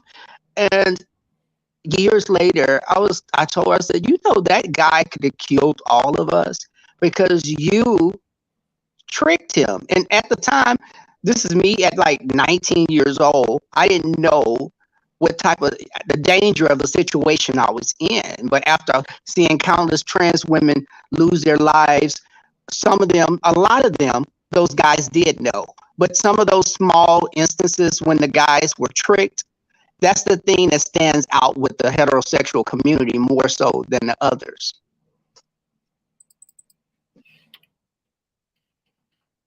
No, I kind of disagree with the whole thing of that's the thing that stands out with the heterosexuals. I believe that's the thing that they are very selective about, because if they were to look at anything else, then they have to be held accountable for the type of society that pushes or pressures people to think that it's actually okay and appropriate to take one's life just because of a sexual identity or gender identity. And that's really the whole conversation. The whole conversation is we have no problem talking about the instances where men have probably ever been tricked.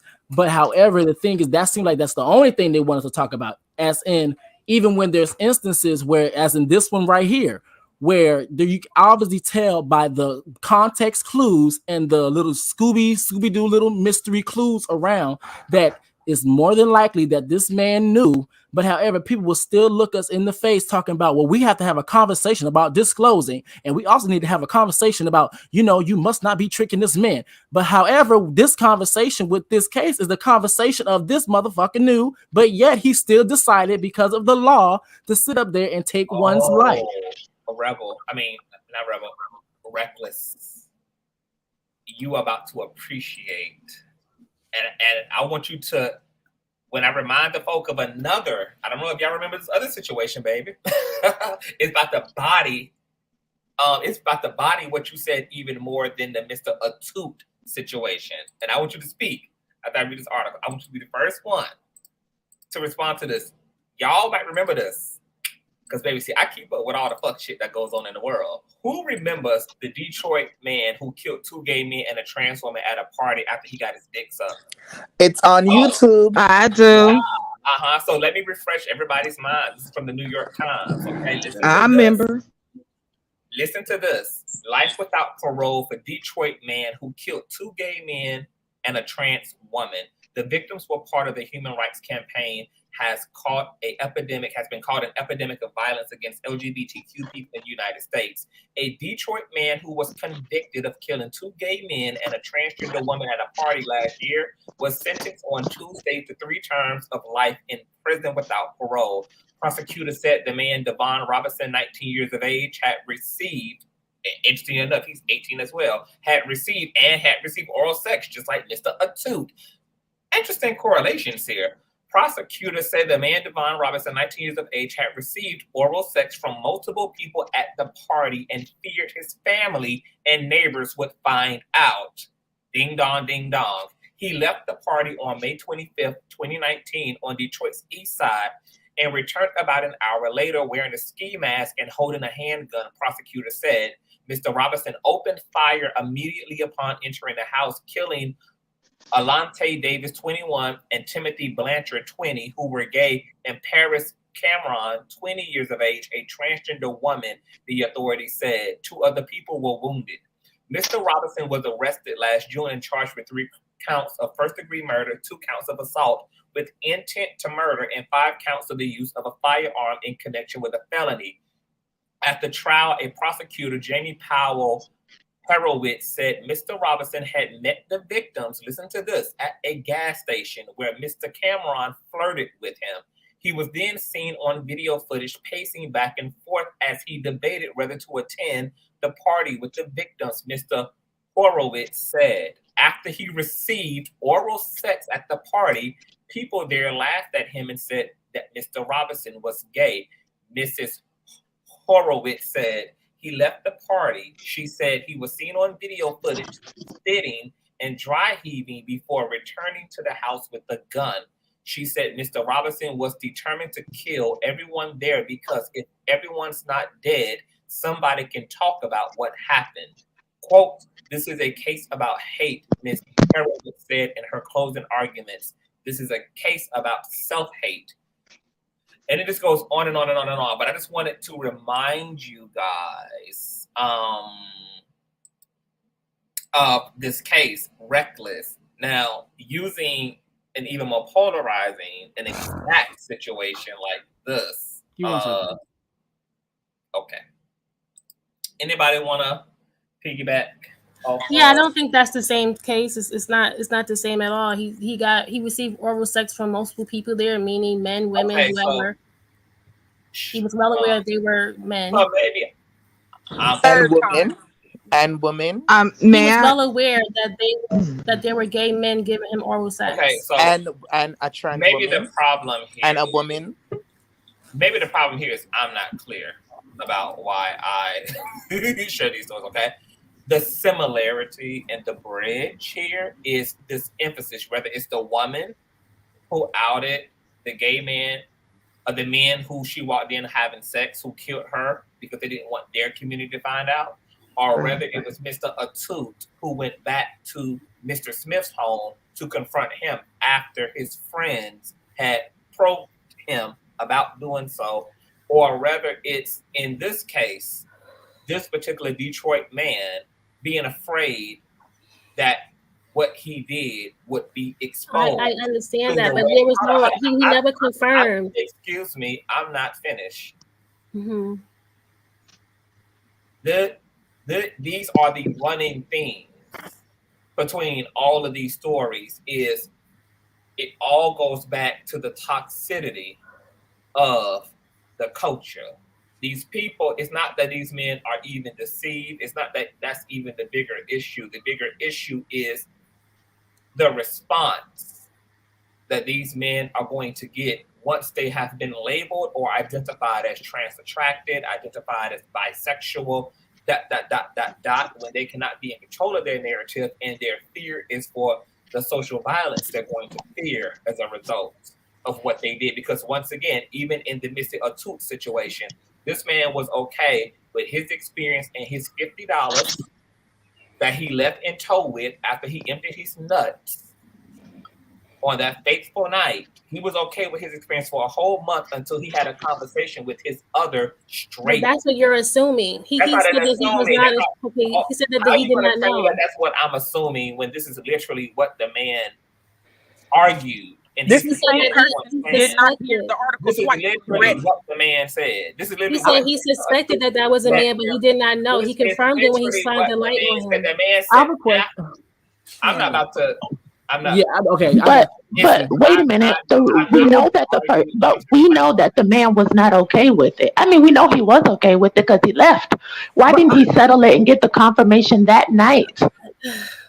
No, but my thing is this: like, we're going based on. But my thing is this: we're going based on what the man said. Of course, he's not gonna. What man is gonna sit up here? If keep in mind, this is the man that got hid in the dark and received $50 What do you expect him to say? Yes, I knew that was a man, and yes, he sounds real high class. Why are you guys expecting that? That's not going to happen. I get what you're saying. When I'm saying that in the court of law, right? I'm looking at the court of law here, right? The court of law. This other guy pretty much admitted that he knew what he had gotten himself into. He regretted it. This young boy is saying something totally different. That's what I'm saying. So he can get off. The pieces are. He got off, right? He got off because of that situation. That's what I'm trying to explain to you. Because of what he said. I'm sorry. Well, I'm gonna jump in real quick, and if that's okay. I think he got off because, again, to Conscious's point, the patriarchy.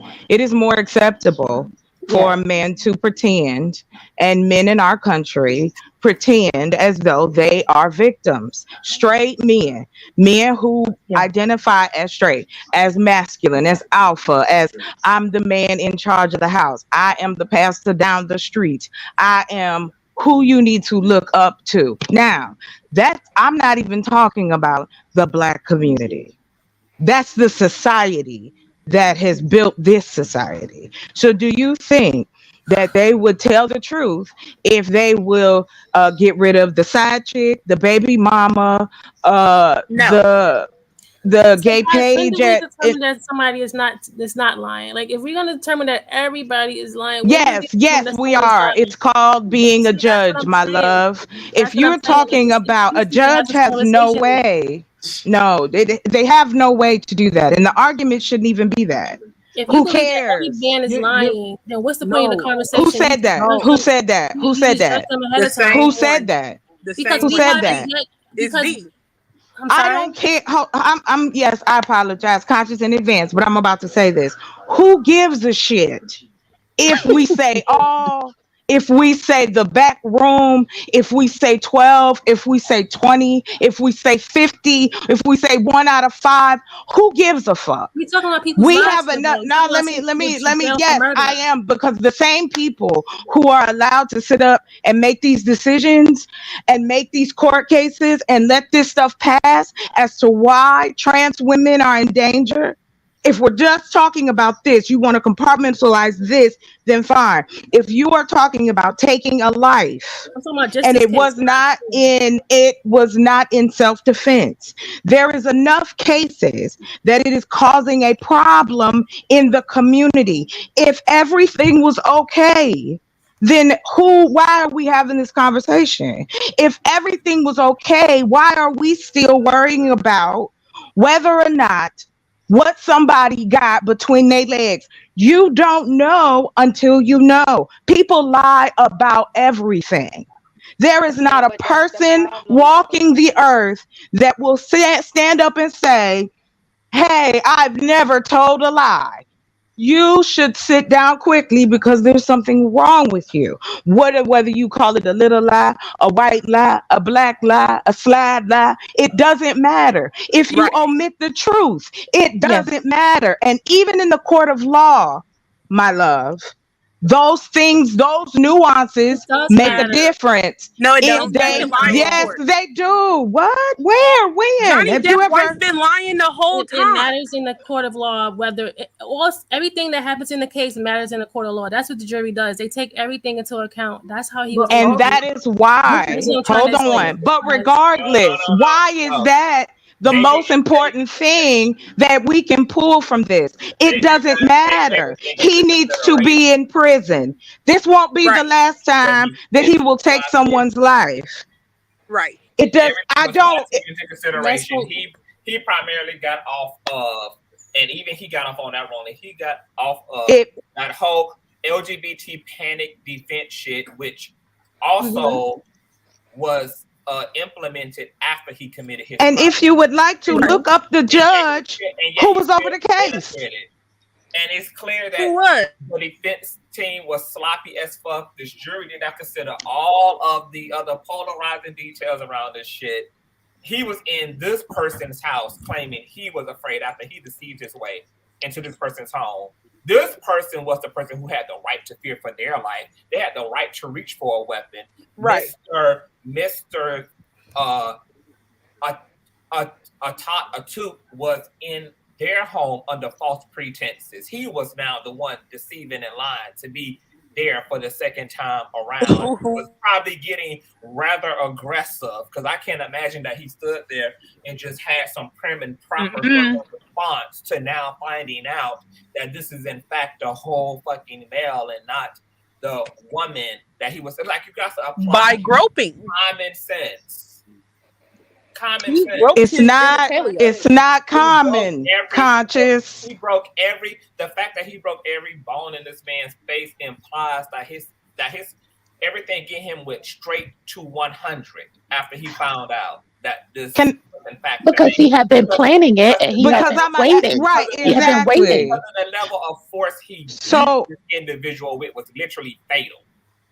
But that's what I'm saying. If that's not hatred, if that does not show hatred, then what does it show? Exactly. So the 12 people that found him not guilty, what do you guys say about those 12 people? Think those 12 people all are transphobic as fuck and probably racist, because homophobic, silly. Because you gotta understand, Shauna, it's more people who are there's more homophobic and transphobic people than not. Most people are enough to cause a problem or another. Most people are homophobic, and if this was happening in a conservative fucking state, most of the jurors probably identified with. Honey, stop! These the same people that's trying to take us back to the 1950s, and you think they playing good in these courtrooms that have been assigned judges that are Republicans, my love? Come on, and she ain't the only person to think this way, though. But that's what I was going to say. That's the thing.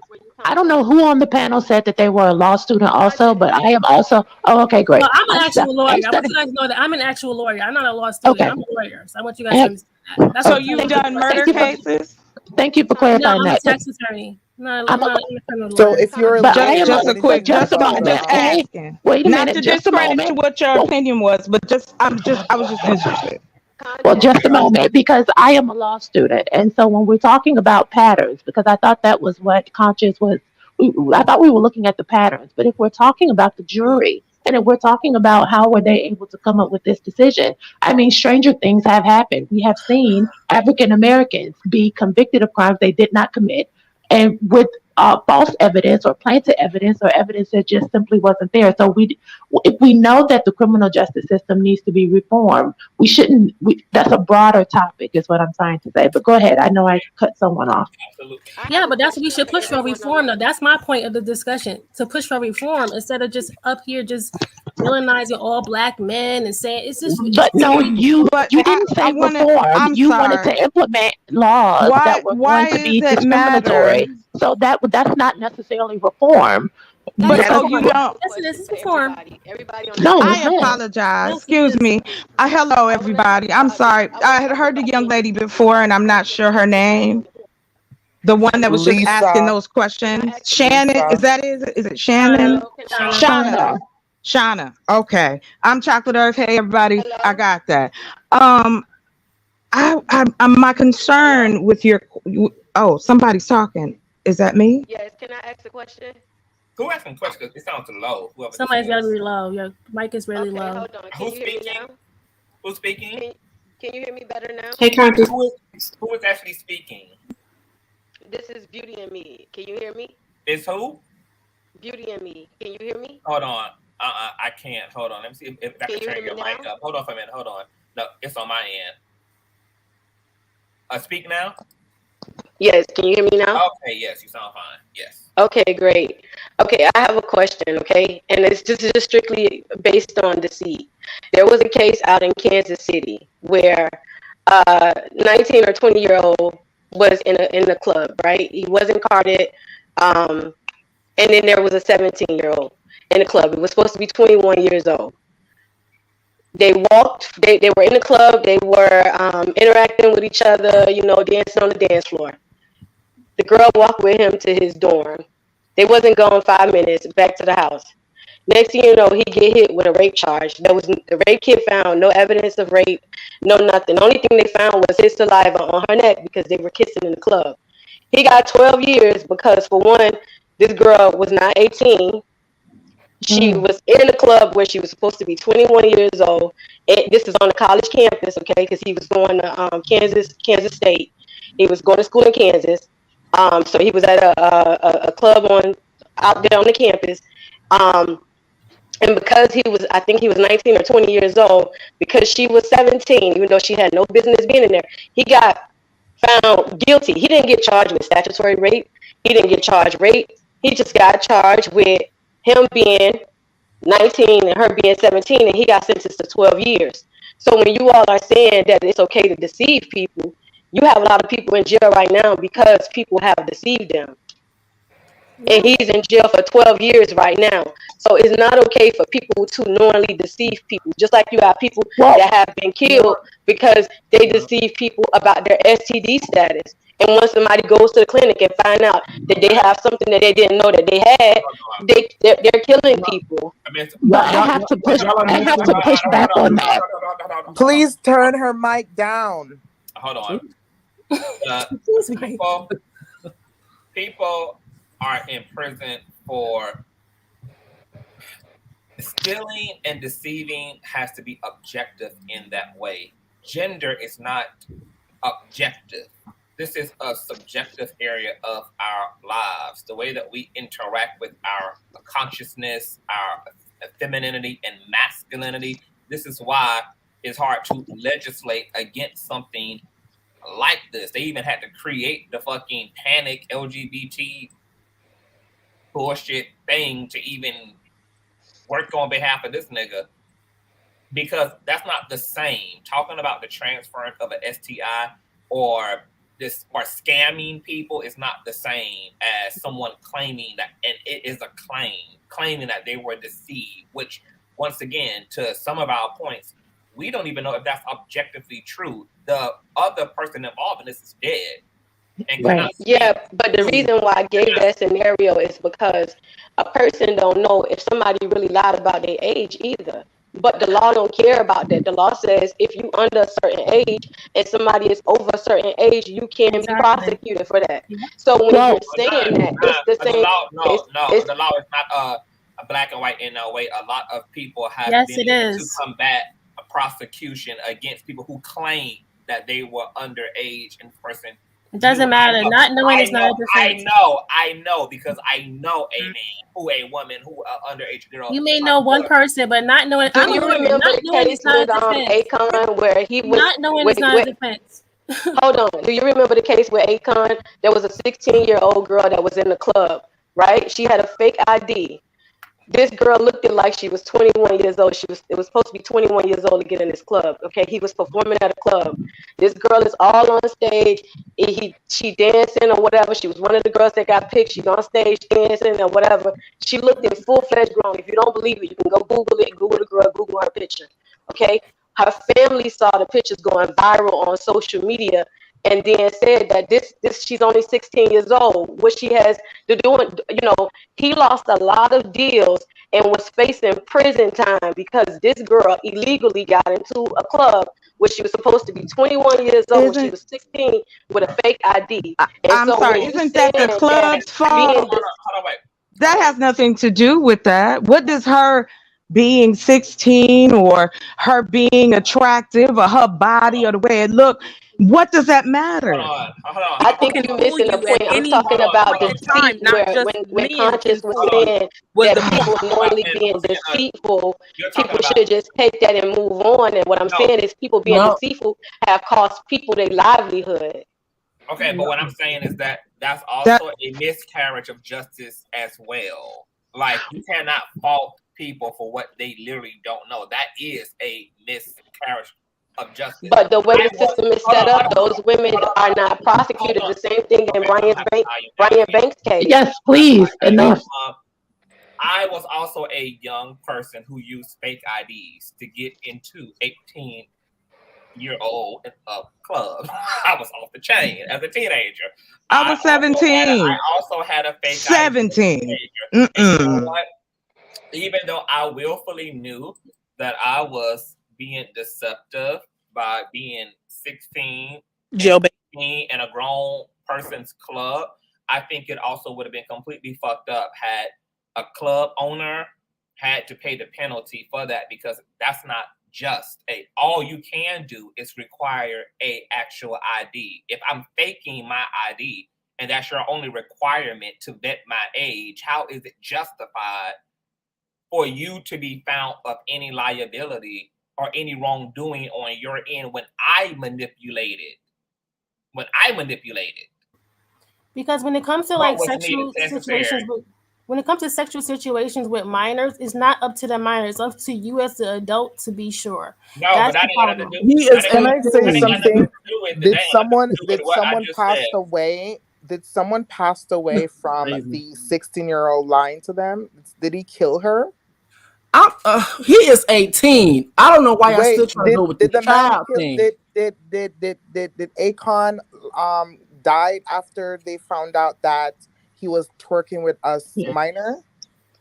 Did he die? Who lives have been lost, right? I wasn't paying attention. I'm sorry. I just came It's not about somebody's life being lost. It's about somebody's well, we're talking about people's life being lost. Well, wait a minute. Yes, it is. We're talking about lost millions of dollars. He lost. Who cares? Because he lost millions of dollars. Went to jail. He was subjected to. Who cares? Who cares? He just got found guilty of, and he just got 12 years. So yes, his life was affected by that. Because we don't care about his home. That's not important. Wait, hold on, wait. Because I really Deception is important, because if it wasn't, the law would not prosecute for it. Baby. What are you talking about? Yo, okay, so I really want to shut this down because y'all are really going with this whole thing as him being a child. The man is 18. Okay, I'll go with that, whatever. But then again, we're also going with this whole idea that the man did not know. Okay, all the heterosexual women on the panel. If you're going to meet with a dude, I want to know, have you ever given a guy a head and gave him $50? I want to know that right now. Yes, no, wait, I don't want nothing but responses because I have a list of questions. No. Shut this down right now. Have you ever given a man a head and gave him $50? No. Absolutely not. Okay, so that's not really a big thing in the heterosexual community. That's a big thing in the queer community. Okay, got you, heard. And then on top of that, have you ever met a dude and then you ever had your place being 100% dark and you was hiding your face with a hoodie on? Yes or no? No. No. So what about that? Okay, so what about that encounter gives a woman? What about that encounter gives anything about a heterosexual cisgender woman? What about that gives that? I really want. I'm just more inclined to believe he didn't know because of his age. Had he been like 30 years old, No, had he been 30 years old, I would agree with kind of you. He's so spaceship? young. He was tried as a fucking adult. He's gonna be judged. He was young and naive. Okay, so when was the internet created? I'm sorry. Did we just get here? Did we just show up? An 18-year-old in this era? Stop. When you read the I'm just saying, newspaper like when I was article, 18, you when said I that. was in college, You said that. Stop it. right? You wouldn't do it now. Conscious. You're 18 When you read the newspaper article, See, you this said is that why he we went have to pay attention. He went This to is why we bleach have to pay for attention. the guy's genitalia, and then he asked the guy, "Why didn't you tell me you was a man?" And the man laughed at him and proceeded to try and touch his crotch. Is that what you did or did not read in that? Which is what escalated the situation. To his death. So that playful, oh, I'm trying to touch you. I couldn't have got up and walked out. I have to take your life. Hold on. Stop. Keep it completely clear.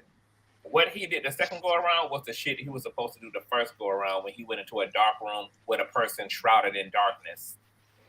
He should have. It's like you don't want to give them make them accountable. It's him. It's his fault. Toxic niggas always get away with this. Black community do not hold. The reason why they get away with it is because the black community does not hold the little boosies and their. It is the. I can agree with you too. You know what? I'm not even. Hold on. Let me say. I'm not even fucking surprised that there is a Mr. Etute apologist camp because we're talking about. There always is. Hold on, wait. I'm not finished. Well, thanks. A chocolate. I'm sorry. I was joking. I'm sorry. Go ahead. I'm sorry. This is the same fucking community that does not report any of the apocalyptic shit that goes on in their own communities. We're talking about, we are the same people who allow the drug culture and the gang culture and the thuggery culture and the violence to go on perpetually. We don't even snitch on our wrongdoers. So I'm not right. So we cuddle our bad guys and we pacify them and we find all type of ways to put a bottle in their mouth and put a titty to their lips and to justify the bullshiggity because this is what the black community does. So if he was 16, would you think differently? I just want to know, like, age doesn't matter to you guys? I'm not thinking about no hypothetical. We're talking exactly about an 18-year-old, the same 18-year-old who was arrested and tried as an adult and put through an adult trial. But so age does not matter to you guys. I'm talking about a man. I'm talking about. So at what point do you hold a man responsible for misidentifying himself? I'm talking about such a man that we're talking about a 18-year-old college. The shooter was 18. At what point is the trans person going to be held accountable for misidentifying himself? Playing football. Just like child murderers are in fucking jail, being a child. I'm sorry, Conscious. I'm sorry. What? What did you just say? But if the man is playing football, he probably had a whole bunch of women. Hold on. I apologize, Conscious. Wait a minute. I literally am here every fucking day for hours. Like, do not keep over talking me. The shit is fucking frustrating. I don't go into nobody else's house being this rude and being this disrespectful. Y'all hear me talking and will literally interject yourselves. And I put up with that shit all the time. Like, all the time. I'm going to let it be known once again. I would just remove your ass. Because I'm not going to be over talking and fighting for a space on a platform I've created. None of us would even be here if it wasn't for me assimilating the conversation. I'm not going to keep pulling the Trump card just to have a space at the table I'm providing. The shit is fucking out of control. I sit on this fucking panel sometimes for hours and let y'all rip it up. Remove myself sometimes to let y'all have the entire floor. I think I am enough of a gracious host to be afforded the opportunity to speak when I'm speaking.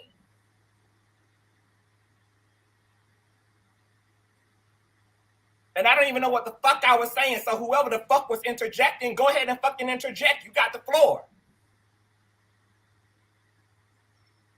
And now nobody got shit to say. Whoever was bold enough to interrupt me, go ahead and have the floor.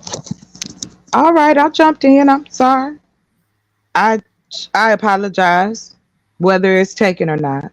I just wanted to. I was thrown back by the comment of what the young lady had just said while you were talking, and I heard her say that, and it just threw me off. No excuses to be made. I just was thrown off, and you're right. I just want to know what the young lady who stated that the two things that need to come together. I heard the age, but there was another one that was thrown. When are trans women gonna be held accountable? Did I mishear that? She said that. Yeah, she said Yeah, that. I heard You it. heard that. Yeah, you heard that. Who said that? I said, when are we going to start holding trans accountable? For instance, this particular Well, they're gentleman dead. We can't hold them accountable when they're dead. that misled this guy into thinking that he was a woman. Ma'am, Okay, they're that dead. got him to We his can't hold them house accountable. They're and dead. performed oral sex on him, making him think that he was a woman, performing oral sex on his 18-year-old, and gave him $50. They met on a dating website where this trans person identified as a woman, knowing that they were talking to somebody that identified as heterosexual, and this person thought that that was a woman that they were encountering. So I say, at what point? Because I hear the whole conversation about holding the guy responsible, but at what point are we going to start holding trans accountable for their actions? Just like it was somebody on the panel before that said that they had a trans friend that lied and didn't tell a man that they were trans when they was upstairs in the house, and this person had gave this man fellatio. There are trans people that have admitted on numerous platforms, where they intentionally lie. They do not disclose who they are, and they say they don't have to disclose who they are. So what I'm saying is, at what point are we going to start holding trans accountable for deceiving people? Ma'am, Would it be okay if I respond to her? Yeah. That's okay. Yes. Am I speaking to another heterosexual woman? Obviously. Yes, go ahead. Okay.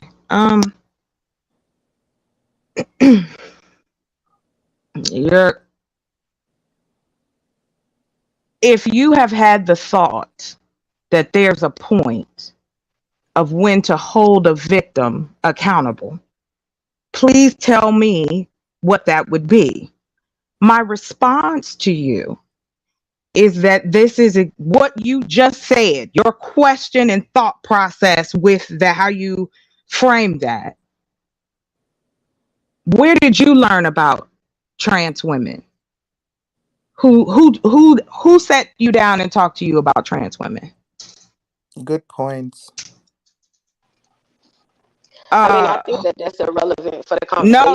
I'm gonna tell you why it's relevant. Holding a victim accountable, the guy is the first victim, because by that guy receiving fellatio from someone that presumed was a woman, I heard your question. Is essentially making him the victim. Okay, so I heard you say it again, and I'll respond back. The arrogance and audacity to think that you have the right to ask of a person who is marginalized in this society, to pretend as though Black men in this society, straight baby making Black men who have been bred down to believe that the only two things that make them a man in this society is their things, money. I'm sorry, they money and they dick. That's all the things they got. It's almost like it don't matter if they book smart. I don't care if you got a PhD. I don't care anything about that. Again, it is the complete blatant disrespect of the whole concept of it. For you to ask, when would we hold as a community that's broken? So I'm still trying to figure out who exactly is going to hold them accountable when you have all male judges, white, heterosexual, maybe down low, maybe is likes children, maybe is into a whole lot of things that we don't know, that sits behind the robes, that we decide to take on their talking points when they make decisions in this country about us. If they don't care about their own, they don't take any accountability when they abuse their own. So how can we, as a Black community, sit in judgment at this level and go, when are we going to hold them accountable? I'm going to answer that for you. When that thought process of putting people, whether you want to admit it or not, that's your bias, unconscious bias. Because I know it wasn't no woman that told you about no trans woman. You had to hear it usually off the lips of men, whether they're young adult men or whether they're old ass men. There have been heterosexual men gay for pay. Does a person that is found out to be sleeping with men to make money for their family deserve to die? Well, somebody thought so, and they took that person's life. Okay. When do we hold them accountable? When do we go back and say all of the men who are in the DL community or is afraid to come out of the dark ages, and not just because of the different colors of our skin, but the fact that we have allowed our community to think so small that we are better than the same oppressors that we have when we oppress another group within our own group. So when should a victim, because I don't care, he knew what he was doing. There was probably two things on the books, because if they'd have had manslaughter or anything else, he probably wouldn't have been an acquittal, but they probably only opted for two. For us to stand here and sit here, and I've heard speculation, I've heard hypotheticals, when you don't need that. You can look this shit up. So when Black men, straight, heterosexual, Black men stand up and take accountability for their proclivities, the lies that are told to heterosexual Black women are, you stand by your man, you get married, you are only as good as your womb and the man that's on your arm. If you ain't got no man, you ain't shit. If you got kids and you ain't been married, you ain't shit either. There have been these different things that have gone on in our community and within the eras, and they haven't changed. That's why you can ask that question. Because that unconscious bias of that these people need to take accountability, that's the same shit that we're told as people of color. Think about what you are saying to a group of people who can be our brothers, our cousins, our friends, the people we work with, so on and so forth. But then I'm supposed to turn around and treat them like they're nothing because they're trying to navigate through this world the same way I am. Nobody's got a blueprint on this shit. It's as we go along. It's made up. And then we hide behind shit like the Constitution. That was made up for white people. It wasn't made up for us. Mm-hmm. You're still 3/5 of a person right now. So to ask another minority within a minority, because Black people in this country are a minority. We are not overpopulating. 56% of Black folks live in the South. You can look that up. For change to happen, you're not gonna get everybody on the train, and I don't try to do that. You either will or you won't. You're an ally or you're not. You're either gonna educate yourself or you're not. Okay, so does anybody want to I don't rebuttal? think nothing that you just said answered my question, because my question was, at what point are we going to start There is no point. people that purposely deceive themselves and deceive others accountable? Okay. So if you want to hold this 18-year-old responsible, you have to hold the person that lied also responsible. Really? Can I Absolutely. Okay, y'all. What law? Wait. Because had he not intentionally so deceived what about him the 10? to get them to his house, then the situation probably would have never arisen. Oh, just like if a woman goes back to someone's house and she is intoxicated and she know what she's doing and he take advantage, then they're both to blame. Correct? I want to jump in because as a female, men are killing us even for just telling them we are pregnant, and we find out they have other lives. And so many women. It's scary. Okay, as a woman, and then you want to add these different components into it, and then we have these women who want to come forward and coddle these men. No, you're going against your own interest. When you said, did she answer your question? She answered your question, but you weren't listening. She answered your question when she talked about being a marginalized group within a marginalized group. Did any of that connect? Can I rebuttal? Because it's gonna go on and on and on and on. Yes. Okay. No, it's not, baby. It is.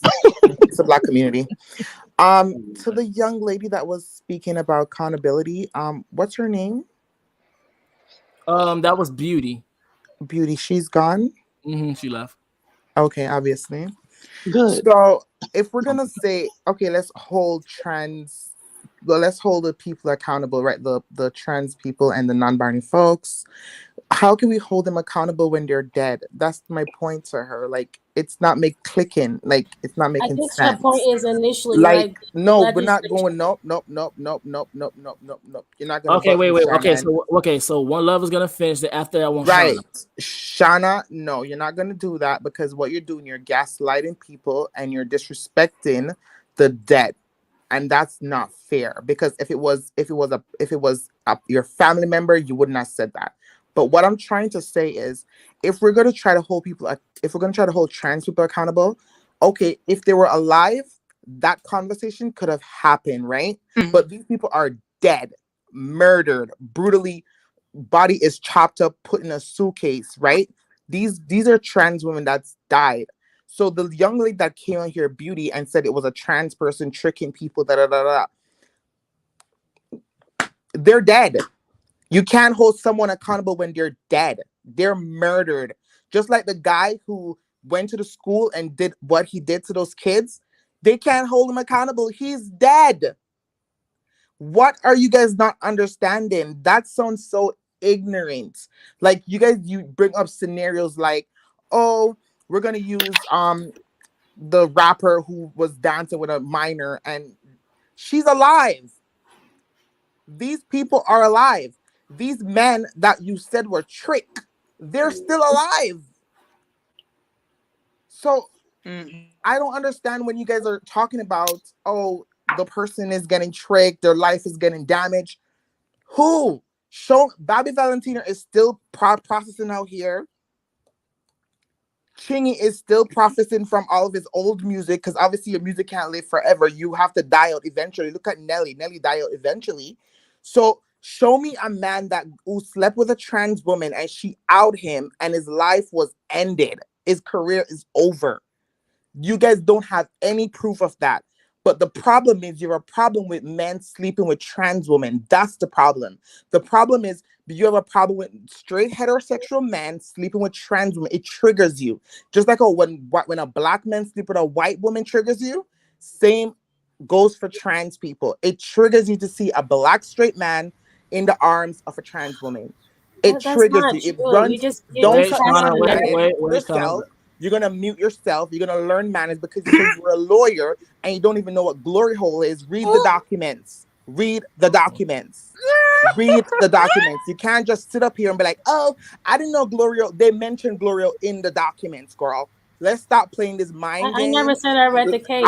Girl, you said you're a lawyer. Do your homework. Yeah, but I never said I read the case. Girl, the people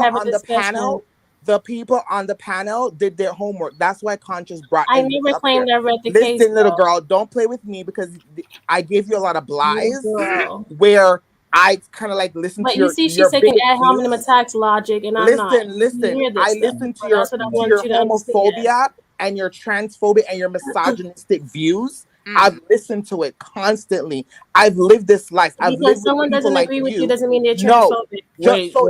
Let's keep the same energy. Let's keep the same energy for racist people. Let's keep the same energy. If a racist person has their own victim of racism. I thought so. Wait. Okay. So, Shauna, I want you to rebuttal. It's like hard to rebuttal when she just keeps going on and on, like repeating herself constantly. But like, it's just this whole narrative that Black women are angry with white women and all this. I don't know what you guys are talking about. I'm a married woman. I could care less about. You care. You care. Can I finish talking? Wait. One at a time, y'all. I'm a married woman. I can care less about who's doing what. Okay. I came over here because my husband actually has a YouTube channel. He's been on this panel before. He had an okay time. I was in the chat. Everything was fine. I come over here today and you guys are acting crazy because I don't agree with you. I don't have to agree with what you say. I can have my own opinion. Okay. Secondly, if you guys can deny it and act like it's not occurring. But if you don't want to face the facts, that's on you. But the fact is, this boy got off because of a number of factors. And one of the factors is the fact that he was lied to initially. Okay. This is what was looked at by the jury. He was lied to initially. But you didn't read it. How do you know? Wait, I'm really shocked. Like, how do you know if you didn't read it? Right. Because I was able to read the articles of people that were actually analyzing what occurred. That's what I did. I read an article. Okay. Do you not understand that? Liberals don't lie. I thought liberals don't lie. Wait. What are you talking about? Like, you're a conservative channel. What are you talking about? What's the husband? Who's the husband? Chaotic Truth Live. Do you know him? Chaotic Truth Live. Do you know his channel? Yeah, that's a transphobe. Okay, y'all. Let's stay on topic. Okay, so the thing that this is the reason why he got off is because of what Conscious is showing right now. Exactly. But what I am saying is that, okay, guys, come on. I am a lawyer, right? I'm not faking. Really? I'm a tax attorney though, but I am a tax attorney. What I would tell you is that when you go into court, the jury takes into a lot of things to account. The prosecution, the defense attorney, they just talk, right? But even lawyers skim and scan. What I'm telling you is that based on the analysis that was done, from what I read, they took all these things to account. I could be wrong. I'm just telling you what I read. You are wrong. Okay, I'm just telling you what I read. But what I will tell you is, based on what I read, okay, which was nothing that you said. You didn't read it. Wait, hold on, y'all. Okay, so Sean, what? Okay, wait. Okay, so Sean, I have a question. So what exactly? Okay, so I want you to list out to your memory, whatever, all the things that you read. Okay, what I read was that he was lied to and told that it was a 21-year-old woman, right? Okay. That he thought it was a 21-year-old woman. It wasn't. Then he went to the house. He used a flashlight and saw that it was a man. He said to him, "Why did you lie to me?"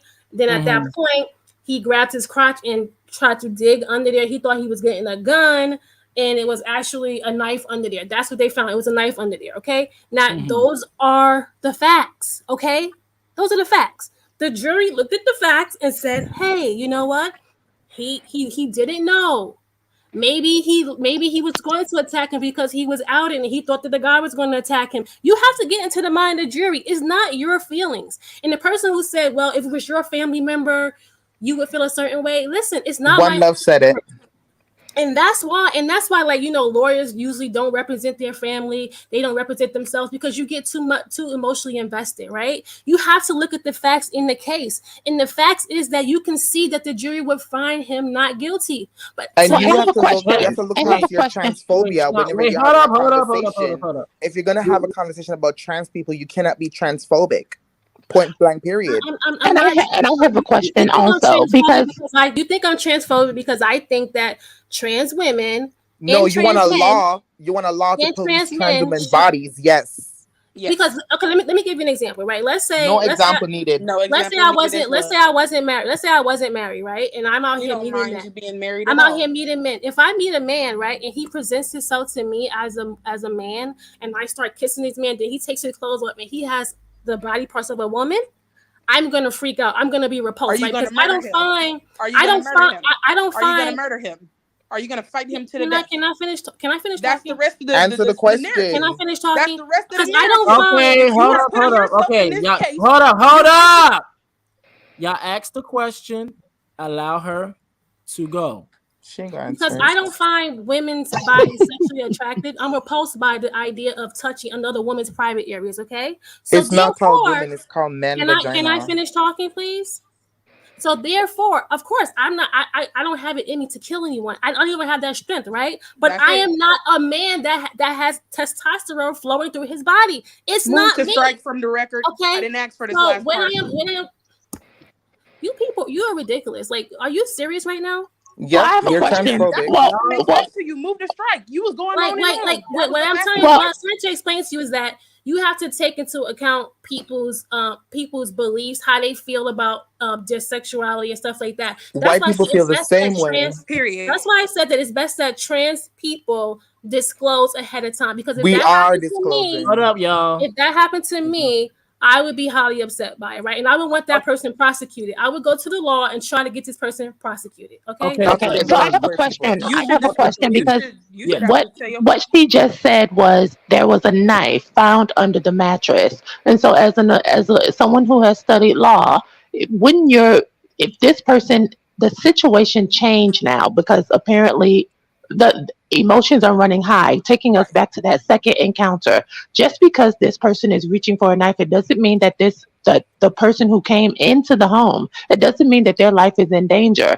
This person is in their home and they feel like they're facing an immediate threat. So if they're reaching for a knife, it doesn't mean that they're going to kill you. For all we know, he could have said, "Get out right now." I mean, we don't know what's going to happen. So saying that there was a knife found under the mattress, I mean, listen, I keep a knife and a gun also. If someone were to violate me, or I think there's a potential for harm, I am going to reach for it. But if you feel that your life is in danger, then you leave because you are not in your home. Your invitation is being revoked. But that's how he was able to claim self-defense, because he claimed that he thought his life was in danger when he reached under the mattress, right? Not So that's why being he was able to claim 240 pounds and however tall y'all say he was. How was he? Please, a knife? Come on. You guys got to get into the mind of the jury. You guys got to get into the mind of the jury. That's what I'm trying to tell Well, you. no, this is why Black people need to show up for jury duty.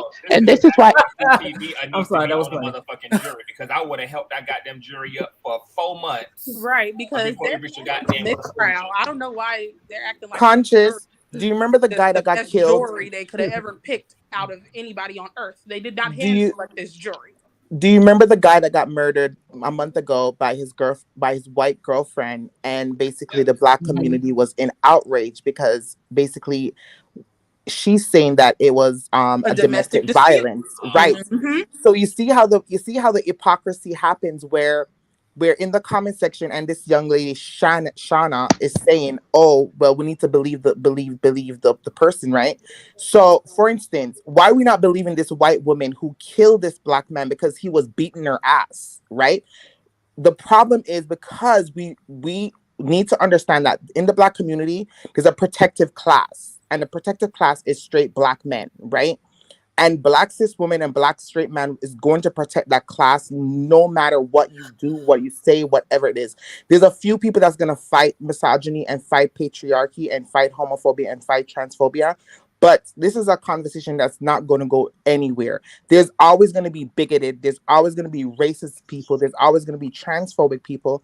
And there's always going to be homophobic people. And the problem is we need to learn how to exist in space with these bigots. Shannon is a bigot.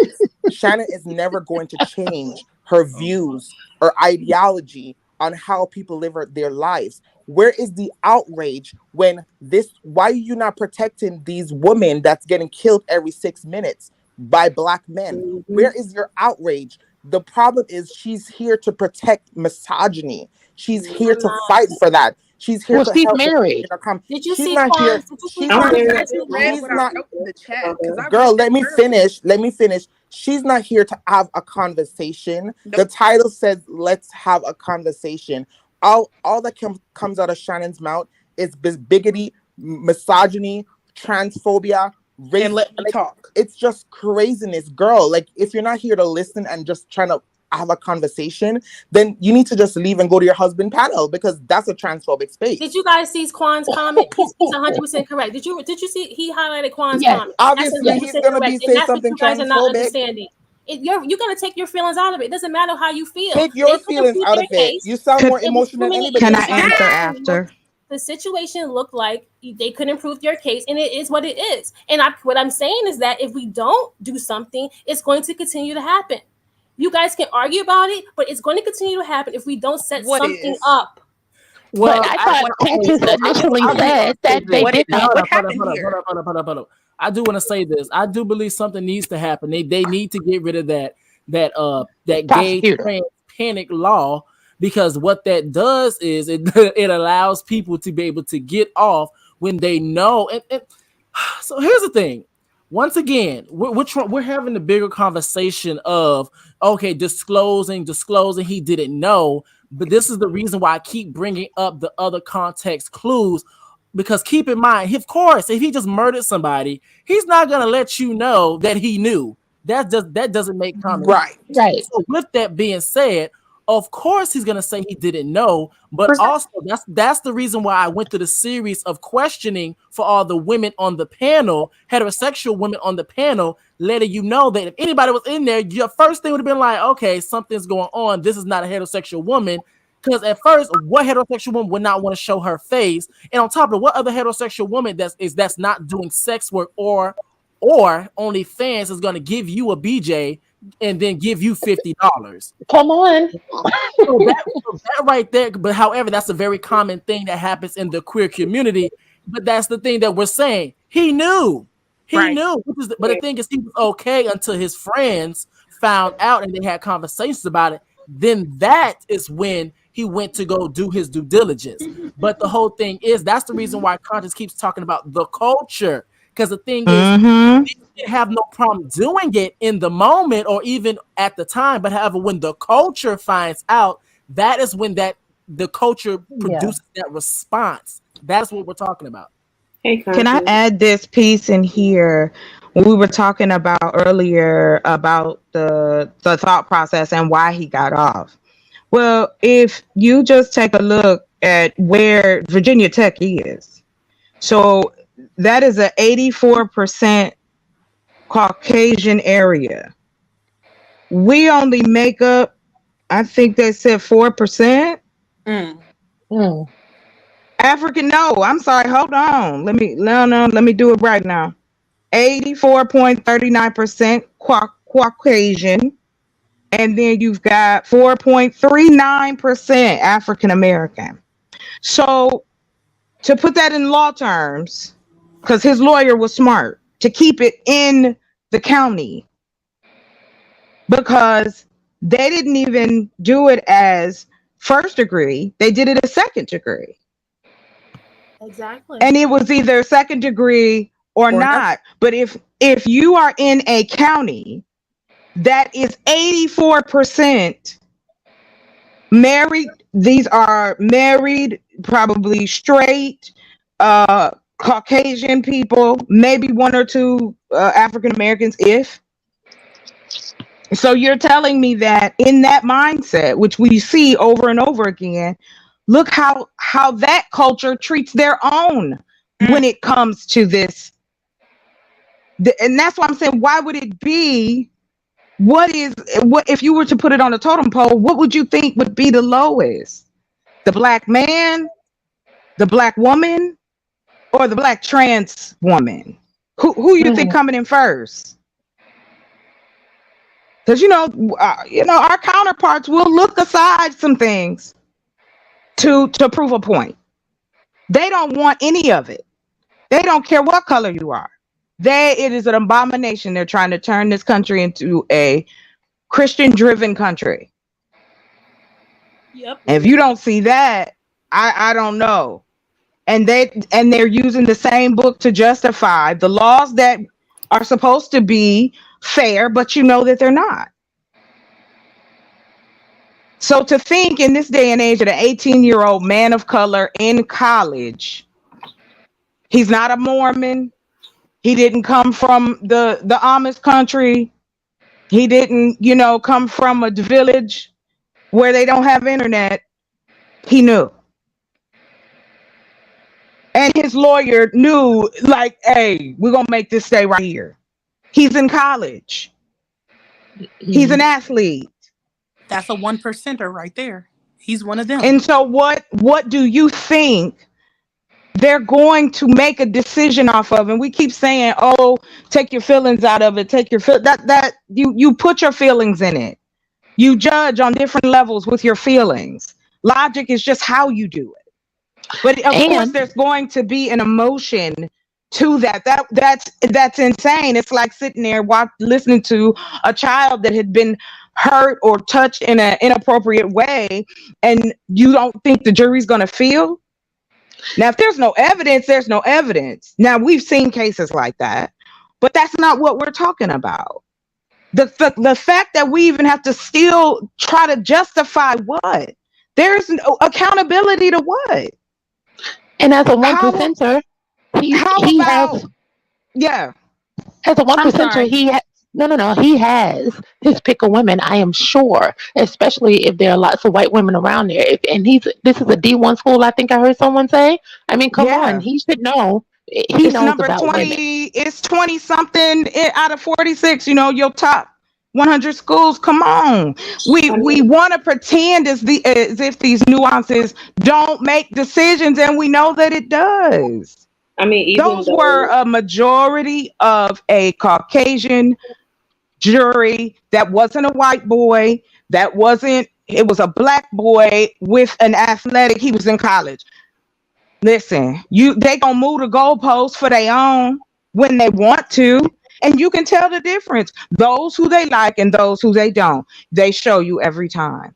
So the fact that the conversation is that, one, we don't have enough laws where this is concerned, hands down. Two, we're not running the legislation. That's another thing, but we don't teach our children about that, and adults act like they don't want to know. I mean, because that's the only way any of these things change. That's just it. We have to ally. We can't sit up and go, oh, well, because of this and because of that. We've been getting that already. Our men do that to us. And so we're doing the same to another marginalized group. I don't understand that thought process. And I'm out. I just, The only time they will understand is when he shows up with a white woman, and then the black woman would not be defending this guy on this panel. Let's be clear. That's not always true. I mean, even though the white population is I guess outnumbered at the school that he attended, the fact of the matter is that, and I always agree with One Love on this, is that he knew. And there's no excuse for saying a list of, well, maybe this and maybe that. He, in general, had to have been down low. And down low black men are the worst and the top enemies to black women. Personally, I've been through that situation before. And probably in a couple lives before, I discussed about a relationship where I had my hand and my foot broken. This man was an alcoholic, and he always had smoke for me, but never for other men. And then years after leaving, you find out that the friends that he did have around, they too were down low. But they would never get into altercations. He always in altercations with their females, the girls that they brought around. Those men are dangerous. They are dangerous. They beat on black women. They get into these relationships to hide the fact that they want to maybe be with another man or trans women, which is perfectly fine. Just be honest. And if I feel as if there may be something going on and I want to confront you about it without being confrontational, just honest that I am bisexual or whatever the case may be, don't try to hurt me because I asked. Don't try to hurt me because I asked. And then you put people's health and lives in jeopardy. And they go around bullying people. And just like him, after the encounter happened, he decided to go back instead of, if it really didn't matter to you, or whatever the case may be, you would have brushed it off and not seen the man ever again, or her. Whatever the person identified as, you would have blocked their number. You just moved on with your married life. But the fact that you had to go back and prove a point and kill them in a horrific way, he clearly had a problem. And the fact that you're defending him as an attorney, that shows a problem in our community. I'm not because actually I've been hurt by a down low man before. Yeah, but see, when you say a down low man, then you're opening up a can of worms here, because see, what's down low? Is he straight by? That's what I'm saying. Like, you guys are confusing. Down low is anybody who's willing to do 2 transactions with someone who might be a man. Come on. Anybody that's lying about where they going sexually.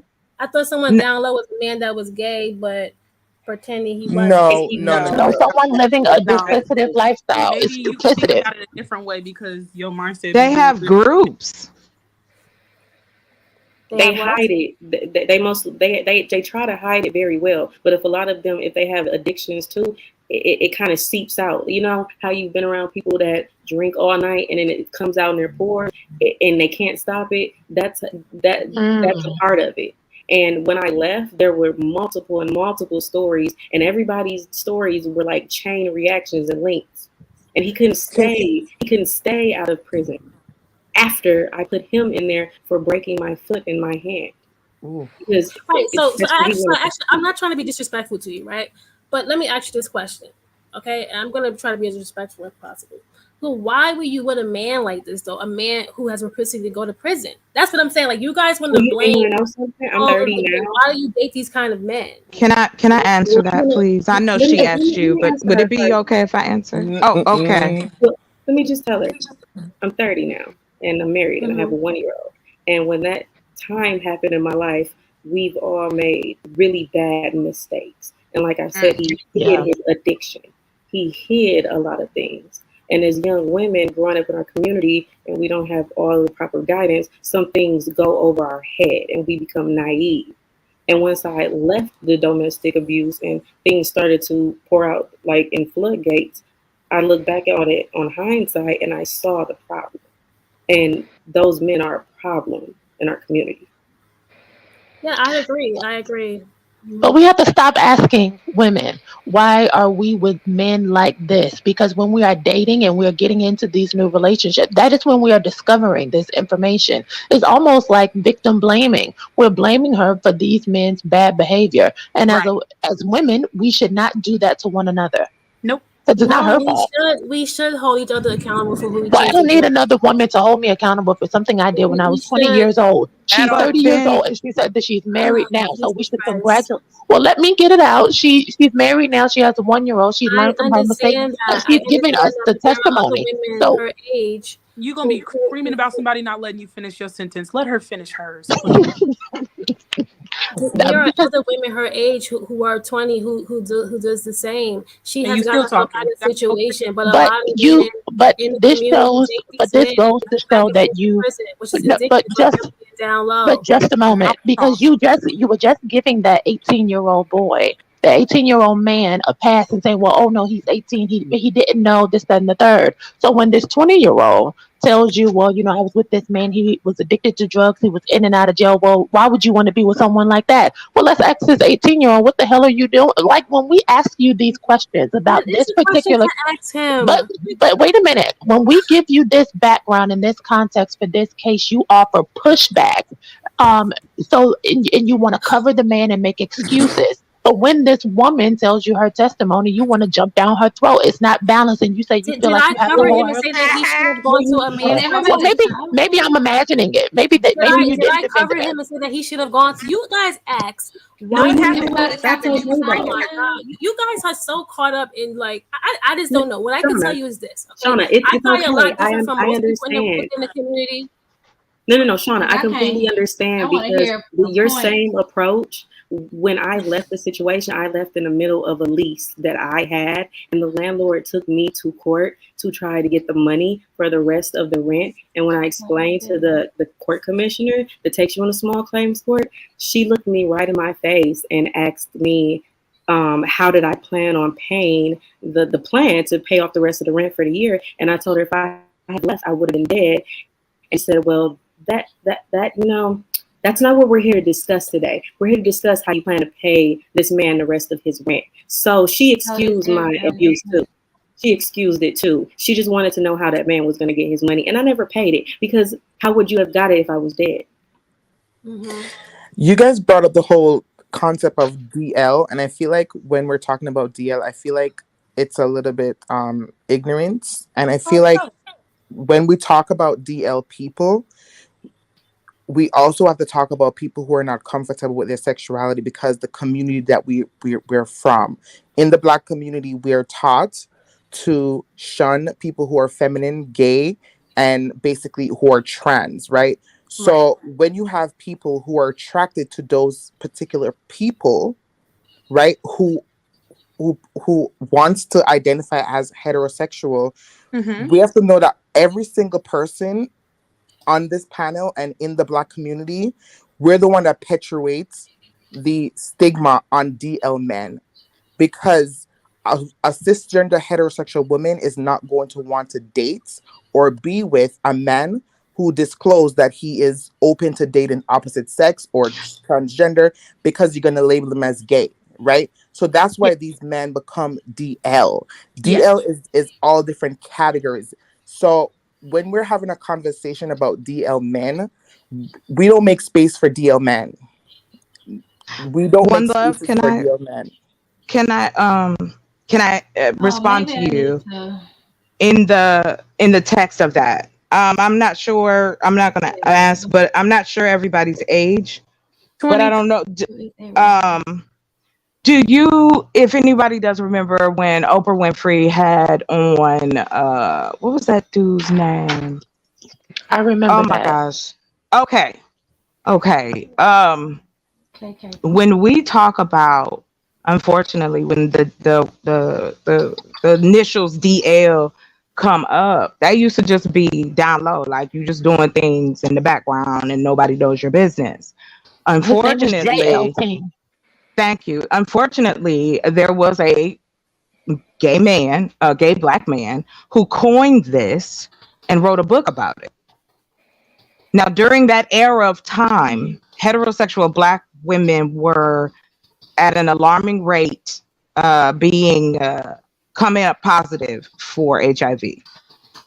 Now, instead of the Black community discussing the fact that our straight, heterosexual, alpha men were going and they had clubs. There were clubs based on economics. This was not Pookie and Ray Ray and them. These were middle class to upper middle class Black men getting together and having these parties. And I'm not making any excuses for, a lot of the heterosexual women. I'm talking about the nuance of what was happening in that day when DL first started floating around in the Black community conversation. It was, and a lot of men were being found out, or they had to confess because they were going to these parties and engaging in intercourse without protection. Because if you brought protection, that insinuated that you were coming there to have relations. Even though you were coming there to have relations, the delusion that was put into place was, hey, if you don't bring anything, it doesn't seem like. And they kept this a secret for years. There are plenty, if you know, as a person that loves history, if you just Google it in that regard. And so you have a lot of women that have probably taught a lot of the younger women that when you say DL, that's what we talk about as heterosexual women. As heterosexual Black women, when you say the term DL, that's where we go with what we were taught. And the term was coined in the 90s, even though it had been around for years. But like how Kevin Samuels, High Value Man, being on the down low ended up being a coin term, which then put heterosexual Black men in a light they didn't want to be in. And that was one, they were taking HIV back to their wives. This was the era when you had a lot of Black, couples, and, we're trying to get back into loving each other a little bit. We had Boomerang and Black Love Move Place, but it was bullshit. Let's be real. It was a Band-Aid over a... I want to add to that. Because HIV was detected in the gay community don't mean that that's where it came from. That's just right. Exactly. And so this is where I was going with that context, is the fact that within our community during that era of time, one, you didn't have a lot of Black people discussing what was happening, that there was a shift and change. And here was something else that was being left by the wayside. Straight men, country and across the world, but mainly any place that's been colonized in some kind of way, has been taught that, anything different from being a breeder woman, to have kids, get married, which by all accounts, these constructs were made later. These are new constructs. This was not how it was originally. But to come to this place now, we're still having this conversation, because I remember having these conversations in my mid-teens, late teens, in college, where we wanted to justify heterosexual Black men's behavior. We're not talking about just cheaters. We're not talking about just abusers. Right. We are talking about people taking other people's lives based on things that heterosexual men find issue with, even though they are the biggest fraudsters within our community. And then who's behind them? The women they marry, their mothers, their aunts, their sisters, their cousins. And then we, as the women that they may marry or come across or have a baby with or whatever, we as heterosexual Black women want to stand up and point the finger. It's just like Salem witches. It's just like single women in Baptist churches. It's just like anything that Black men can attach to and point the finger at us. Well, if you was doing, you know what I'm saying? And so now here we are. And I don't agree with what you're saying, but I know that you're getting that information and you genuinely believe that this is the case, and you're not the only person with this same sad argument. Who, me? Choose better. No, not you. Choose better. The women that say choose better. The women that say, well, you should have known. The women that say, well, everybody know. This has been going on, and that's what I'm saying. There is enough noise being made. Stop with I'm not giving straight black men no more nuances. We done given them all kinds. Okay, the white man got them. They can't get a job. They going to jail. Well, why are you doing criminal things? Why are you doing criminal? Because you want 9 to 5. They listen to the women that they want, which are higher of class, and they then make the inference to go on ahead and identify as high class without being a high class. We call that bougetto. Yes. That's some bougetto stuff. That's the same thing, keeping up with the Joneses. It hasn't changed. What it is that you don't want to go the long way. The same ingenuity you got to put together a gang of folks and go rob houses and go to neighborhoods and all that stuff. You could have a small business. But when are we going to hold accountable the supposed leaders of the Black community, and it's not straight Black women. Because we're still following behind that. So I just wanted I to. apologize. There was a narrative that was. I got kicked off earlier, but I just got back. There was a narrative that I wanted to clarify when you say the DL man is basically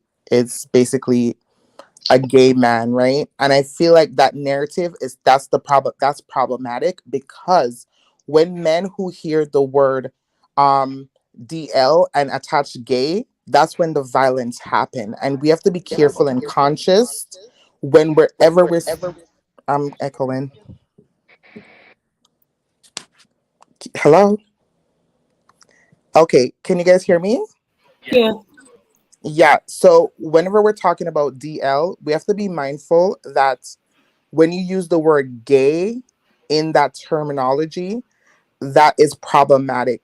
And I'm saying this to the cis allies who's on the panel who are trying to have a conversation with other cis people. When we make space for men who are discreet, I would rather the word use discreet than DL, because DL is attached to a lot of negativity, and that's where the violence happen with femme bodies.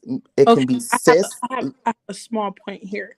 No, don't cut me off yet. Wait, because I'm at the finish line. You can have the panel after. I'm kind of over at this point. But what I'm trying to say is we need to change the narrative about DL men, right? Because when you use the word DL men, that attached to a lot of trauma and stigma, right? So we have to understand the reason why these men are on the DL and why they choose to live that way. One, cis women will not accept them. Their community would not accept them. Their job and their career would not accept them. So they have to live that life. Am I making excuses for them? No, because these people are violent. The reason why they're violent, because we put so much stigma on DL men.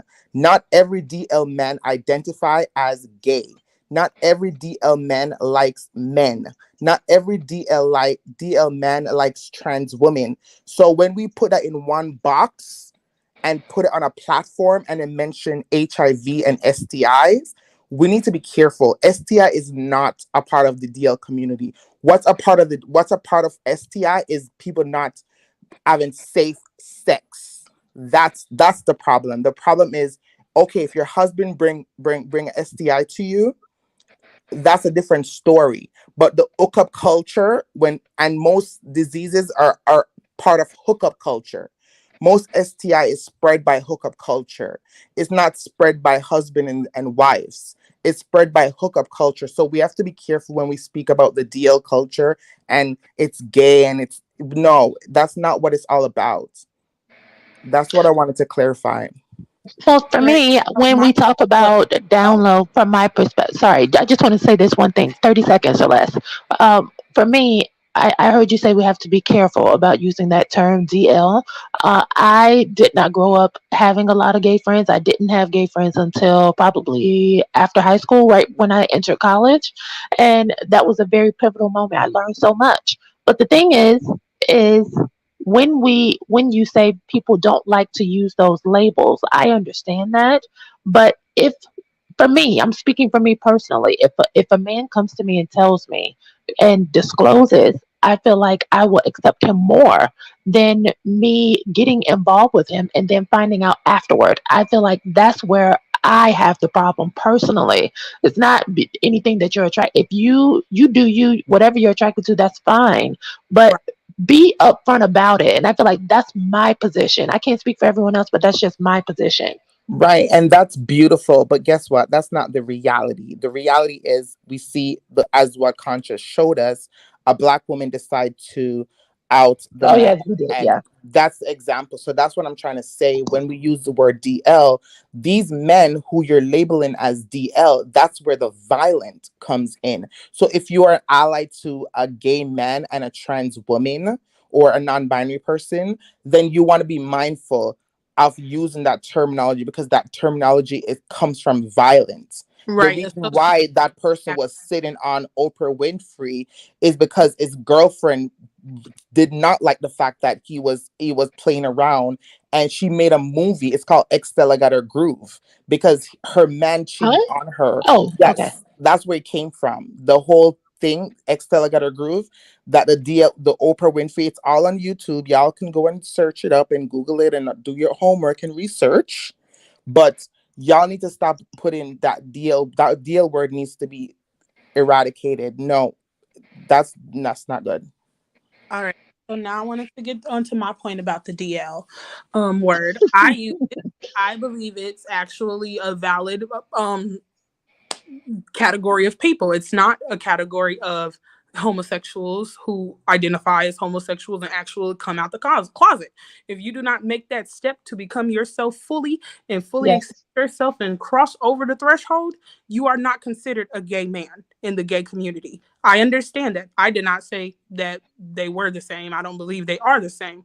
But women who like straight men do not want to interact with DL men, and they have. That's a lie. That's a lie. There's a lot of cis women that's open. I'm a woman, so there's lots of I let you speak for the trans and let you have your time. You know, but you're generalizing. Not all cis women, but well, don't let her get it out. Go ahead. Okay. So yeah, I use that word because I don't want to deal with any man who's not accepting himself fully. Men can be down low and men can also be low down. There are two different ways to describe the same type of man: low down and down low. That's what they're doing. They're creeping around. They're hiding who they are. They're doing stuff in the dark that they know they would not want to come to the light because they are not proud of themselves yet. Once you meet an actual gay person who is out and proud and knows how to navigate in both worlds, then you will have a whole different experience of men. And most Black women, especially from where I'm from, because I'm not from the South, I'm from California. So there's gay people everywhere around here. And we accept everyone around here. They come out in elementary school in California. So we don't have that issue where we're walking around wondering who is and who is not. So my experience has definitely been different. But to say that DL people are not a group of individuals who are trying to seek out both and are preying on both communities, that's still predatorial. Nobody who is serious about being in their gayhood will mess with a man who's still not sure of himself, who will not introduce you to their parents, who will not move and take those steps with you. They will not entertain that because they are so within themselves and are on that level that they won't let anyone take them down. DL men are just confused men who are trying to confuse you. And us as women, we are already being bamboozled, confused by regular, just not regular. I mean, just generic straight men. They don't have anything, and they're lying. They're saying we want it. We don't have any belongings, nothing to our name. But you girls are all gold diggers. You all want somebody with something, and it's like you guys were supposed to be protecting us. You were supposed to have something, but they don't believe that. They have their beliefs, and we have ours as women. We do not all think the same, and the down low men believe that all women should still mess with them because they sometimes like to dabble in the men department. We should be able to make that decision as well as they feel like they should be able to make that decision in secret. Yeah. Well, we find out it becomes an issue. I'm gonna have to issue. I'm gonna have to. I'm gonna have homophobia right there. I'm gonna have to provide some pushback. Reason being is that yes, I completely understand your frustrations with DL people, but however, what I'm not gonna do, I'm not gonna have y'all completely 100% demonize them because we cannot demonize something that we created. At the end of the day, we cannot. You can't get mad at it. You honestly, you can be frustrated. You can do all those things, but you can't demonize something that we create. Like literally. We create DL people. So now that we're upset because we're coming across DL people, like these are the Frankensteins that we have created. All DL people are created. None of them are just hiding all the way. So the problem is they're not going to agree because they're cis women and they're programmed to believe that way. Hey. Hey, that's a generalization. One love. I don't agree with They've that. been generalizing, calling us straight Would women. you date a man that for a long time. openly date trans women? It depends on the woman. Would you? Are you asking me, One Love? I'm asking any female on the panel. All right, Okay, I'm happy to answer. I'll answer. I would not, but why does that Okay. Hold Why on, is I'm answering. Excuse I me. would date a bisexual man. I don't mind. But why he has to be I've bisexual? dated Why a can't he pansexual. identify as a straight I man? don't care as long as it ain't children and animals. Dude, I don't care because, and I'm gonna tell you why. You don't know who he slept with in the first place unless he tell you. You know what I'm saying? Everybody doesn't want to date me, so why does anyone care? Your sexuality is And not that's why written the on men your are body. GL. Do you see what I'm saying? Like your sexuality. Let me ask you this. I'll ask the ladies on the panel this question. How many of you or in your background grew up in some form of religious background? Oh my God, I did. girl. Yeah. I'll answer why it's relevant. If you want me to answer, I'll answer. I did. Y'all only bring up religion when it comes to LGBT. Why? No. Wait. Let me answer. Hold on. Listen, One Love, I get your frustration I'm trying to get an understanding. One Love. I mean, come on, let's try to be friends. But let's bring God in it because we're talking about the LGBT. Come on. No, that's not what. Okay, Hey, so anyway, the reason I say that is because for us that grew up in it in some kind of way and either are still in it in some form or backed away because things weren't adding up. Math wasn't mathing.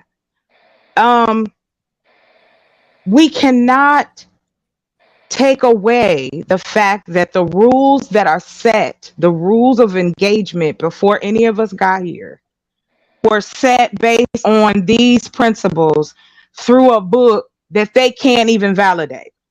Mm-hmm. And so you have, I give example at least two, well three. That as a you have had the priest. How much money they still giving money out, but they still going to church. They still paying tithes, and you got men who have done atrocious things to children. Mm-hmm. Same country I live in. You've got the evangelicals. These are some of there's some interesting folks. And I'm talking about the evangelicals who the press and our government dance to because that's a lot of money, the non-taxable money that goes through that to make these money going to the DL men. I don't know where this is going. Well, if you let me finish. Well, I mean, I understand that, but that's the problem. There you go. This is the problem that I have. You guys always wait a minute. That is not. No, I'm not trying to I'm not trying to. Let's get to the end. Let her finish the point though, so we can understand. No, it's okay. I don't want to. So what's the problem? I didn't think I interrupted you. I thought you had stopped talking. There was a pause. I was asking a valid question, but you decided to change the conversation and bring religion. Why is it that whenever we talk about LGBT topic, it's all about Black people being religious? The same religion that slaved you for 400 years. But that's not what I'm saying. One Love. That's not what I'm even saying. I'm not talking. But I was the one answering you. I'm talking in general. The fact that every time we talk about LGBT problems, it's always religious. Who is religious? This religion that slaved your ass for 400 years. Make it make sense. But that's what I am making it make sense. If this religion hadn't been put into place where they lie to you and say to you that church and state are separate, this is why it took so long for gay rights, trans rights, the fact to give you the opportunity to receive where you can go and do the parades and so those are governmental permits that any group has to get. And these things all tie in together, even if you think that they don't. They do, because the same men that demonize and discuss things in this manner, and the same women that are behind that or standing right next to, because they're thumping the only evidence they have that who you are as a person is wrong is a book. That's But it. you're not answering the question. I simply asked a question to the female panels. Hey, who would date a transgender? Who would date a man who dates transgender women? Right? I did answer. I answered All I you, need, and all then I we need, were all I need, talking. all I need was a yes or no, so then I can go Oh, on with the okay. conversation. Hey, I yield my time. I would date a man who dated a trans woman. If he was disclosing it up front, and then you asked me another question, would I do it if it was in secret? No, I never asked you that. That's not. I asked basically the cis woman on the panel. Would you guys date a man who is a trans attractive, right? Up front, tell you up front, and a few says no and a few says yes. And the reason why I was going back to that is because this is why DL culture exists. They exist because they don't identify as gay, and they will never identify as gay. No matter how much you call them gay, they will never identify as gay. So what I'm trying to say to you is that there's two different types of DL men. There's DL men who likes men. There's DL men who likes non-binary and trans folks. So Conscious gave as a prime example of his friend, his homeboy, who identifies heterosexual but likes feminine bodies. Y'all skip over that. Where his cisgender girlfriend, heterosexual cisgender girlfriend, was totally fine with it because she makes space for him to exist. She makes space for him to actually tell her his sexuality, and his girlfriend is cool and open. So what I'm saying to you, if cisgender women were more open to DL men, they wouldn't be so violent. They're violent because they're brainwashed to believe. They use the emotion as violence, and they violent towards cis women and trans women and LGBT folks. So what I'm trying to say is that DL culture it affects everybody, but we have to also make space for them to express themselves and not shun them. They can express themselves without getting into marriages and deep relationships with us. I thought that was the point. You can't. But that's ignorant. That's ignorant because what you're saying. No, it's not ignorance. It's my preference. Let me finish. You can't say that because at the end of the day, we're still not making space in society for DL men. Yes, so we can't say there is no space. Where can a straight man go and say, I'm a straight heterosexual man who likes trans women? You're gonna call him gay, right? But we live in a Grindr is a gay app. Exactly. But we live in a society now to where people can be. It's other men who are doing this. That's what I was talking about. And women, I agree. Everybody's doing it. Hello, it's the captain. I definitely want to jump in here. We have been doing okay with keeping it real, but we getting off. We're starting to get unreal. Let's get back real. Patriarchy. Yes. Black women reinforce it as well. Not all Black women, but we're talking generally because we've been following the head, remember? So you can't follow men without acting like men. So patriarchy infected everyone else because everybody else was following patriarchy. Now, I had a panel, ironically enough. I forgot which one. At this point, they all are blurred. But I asked the women on the panel if they would date a bisexual man, and child women damn near ran into the afterlife from that damn question. So many, there were women like, no, Not so. To One Love's point, I mean, obviously, like to One Love's point, no, who polices men's masculinity more than other men? Women do. And women will be quick to effeminize a man because he's emotional, because he wears his feelings on his chest, because he's pretty, because he's a metrosexual, because all these things will women find justifications to side eye, etc. Even and when One Love is talking about space, I mean, I'm talking about like space. Like, I mean, like, to the point that, because I think I also asked on a panel before, like, okay, like, since sexual acts don't have a sexual orientation, if your man wanted you to peg him, would you? I was like, I don't want no man who wanna be pegged and who wanna be in this. And this is like, but see, it's like there's all this. We're really not making space. Like when we talk about making space, we're talking about making room for a person's total humanity. But that also requires a level of unpacking that most people are just not willing to do. Most people are not willing to release all the shit in their head. They're not willing to release their gender biases. They're not willing to release their sexual biases. They're not willing to release all of this conditioning and just actually recognize that you're with a person and you've been taught to find them weird. You've been taught to make certain judgments about what they like and how they get down and what makes them tick and talk. Mods, it's already happened. But so the question is, like, how deep is the space for the women on the panel who are saying, no, well, men are safe.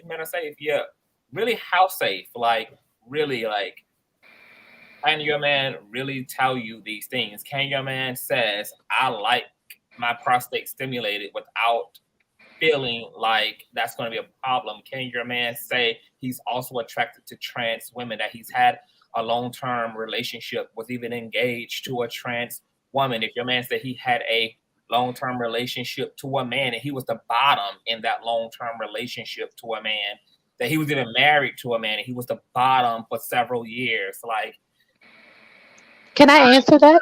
I've spoken to women for years and years and years and spoken to women's community. And to One Love's point, unfortunately, like, the general consensus is most Black women do not want a man who they feel has effeminate attributes, because they also don't feel like men should share any of those attributes, that it makes him something other or less than powerful. And they unfortunately have brought into this idea that femininity is a lesser sex. It's a lesser consciousness. On this today? Huh? I said, may we be asked that question on this panel today? Yes, I want to answer it. I want to answer it as well. Sure. Everybody can swing at it. Yes. Well, this is my I'm getting an echo. Sorry. That's DTV, and it's a no from me. This is my point. I implore men to be honest with me. I love that. Give me the opportunity to make my own decision without, like I said previously, getting in too deep to where I feel bamboozled. Because this is, I mean, I can be open-minded sexually. However, what I know I'm not willing to do, I heard you mention pegging. That's not something, I have to be honest. Me personally, that's a no for me. It's a hard no. But because for me, I just wouldn't feel comfortable with that. I feel like if I have a vagina, and that would take me. That, and I'm not trying to be insulting. Because CTV, I love you, but the thing is, I could not see myself standing up behind a man and drilling him. For me, he can be on his back. Well, what am I gonna do? Oh, or you can lay down and he can get on top. I can't. I'm about to pass out. I'm just no, not you, Conscious, not you. Her response was hilarious. I want to have a recess right here. E, I want you to literally tell me what is the discomfort. Reach into it and tell me what is so uncomfortable. I want you to reach inside of the discomfort and pull it up. Mm-hmm. So when you mentioned that, the picture that came to my mind is a man on all fours and me standing up behind him. And it was just, it made me feel, I would say it just made me feel like I was out of place. That's just my honest. It just out of place. I'm out of my traditional role as a woman. Yes, sir. out of the familiar. I'm out of my sense of normalcy. All things that are self-taught and completely subjective. And that reinforce that gender. And see, this is what I'm talking about. That conditioning is deep down in us. We really have some objective notion about these gender roles and how the dynamic should be between the sexes, and that's really what's at the root of why you are uneasy about swapping out the dominant roles sexually with your man. But now, is my question: is should she be forced to do so? If she's not comfortable with it, not I want to say force, but what I will encourage is because a lot of freedom is not for the brave of heart. Liberation is about assertion, and it is about challenging and transcending. And if we really are talking about freedom and total self-actualization and a true holistic society where people can really show up and be their authentic selves, and human beings can be recognized for their humanness and not have their humanness revolve around these ideas and these philosophies and these religious osities and these social norms. But if we can actually prioritize the authenticity of each human being, then that's what we should all make space for when we decide to be in any type of relationship to any person, whether it's our children, whether it's our family, whether it's our friends, whether it's our neighbors, or whether it's our spouses. Is we have to prioritize the humanity and then revolve everything else around it, not revolve people's humanity around our man-made ideas. The bigger truth is who people actually are and what people really want. And to really love somebody is having the capacity to honor that humanity first and foremost. Like, why would I deny myself? Like, it's the allies for me. But you're teaching me something, Conscious, and I wanna respond with this, because I do agree that does show unconditional love. I do think that will be a display of that, and I want to say, because Tamar put in the chat, a friend told me this is one of the reasons Black men date women of other races. They are more open to doing things like that Black women are not. White women. So do you think that's something that's normal? Do you think that not normal, but do you think that's something that Black men desire a lot? Yes, because why they have been divesting, as you just said, so much of the general consensus for a lot of Black men who date white, specifically who date mayonnaise women, is mayonnaise women have created such a relaxed, allow for Black men to relax in their being, where they don't necessarily feel the pressure to show up in a particular type of masculinity, where they also have a space where they can be feminine while also being while also being recognized as the man. And that's something that a lot of Black men who predominantly date white, which is why it's also been this urban myth around Black men who date white women having a bisexual proclivity, etc. And ironically, white women, the mayonnaise community is more heavy on the pegging thing than the Black community, but that's literally because they don't really have the same toxic masculine construct, because really the only reason why it was resurrected in the Black community was as a defense mechanism to patriarchal capitalistic mayonnaise-ness. It's not a natural masculinity. It's completely manufactured.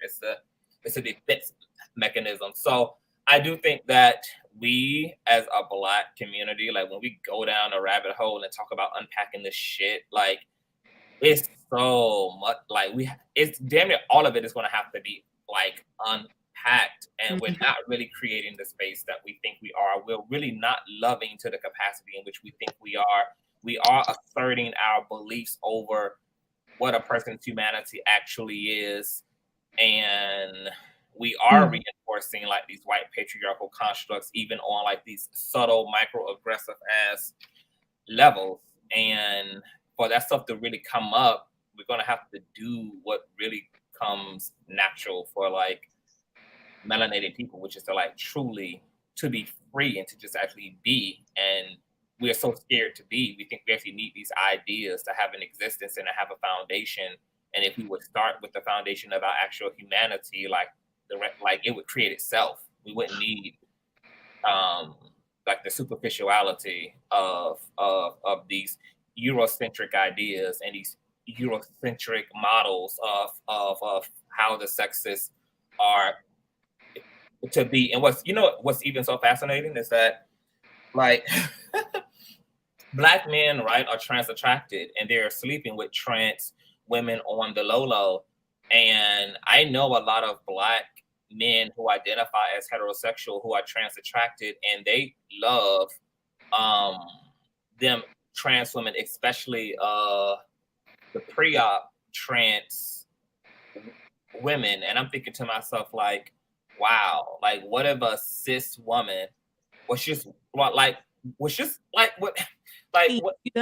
we just strip these, what if we remove sexual orientation from sexual acts, and Black could just be free to pleasure their men how they want to be pleasured, and Black men pleasure their women how their women want to be pleasured, without the stigma of, oh, you're gay, or you're weird, or you whatever because you like this sexually, or you like that sexually. And just even like stopping there and be like, hold up, where does this shit come from? And why am I reducing or belittling someone in my mind because of what their sexual persuasion is? If you like your toes sucked, or you like your pussy ate, or you like whatever it is that it is, baby. whatever it is, like if you like anal sex, if you like your prostate stimulated while we hunching, because that's what a man's G-spot is, and the orgasms are 10 times greater when a man's prostate is being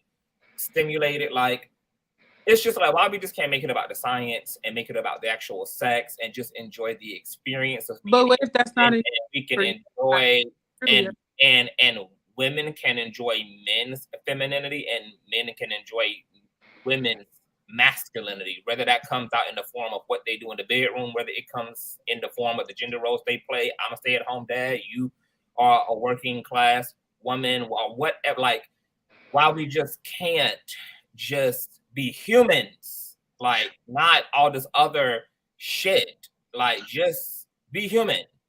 Well, can you do a part 2 to that panel? Because I would love to. Yeah, I must have missed it. I forgot which panel that was. It was one of those fucking panels. Was it the Benzino? I don't know what panel it was. It was like It was Benzino. It was the Benzino one. It was okay. Yeah, it was one of those panels, and I was on there. Yeah, okay, I feel like people don't understand that the women these men are choosing are not the ones who will accept them. They're going to people they know will not. They are not okay with it, and then picking them as their number one goal of woman to receive. And once they don't receive her, they are casting away all other women as options. They're like, oh, this one woman broke my heart, I'm done. And all of you are the same. We don't get the benefit of the doubt. We don't get to be in our space. We don't get to be conservatives and decide we want to have monogamous, serious relationships. We have to be willing to mold into whatever a person, our partner, is telling us that they want after we agreed to be with the person they started off as into the relationship. Mm-hmm. And they shift and become new people, and then want us to be okay with it when we've been the same person the whole time. If you understand that you like femininity and you wanted me feminine when you received me and you chose me, why are you trying to change me if I'm not trying to change you? I think it's because of, once again, I don't believe, well, first of all, if a person, if you the same goddamn nigga I met 40 years ago, then that's a problem all by itself. You should be a whole different motherfucker by the time we 30, 25, 15 years into the relationship. I would hope that there has been some exploration and evolution and elevation and some growth and transformation of consciousness in anybody's life, whether you with somebody or not. It's kind of scary that you're not. And I also don't think And I also think that one of the beautiful things about being in a relationship is this wonderful thing called compromise, which is a temporary ego death in all people that we actually need to be healthy. It's not just about you, it's what it means to be in a relationship. Yes, you have to give up. You have to give a little to get a little. It's not just about satisfying and appeasing yourself. And if you want to be that selfish, then you need to be single and need to just be on your way and just kick it how you kick it. But to be with a person is to choose out of virtue of love to provide a space in yourself for the other person and vice versa. And it's not about men simply compromising for the sake of men. It's about both motherfuckers meeting each other halfway. And I just want to say this part. I have had the luxury of being able to fall in love since I was 16 years old, and I'm 36 now. And there has never ever been one relationship where I have not wanted to. I think that one of the most beautiful parts of being with someone is, I don't know, is like, I kind of forgot what the fuck I was going to say. But what I will say is that I think some of the things that we may be calling love are in fact just lust and aspects of our egos. But I don't think that love is regulated like this. I don't think love is about a bunch of no's and a bunch of I'm not. And that, but my question was about comfortability of what I like. Not me, because what I have learned through my own love experience is love in and of itself is a huge ego death. It's completely ego shattering. And it not only destroys your ego, it destroys your perception of the other person's ego. I understand. And there's nothing that can actually stand. When you share your ego and they share their ego, there's nothing that can stand but being. All there is being. And that's probably the most woke, most progressive relationship two people can have, is one that's not predicated on the ego self, but on just the true self, without a prejudice, without any of that, but just accommodation on both people's ends of total humanity. Now, after the young lady, can I go after her, please? Thank you. Okay, I didn't understand the response. I guess the response was just do everything they asked you to, and you should be willing to, even if you're not. But that's not what I said. Oh, okay. I was trying to get the direct. I was trying to read the comments. I'm talking about in the context. I'm not talking about you supporting somebody, killing somebody in cold blood. I'm not talking about you doing something that will harm you or harm someone else. I'm not talking about somebody following somebody off a cliff. I'm specifically, I guess, keeping in context of the conversation that we're actually having and the subject that we're having. I'm talking about fornication. I'm talking about discriminating against sexual acts and slapping genders on it. Sexual orientation, sexual pleasure. Okay, then that wasn't me. I was trying to figure out if it was okay to not want to do it if that's not who you were when you agreed to be with this person and they decided to drop this on you and you're not comfortable. If they have the right to drop it on you and tell you this, you should have the right to not be comfortable and separate yourself from that situation.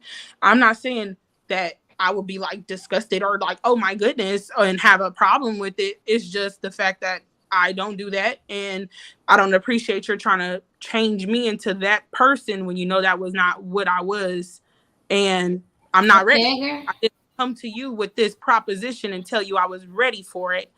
So just to drop it on me without knowing we are in the exploring phase, we in the normal phase, and you just dropped this on me, I should have the right to be. It's going to be dropped on you at some point once I discover who I am as I endure my own life. I don't have to come. No one person comes into a relationship all made up. You don't know who you was 20 years ago ain't who you is 20 years later. Who you was damn last week might not even be who the hell you is today, depending on what life has been like for the last week. I mean, but the checklist of the I was looking for people, and that's another part of what's wrong with the West model of romantic relationships is it's predicated upon this idea that all that I am ever going to be and know about myself already is. And that's just not the case. You're going to take a love journey with someone when you engage in life. Y'all are going to do life together. Y'all are going to endure life together. Y'all choices and decisions are going to shape y'all consciousness. This can impact what you guys or what each person desires. Things that y'all thought was okay. Things y'all may have came into the relationship now. Your partner may have came into the relationship also not wanting kids like you, and then 7 years in wants children, and that's okay because that's human nature. Like if there's anything that's inevitable, it's change. People change, and we all should be changing. We all should be evolving, and I think all I'm saying is that if you truly love someone, compromise. I don't understand. I guess why you want to do things to please that person. But yes, but particularly around I can explain anything you would like. Huh? I'd like to answer that. I'm an old lady. Me too. I just feel like there's no reason why, if we are coming in as two individuals to make a pair, that you shouldn't understand the individual you showed up with. No, but what I'm saying is that everybody should understand that the person that you're coming in with is only coming in with who they know themselves to be right now. They're not coming in we should have enough common sense and on both sides to know that we're only both bringing who we are right now to the table. That's who we are right now. And that's the issue with in between us. We don't all think the same as women and men. So it's like women, the way we were brought up, we were taught certain things. And I know some of the homosexual men have close relationships to their mother, but there's still misogyny. You are still taught and said and spoken to differently than we are. They tell us that you have to figure out who you are and be that and wear that and become better than that. But still keep the roots and foundation of who you are, because without no foundation, somebody can shake your whole building and change who you are. So I'm just saying for myself. What I'm saying obliterates even that. What I'm saying obliterates all of these ideas that are predicated on some total sense of self. I'm inviting all of humanity to a life of evolution and exploration of consciousness and giving people a license to divorce social constructs and all of the shit that we use to form an identity for ourselves, a very fragile, superficial identity for ourselves at that, because it's not inherently real and there's no inherent substance in it. So, can I say something? Yes. Hey, CCB. Hey, book. Hey, Reckless. Hey, panel. Your sound is breaking up, boo. It's breaking up. Hold on, can you hear me now? No, it's breaking up. What about now? It's the connection quality of the sound. Oh, okay. You got a bad connection somewhere. Oh, okay. Do you want to drop back in? I'm gonna let you go back out and come back in, boo. Yes. Well, while she's doing that, I was going to say I understand what you're saying. Wait a minute, it's the echo. I was going to say I hear you, and I'm trying to take it all in. I think it's because I'm reading the chat at the same time. I think it's coming across as shocking for a lot of women. And when we talk about, I know you mentioned this earlier about these roles and these constructs, but if we've grown, that's going to take time, sadly, because. I mean, have the patience to to allow you to grow up. May I rebuttal after that? After FB, well, are you finished, E? Like, it's going to take time for a person to unpack. Of course, I mean, this is all a learning, and well, I mean, a big part of learning really is just a process of unlearning. Yeah. You know, and yes, it's shocking. Yes, it's shocking to know that more is required of us in love. Yes, it's shocking to give up your ego. Yes, it's shocking to do things that you've never done and never thought you had to do, and nobody ever invited you to do, and nobody said that it was okay for you to do, and things that you never considered actually doing either. Yeah, that's all a part of the interesting thing about revising and restructuring consciousness. But when we are talking about relationships and self-awareness and romantic relationships in the context of like love, on top of that, we're talking about love as a conquered people. We sit here and talk about the indoctrination of religion, the indoctrination of white patriarchy, the indoctrination of anti-Blackness. So we as Black people have all of this cancerous, limiting, distorted shit piled on top of our freedom. So of course we're not loving to the full capacity. Of course we're damn sure not being to the full capacity. And yes, to undo that shit means that a lot of shocking things are going to actually be on the other side of actually breaking down these walls and breaking down the fourth wall of reality and decolonizing our minds and decolonizing our psyches. And yeah, it's hard work to grow up. Just like being an adult, it's hard work. This shit is not as glamorous as we thought it was when we were children. When we was kids, we all couldn't wait to be grown and told our parents, I can't wait till I'm grown. And our parents always told us that it ain't always cracked up to be, but you'll see what the fuck it is when you get there too. And yeah, we couldn't wait to be 7 again. Because it's hard fucking work being responsible and having to be lucid and having to be mindful and having to be awake. And true wakefulness and true enlightenment also is a burden and it's a gift all at the same time. It's yes, it takes a lot of work, but it's literally for everything you accomplish in consciousness, it's also equally rewarded. Yes, it is a burden to get there, but it's total freedom once you move through the jungle of the mind, of the ego stuff. So I don't want us to be discouraged by hard work, and I don't want us to be discouraged by what's shocking.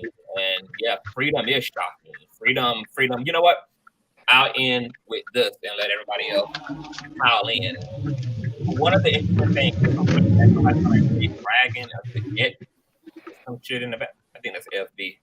I'm gonna mute you. You to speak, love. I'm sorry. I'll mute myself. Okay. One of the interesting things, one of the most, and nobody ever talks about this, but one of the most interesting things in the Bible for me is actually in the book of Genesis. I thought it was so interesting at the laws that God gave to Adam and Eve, because he really only gave them 2. Procreate, replenish the earth, for one. Replenish it, populate it with humans. That's what I want here.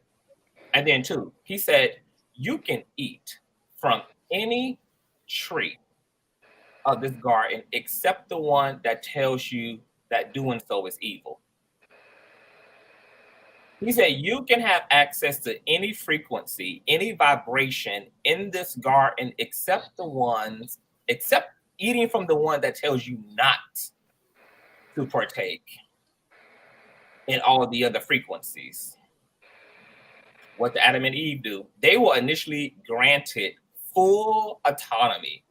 They were granted full access, except to the tree that would perverse their thinking about every other frequency, every other reality, every other dimension, every other state of consciousness.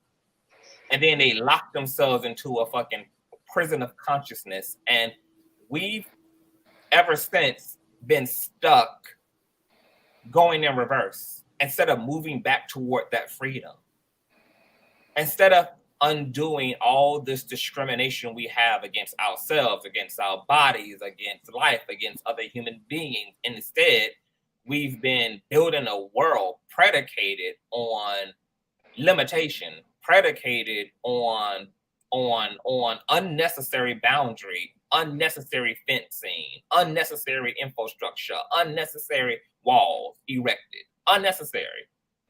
When from the very beginning we were free and then found our way into imprisonment. And now our job, because we are the children of these fallen parents, is to find our way back to freedom, to undo the restrictions. And I know that's what I'm doing in my life. I can't speak for other people, and I do understand the fear and all of that kind of shit, but that's how you know you working toward freedom because it's scary.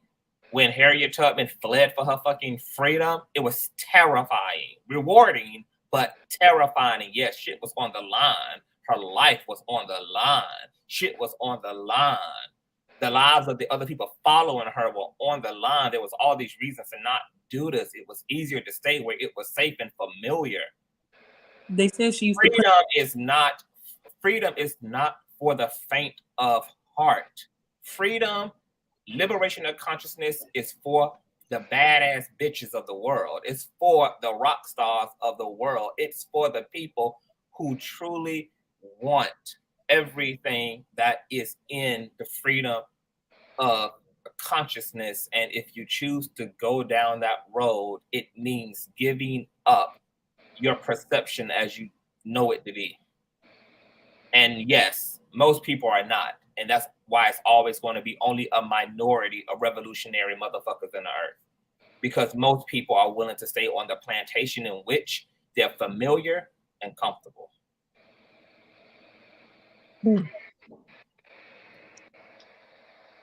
So we're not supposed to be familiar and comfortable is what was said. Oh my God. Okay, so let me just I don't know why I decided to preach a six dimension sermon to 3D minded. Well, no, I'm taking it in. Okay. I think people are listening. I ain't talking about you. I'm talking about to those after you reckless. I'm talking about to those who can for those who being real simple minded, like just have it. I ain't gonna clarify it. I said what I said. Go ahead, Reckless. Okay, so I'm gonna give my own experience. I've told this story like 1,001 times. Alrighty. So one of the things that I can also attest to this as in do a lot of unlearning, unpacking a lot of things, because it really comes down to be quite honest, we really don't know ourselves. Like we think we have an idea of who we are, but we really do not know ourselves. So for me, I'm gonna use my example so it's not pointing at other people. So for me, at one point in time, I only wanted to deal with masculine men. I tell this story all the time. I don't want to deal with masculine men. It was all that femininity. You take that shit elsewhere. I wasn't fucking with it. Okay. So, but however, me and Conscious, we were having a conversation, and he challenged me this one time. And I remember the exact day he had challenged me. He was like, you know what? I think you should probably expand your options, because you just never know, it just explore, because you just don't know. And plus, he did ask me questions as in where do you think it stems from, and all these different types of things, whatever. So one particular day, I ended up getting into it, a sexual encounter with this guy. I'm not gonna say he was like super feminine, but however, he was like the perfect match of masculine and feminine energy. Before that particular incident, I wasn't fucking with none of that shit, bitch. You had to be masculine and only masculine. I ain't with none of that. But however, I was like, you know what? I'm gonna take Conscious on his offer, on his challenge. And so when I did that, I actually found out that now, since that particular encounter is over, I actually do prefer men who are more in touch with their masculine and feminine energies. And the thing is that I never would have knew that if I would have had that same thinking and that same logic. So I think the thing is that if you like this person, or if you wouldn't have no problem. I'll help you. Mm-hmm. Would you say a reckless?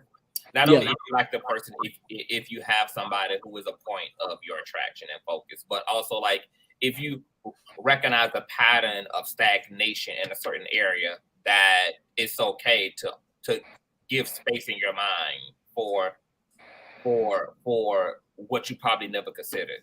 If you are recognizing a pattern of stagnation, whether that's a pattern of stagnation in your dating life, in your whatever, that if you've been going about the world with the same fucking mindset, skipping a loop, expecting something different by doing the same shit over and over again, then just like Apostle Paul said, you probably want to get lost to get found then, because the only way to get a different result is by doing something very different. Is that, like, would you say that that's sound? Yes, because the thing is that like I had to do that. I had to get out of the whole thing. Oh, just masculine, like I was just stuck on these things because in my perception, and keeping my perception just an illusion. Let's be very clear. But however, through my perception, that is what all I wanted. That's who I knew myself to only like. But however, once I actually got done with the encounter and the experience of that person, because keep in mind I'm with a person, I'm having a human experience, I found myself being able to be more open and being able to be more receptive to people's humanity. And I do want to say this as well, that I think another thing, we're not telling women that they should need to be accepted, because here's the thing, you don't have to accept anything. But however, you also shouldn't be mad when you meet with DL people, or be mad when you're met with deception, as in lying about the type of sexual encounters that they have, or lying about the sexual experiences. Because the thing about it, whenever you block anybody's humanity, you're gonna be met with deception. And the thing is, I understand a lot of women are up here talking about, well, we shouldn't have to do it. We're not gonna do it. But the thing is, y'all have been doing it. That's the thing. Y'all have been doing it. Like, y'all been doing it. That's the thing. I'm 23. I don't know. It depends on what are you saying that they've been doing exactly? Like talking about, so I wouldn't date no man that's bisexual. Like, as in, I'm not gonna date no man that's bisexual. I'm not gonna date no man that's this. Oh, y'all have been doing it. Not even knowing it. Like, but why do you say we've been doing that? Why do you say that? Dating bisexuals, you've been dating trans attracted men, not even knowing you're dating trans attracted men. So just as that. They're not. But I want to say this to what I know. I said that I was going to stop, but I want to add one more thing to what Reckless said, because the reason why I said everything that I said when I spoke is because I had one of the most life-changing experiences I ever had, that will make me forever humbled and will make me forever question how much I actually know about myself, no matter how convinced I am that I know what I know about myself. And I always tell the story on my platform, and it goes back to when I was 19 years old, and I had met this nigga named Justin through my friend Corey. And Corey was a cousin of Justin, and he had came to pick me up one day because we was going shopping, and he had brought his cousin Justin with him. And literally, when I first saw Justin, I was just like, oh my God, this is the most unattractive nigga I've ever seen in my fucking life. And then he was like a goofball, which made it even worse. So I was just like so annoyed with him the whole fucking day. And he kept trying to be fresh on me, and he kept hitting on me and flirting on me. And I was just like, it's an easy and a very hard no for me. Like, I'm not even remotely physically attracted to you whatsoever. But he kept pressing on me after he initially met me. He was always telling Corey, like, give him my number, tell him to call me, blah, blah, blah, blah, blah, blah, blah. So finally, out of courtesy for Corey, I finally caught him, and he asked me out on a date. He was like, can I take you out? And I was like, sure, whatever, just to shut him up. And so we had ended up going out to eat and just driving around one day. And then when the end of the date was over, okay, and at this point, I still didn't feel any different than what I felt. Like, we had a great time and all of that kind of stuff. Cool guy. I still was not emotionally attracted. I wasn't physically attracted. I wasn't sexually attracted. Felt the same fucking way I felt, even after spending half a day with this nigga. And when he dropped me off, he said, can you give me a kiss? And I'm happy now that I don't know what made me oblige him. I'm glad I didn't say no. I'm like, absolutely not, because I would have been stuck on stupid. But for some reason, I gave him a kiss. I didn't even think about it. I just gave it. And I think, as a matter of fact, I think I gave it to him because I was so sure that it wouldn't cost me nothing. I was so sure that it didn't mean anything. I was that sure that I was not attracted to this guy, did not like this nigga, that I could kiss, like literally, because that's how much it would mean nothing. When I kissed this boy, I felt the classic Alicia Keys. He give me butterflies. I felt all of the explosions and vibratory shit going on in my solar plexus, and after that, you can bet your mammy's ass that we jumped head first into a full-on romantic motherfucking relationship, and can't none of y'all tell me that Justin was not the finest, sexiest, most good-looking, but that you could not tell me that nigga was not that nigga. When I tell you I fell off a cliff for this nigga, like literally was head over heels, like high school love affair all over again, like literally, when I tell you that pendulum swung from the extreme left all the way to the fucking extreme right, and ever since that relationship and that whole encounter, I have always humbly left enough room in my knowingness of myself to accept that I don't know all that I think that I know about me, to Reckless's point. And as people who don't really afford ourselves to really deviate that far from our square and to deviate ourselves that far from our mark, we are so arrogantly full of ourselves, thinking that we really have us down to a goddamn science. And it literally could not be the most deceptive sense of self you could have. It's such a false sense of self, and it's limiting all of our existence, because everything that we've ever prayed for and asked has been materialized, but our arrogance about ourselves has completely stifled our ability to interself with the manifestations that we desire, the manifestations around great health, the manifestations around great wealth, the manifestations around great love, healthy love, a loving relationship, great friends, whatever the fuck it is. It's us who are getting in the way of having a head-on collision with those things. And so I just encourage everyone to keep a little bit of an open mind. And maybe this is why the scriptures say that faith the size of a mustard seed, if you just leave a crack in that door, if you leave some slither of room for possibility, if you leave some slither of room for humility, if you leave some slither of room to just put down all that you think you fucking know and relax and shut the fuck up and just actually allow yourself to have an experience, and not put all of your mental jargon into it, and not put all of your surface knowingness of self and live from that. If you would just relax just a little bit and realize that life is all about being experiential and not so much as exclusively mental, but experiential, just actually being, then you might be fucking surprised at what manifests in your life. You might be surprised at who you have the capacity to love and what you have the capacity to have a desire and a passion for.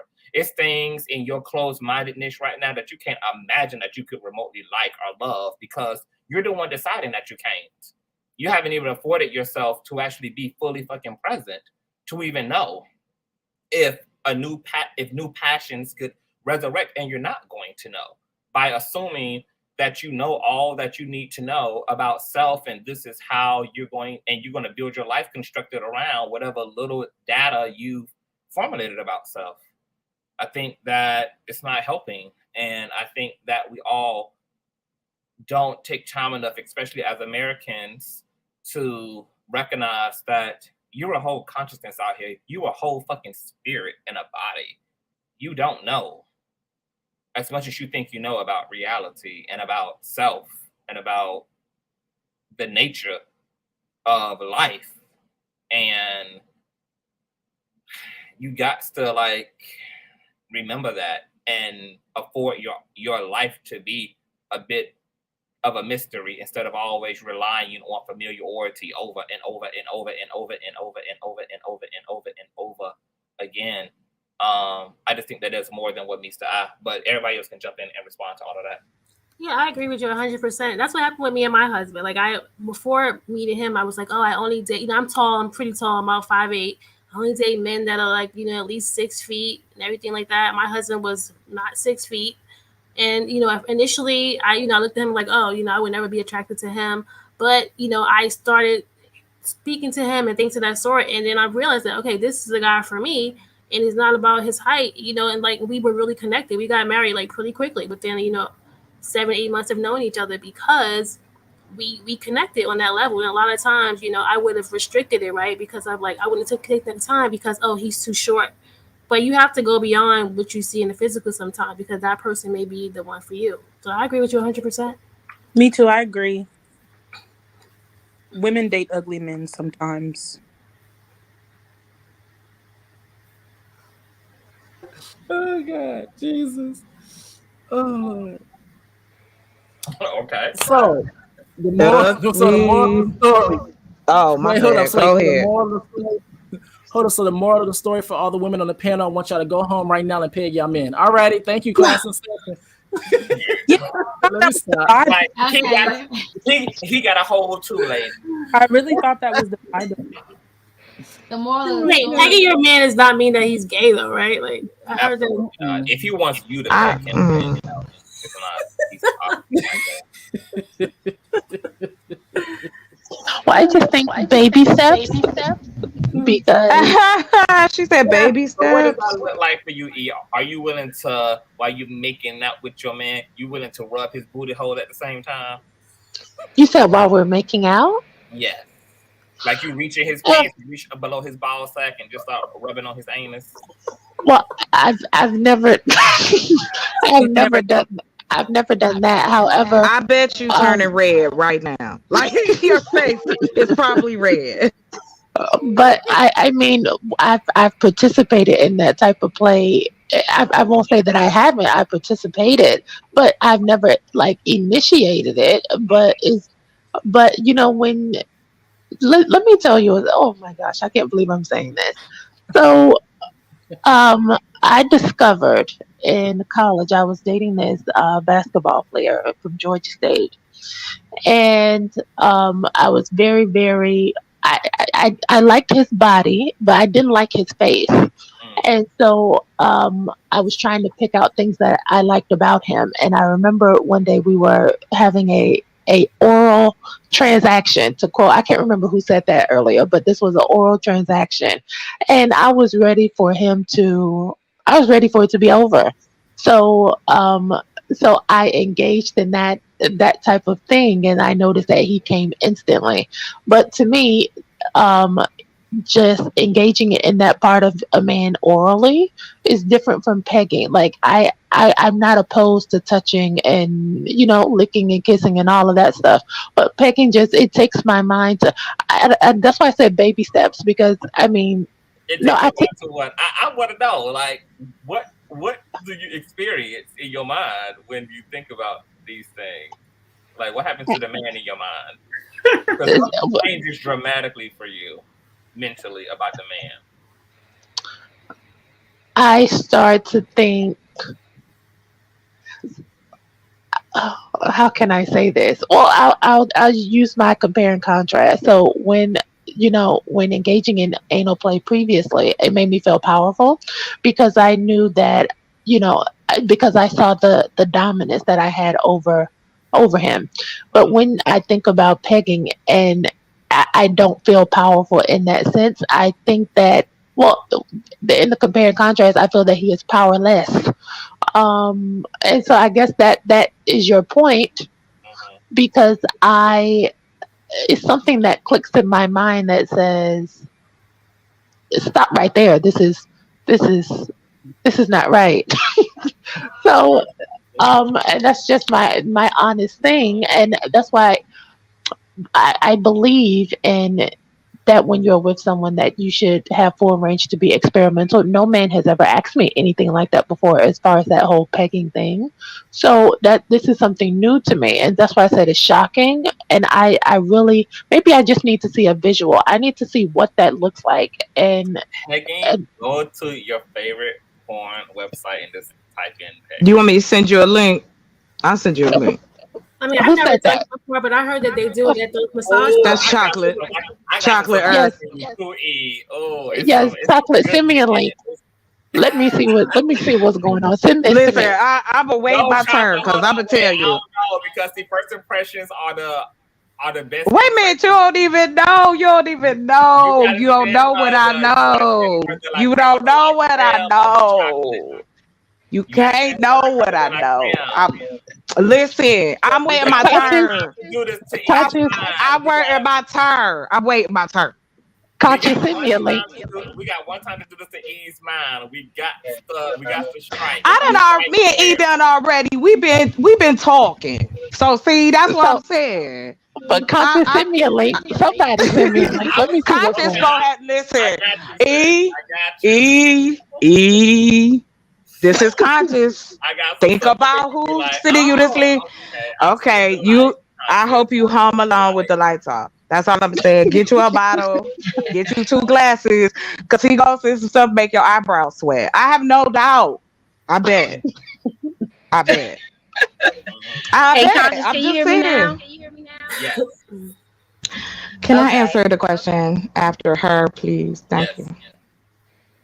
Okay, so I'm gonna just say I definitely understand and appreciate everything you said about like being free and being open and how you might be limiting yourself. And I can appreciate that and I can apply that to different aspects of my life, right? But when it comes to the bedroom, no, I cannot imagine penetrating my 6 foot, 200-pound man. Like, I can't imagine doing that. I just can't. I don't see. I can't. That does not. So what would happen in a hypothetical? That does not. And that we wanted you to slay all of that 6 foot 2ism. Huh? I said, so what would happen in a hypothetical that 6 foot 2 came to you and wanted you to slay all 6 foot 2 of him? It would dry up like the Sahara Desert. Okay, I would be drier than the Sahara Desert, and I would be utterly confused.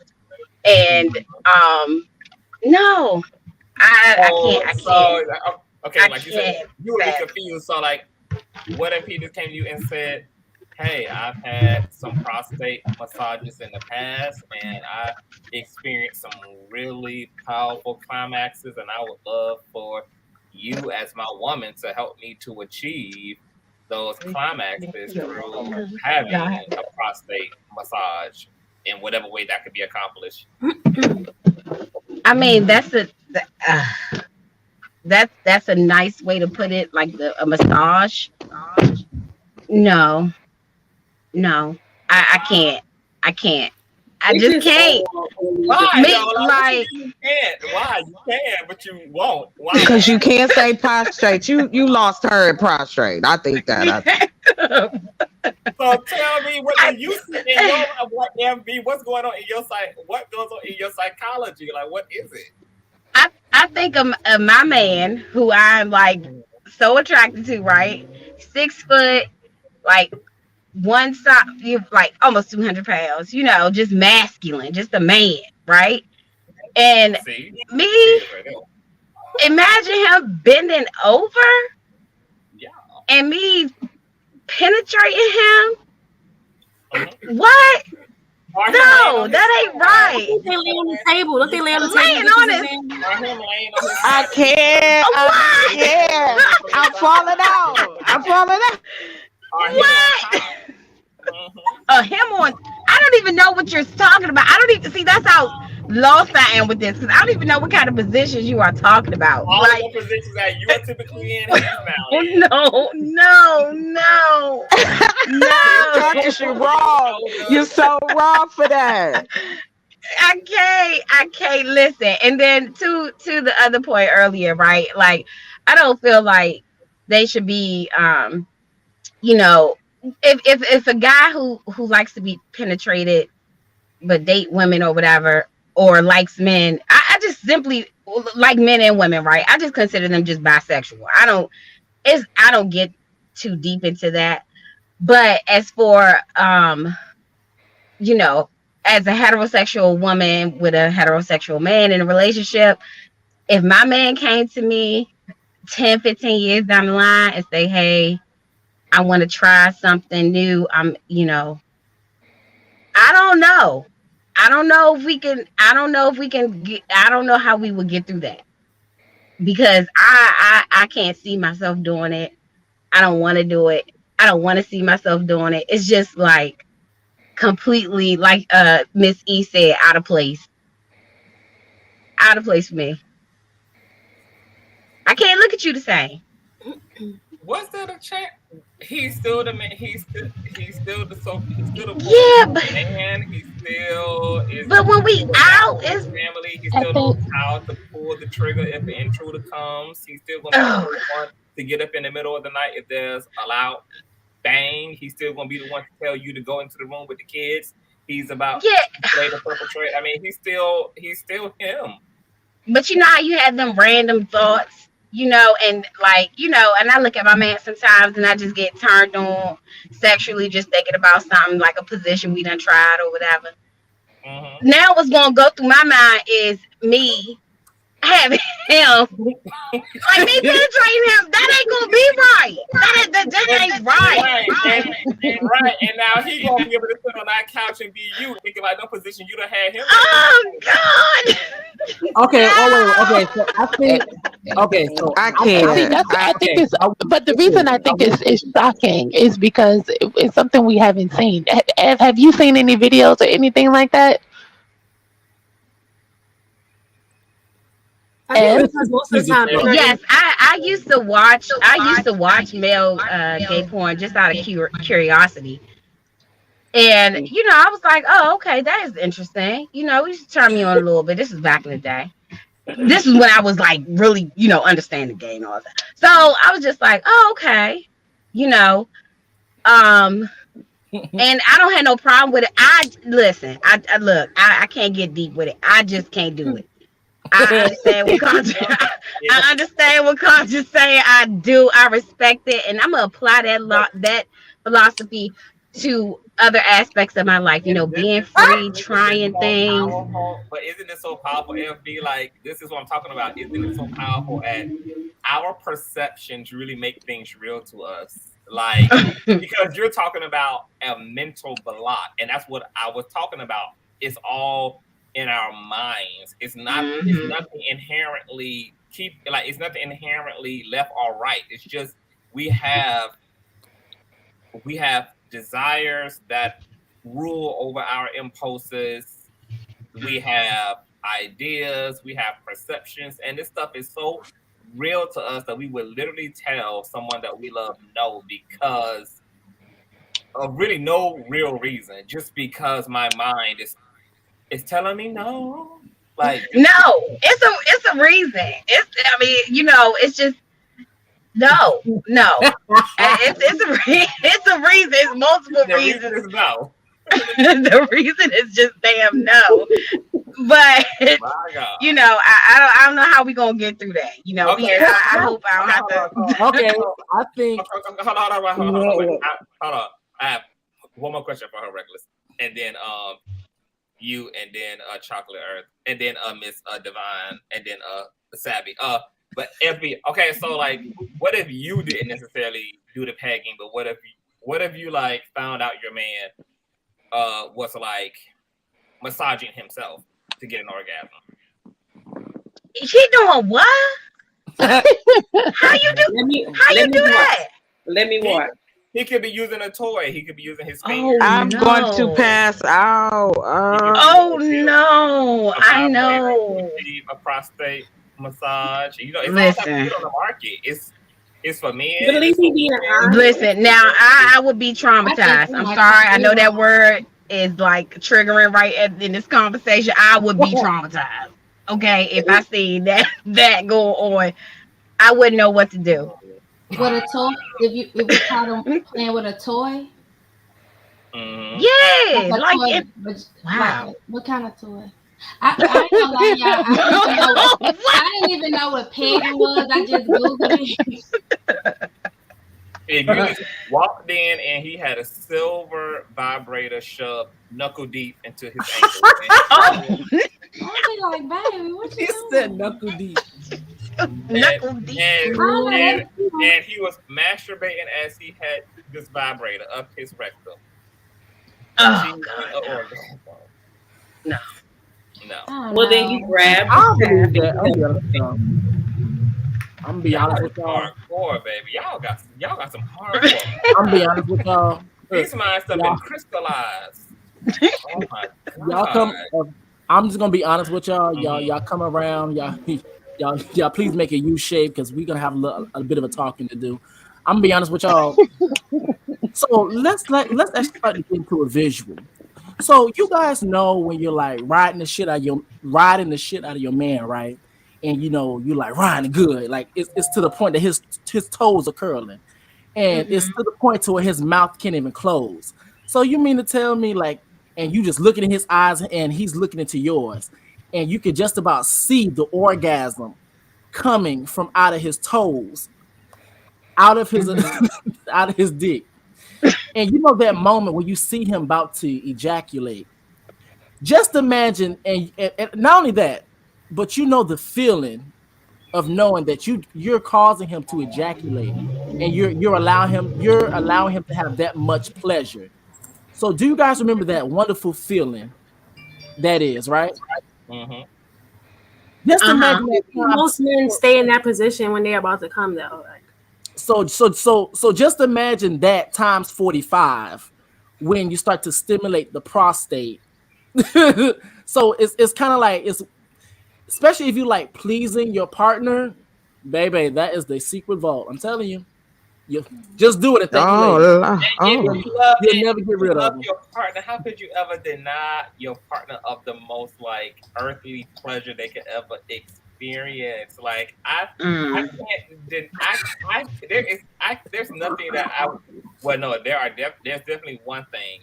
No, somebody said, "Pack up and leave quietly." Sorry, I made it back. Okay, I just want to back. Yeah. So, okay. A child on Earth. Yes. Okay. I'm here. Yes. What was the question? No, I'm just playing.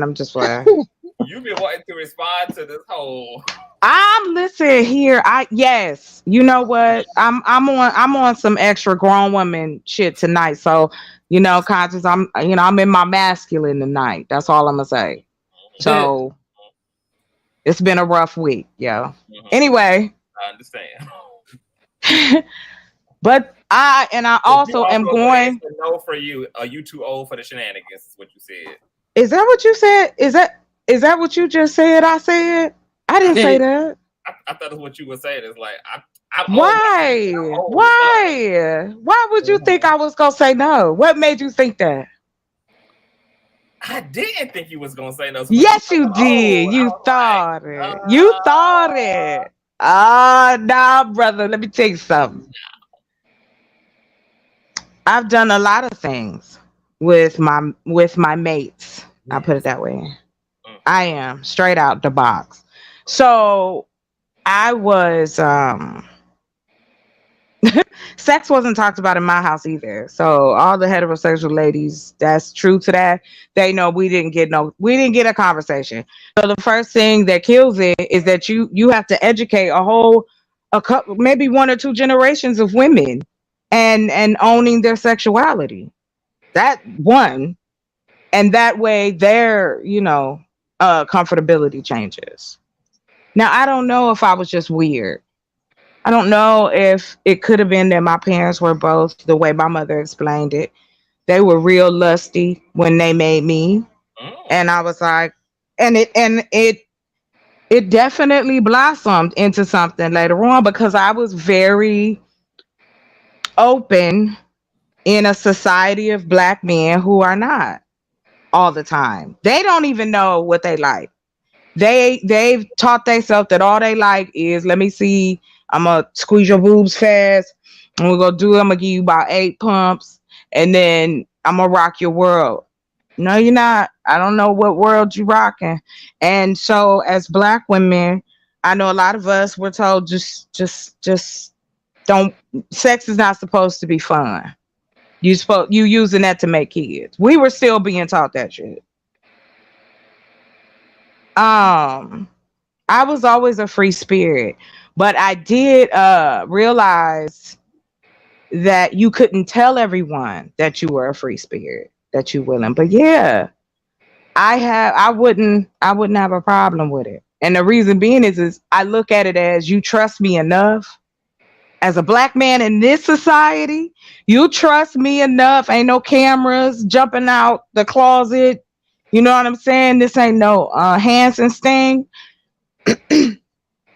And they're allowed to tell you that. That's a trust thing for me. I don't see it. Because the more comfortable he is with me, the more I can reciprocate. That's the power. I don't understand why women don't talk about it on that level, because it's like, yes, you want to get enjoyment out of it. If my dude said, let's get some toys, hey, I have point cards at many a place across the country, you know, where we can spice it up. That's evolving.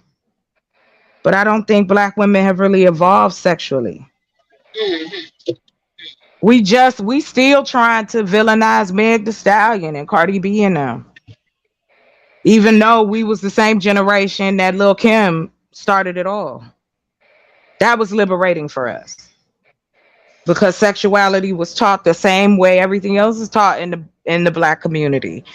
If you a hoe, that's bad. You going to a bad place. It leads to marijuana, the heroin, meth. You know, it leads to all of that. Or you have a baby for a dummy. But they don't tell you that you could have a baby for a dummy and be married. Just because you married, that don't make that solid. And see, that's what we've been taught. You save all of that for the big prize. The big prize is the marriage part. That's what they hang over our heads, to be sexually obedient. Don't no man want no hoe. That's a story. that's a story. Because if a man is serious and comfortable in his sexuality, the experience is going to be enlightening to him. He like, okay, what you got? We don't even have that. So Conscious, there you go. You should have a class. The dudes have classes like that. It don't teach them nothing, but you can really actually teach it. You could actually have people like how we be on these panels, and you know what I mean? People will pay. Because a lot of women have had to keep their sex a secret. Black women, it has always been a fight, turf war between the hoes and the ladies in the Black community. We want to demonize the hoes, even though we like being hoes behind closed doors. So a lot of times Black women will say they won't do something or haven't done anything, and I'm not directing it at anyone on the panel.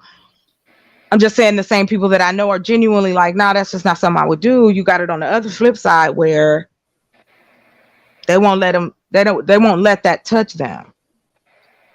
And then you got the stupid narrative that you can't be freaky with your wife.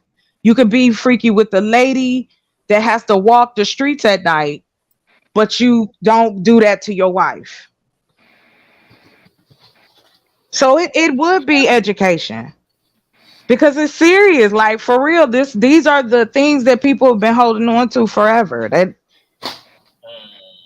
instead of, yes, you're absolutely right, to open yourself up, no pun intended, but to open yourself up and spiritually understand what you like, and be open to that energy, be open to understanding that this was a part of you anyway. And if you're allowed to cultivate it in a positive sense, you'll find that, for real, like when you're able to let that guard down and you're in a situation where you feel safe, it just all comes down to that.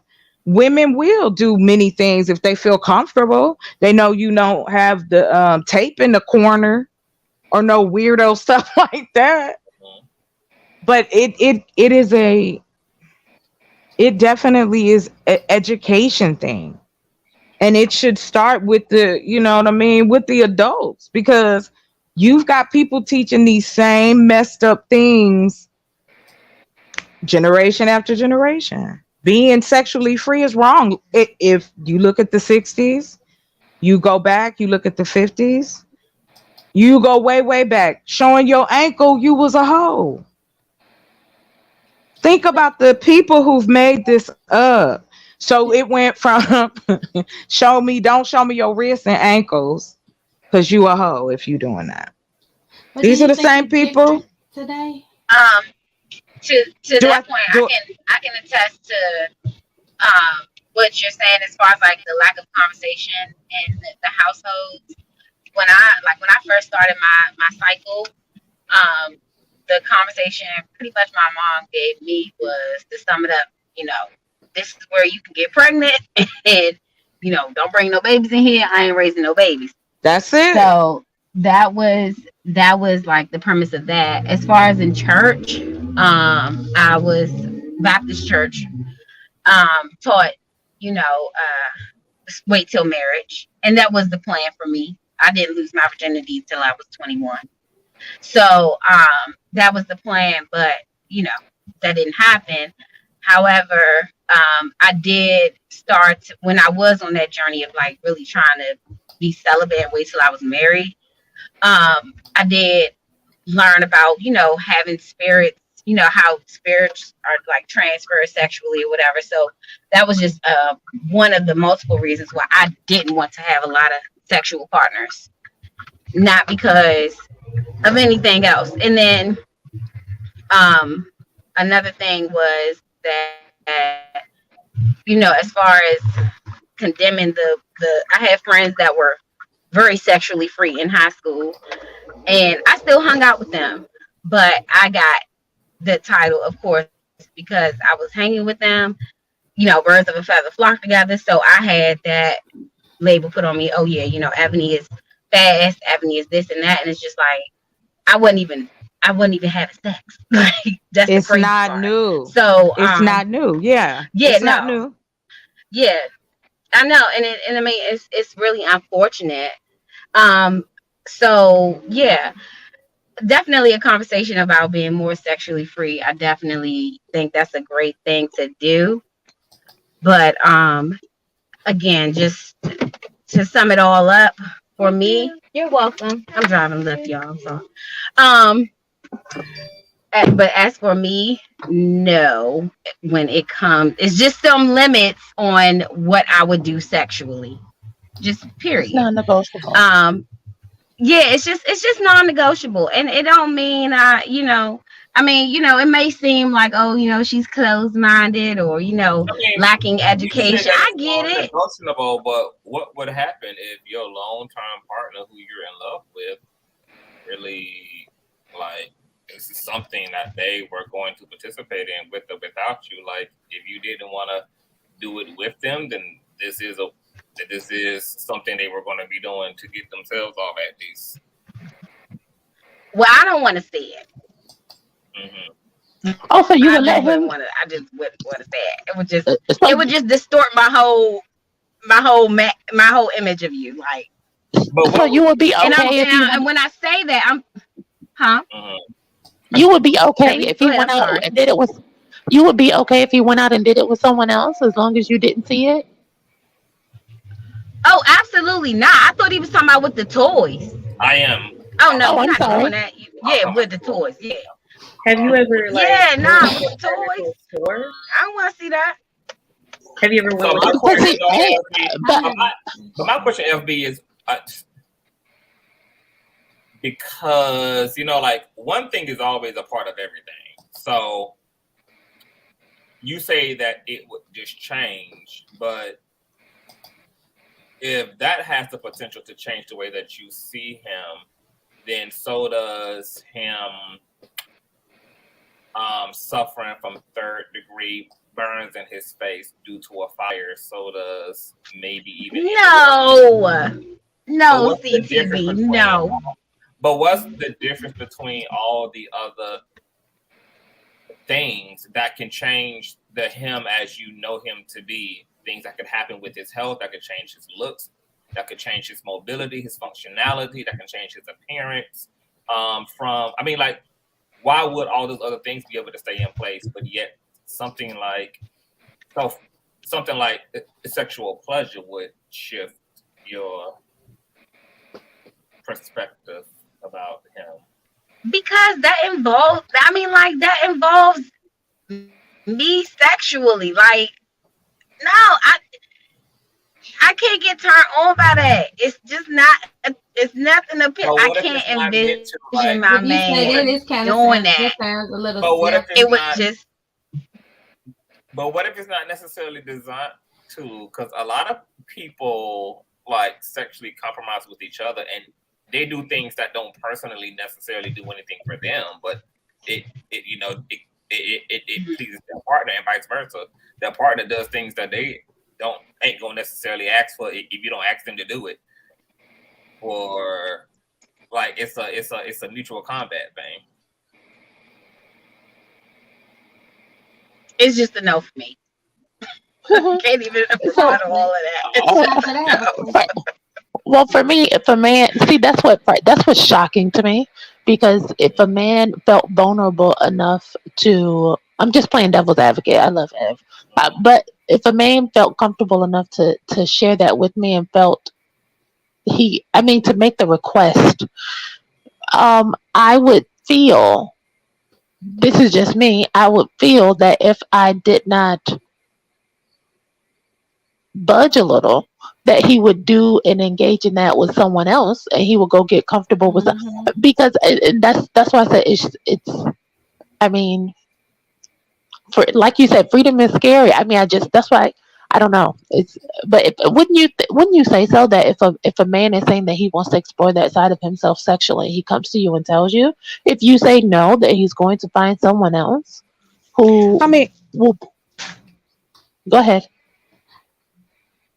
I'm sorry. So just to piggyback off what you said, so it's like there's that part that Conscious was talking about earlier. It's the construct of it all. She said something very poignant, which was, I can't be turned on by that. That puts her in this place where I think a lot of us have come, well, some of us have come out of it, and some of us still struggle with that. And it has consequences because it leads to other biases. So to get the opportunity to actually be in a free space and discuss sexuality, it's almost like, if I was to say where Black women are sexually, it's like caveman paintings. Because we're still, but and I don't mean to insult anybody. Please don't take it that way. I'm just saying that we are very archaic in the sense that we're afraid of being open, because then we may have to question the reality that we're in. Comfortability is something that, we all strive for, but there are the evolution within the comfortability. So the comfortability is like, you got married to this person, y'all committing to each other on this level in this society, so on and so forth. But you can't sit down and have a conversation about what you like sexually. I have a question really quick for Chocolate. If I got you, if I understood you correctly. Yes, ma'am. Mm-hmm. So you were saying that, and I do agree with you. Like back in the day, I remember my mom giving me a book, and the people were like side by side. They weren't like, it was a book to tell you about your body parts, and stuff. Yes. But the people were like side by side. Yeah, they didn't touch. So there was hunching, no. I thought hunching, as long as if you hunched if you hunched with your clothes on, getting safe. But yes, I thought that too. That hasn't changed. But I do have a question for you really quickly. Yes, ma'am. Well, I have two things to say. But my question for you, you were saying that I guess sexuality, like it's people are not as free today, and I don't know if I agree with that, because like, I know back in the day, like when I was in high school, giving oral pleasure to a guy would be like people, your peers, you do it, right. You doing that. But now I just feel like, because you mentioned Megan, I just feel like today oral is something that's common, and women, Black women, I feel like don't have a problem with doing that. And then I want to say another thing. I agree with Conscience, because I feel I do agree with sexual exploring with a person that you feel comfortable with. I remember being in a long-term relationship with this guy. He was older than I was, and the anal thing was like, and one day, we were into it and just trying that for the first time. And I will say, I know I might get crucified for this. At first, I was young, and I remember, I was in college, and I remember telling my friend, like, I mean, he did that to me. Does that mean something? Because I was ignorant. Like now, I'm older, I'm learning, I'm more receptive to things around me. But I do agree with being, and then it went to the point where I think another young lady on the panel said that, it was.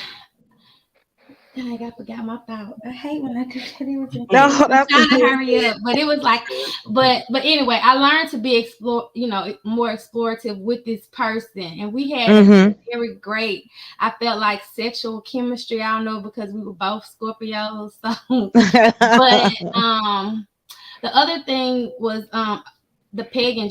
I ain't gonna lie. Now that one, I'm receptive, I guess, to things being done to me, but I think I'll be more a feminist. I know, and it might sound selfish, but I think it would be because I would be more like, am I hurting you? I don't like if I was. I'm sorry. I'm so sorry. Yeah, he gonna talk to you. But I do want to say this last thing, I swear. So I remember being in this long-term relationship which did result in kids. But this relationship where he did, so we're into it, and he's doing things to me, the oral, I had gotten comfortable with that, where at first I was like, but when we were together, and I felt comfortable. But when I tried to I think y'all mentioned touching, like it's like this part under the bob. Like, I don't know, he felt uncomfortable with it. So he was like, what the hell you doing? And I was like, but you like it, because I could tell you like it. But so he was, I don't know if it was I'm weak over here. He like I know what you're talking about. Me. Yeah. But when I touched him, he was, maybe he wasn't comfortable with his You answering your own question, baby. That's exactly it. That's it. But I think he liked it. But so he did. He probably did. He probably did like it. But he also to you, and you've got it. That is exactly it. If a person is not even willing to be open about what they like to do, there's a problem. I don't care. You have to have that conversation. Conscious put in the chat, but you like it. You like it. I love it. But, Stop. Okay, no. She was being forceful. I'm probably older. I'm older than y'all on the panel. But Miss E, and then I did agree with you too, because I like this. I loved this man at the time. So I also felt like, okay, well, if I'm not pleasing him, then he would go out and do it with someone else. And I wanted to be open to please him. See, and that's my question. But see, hear yourself. You said you felt as though you had to. Was it a choice because you wanted to explore that, or was it a choice because it's based off of a philosophy that you think you have to uphold? At first, it was like when he first initiated the anal, like it caught me off guard. I'm like, what you doing? That's not where it's. Oh, that's not where it's. Hold up, it's down. But he was, But then we started to do that. But then, so at first, I want to say initially, it may have been like, when I thought about it before, I probably just got used to the anal because I said that I had, I did talk to my best friend. I was like, what's going on? Like, what you think? What? Like, nobody. I was scared of that. 19, huh? I'm scared of that. My aunt told me, I was like, this is gonna sound ignorant. My aunt told me that I could bleed out and die. I mean, sorry, I will be lifeless if I let a man do that to me. No, but it didn't. It was actually very pleasurable once we got through the uncomfortable part. Like, and y'all might think I'm nasty, but I mean, it was with, How long did it take you to get No, not at all. Have you been here before? Sweet Scorpio. Huh?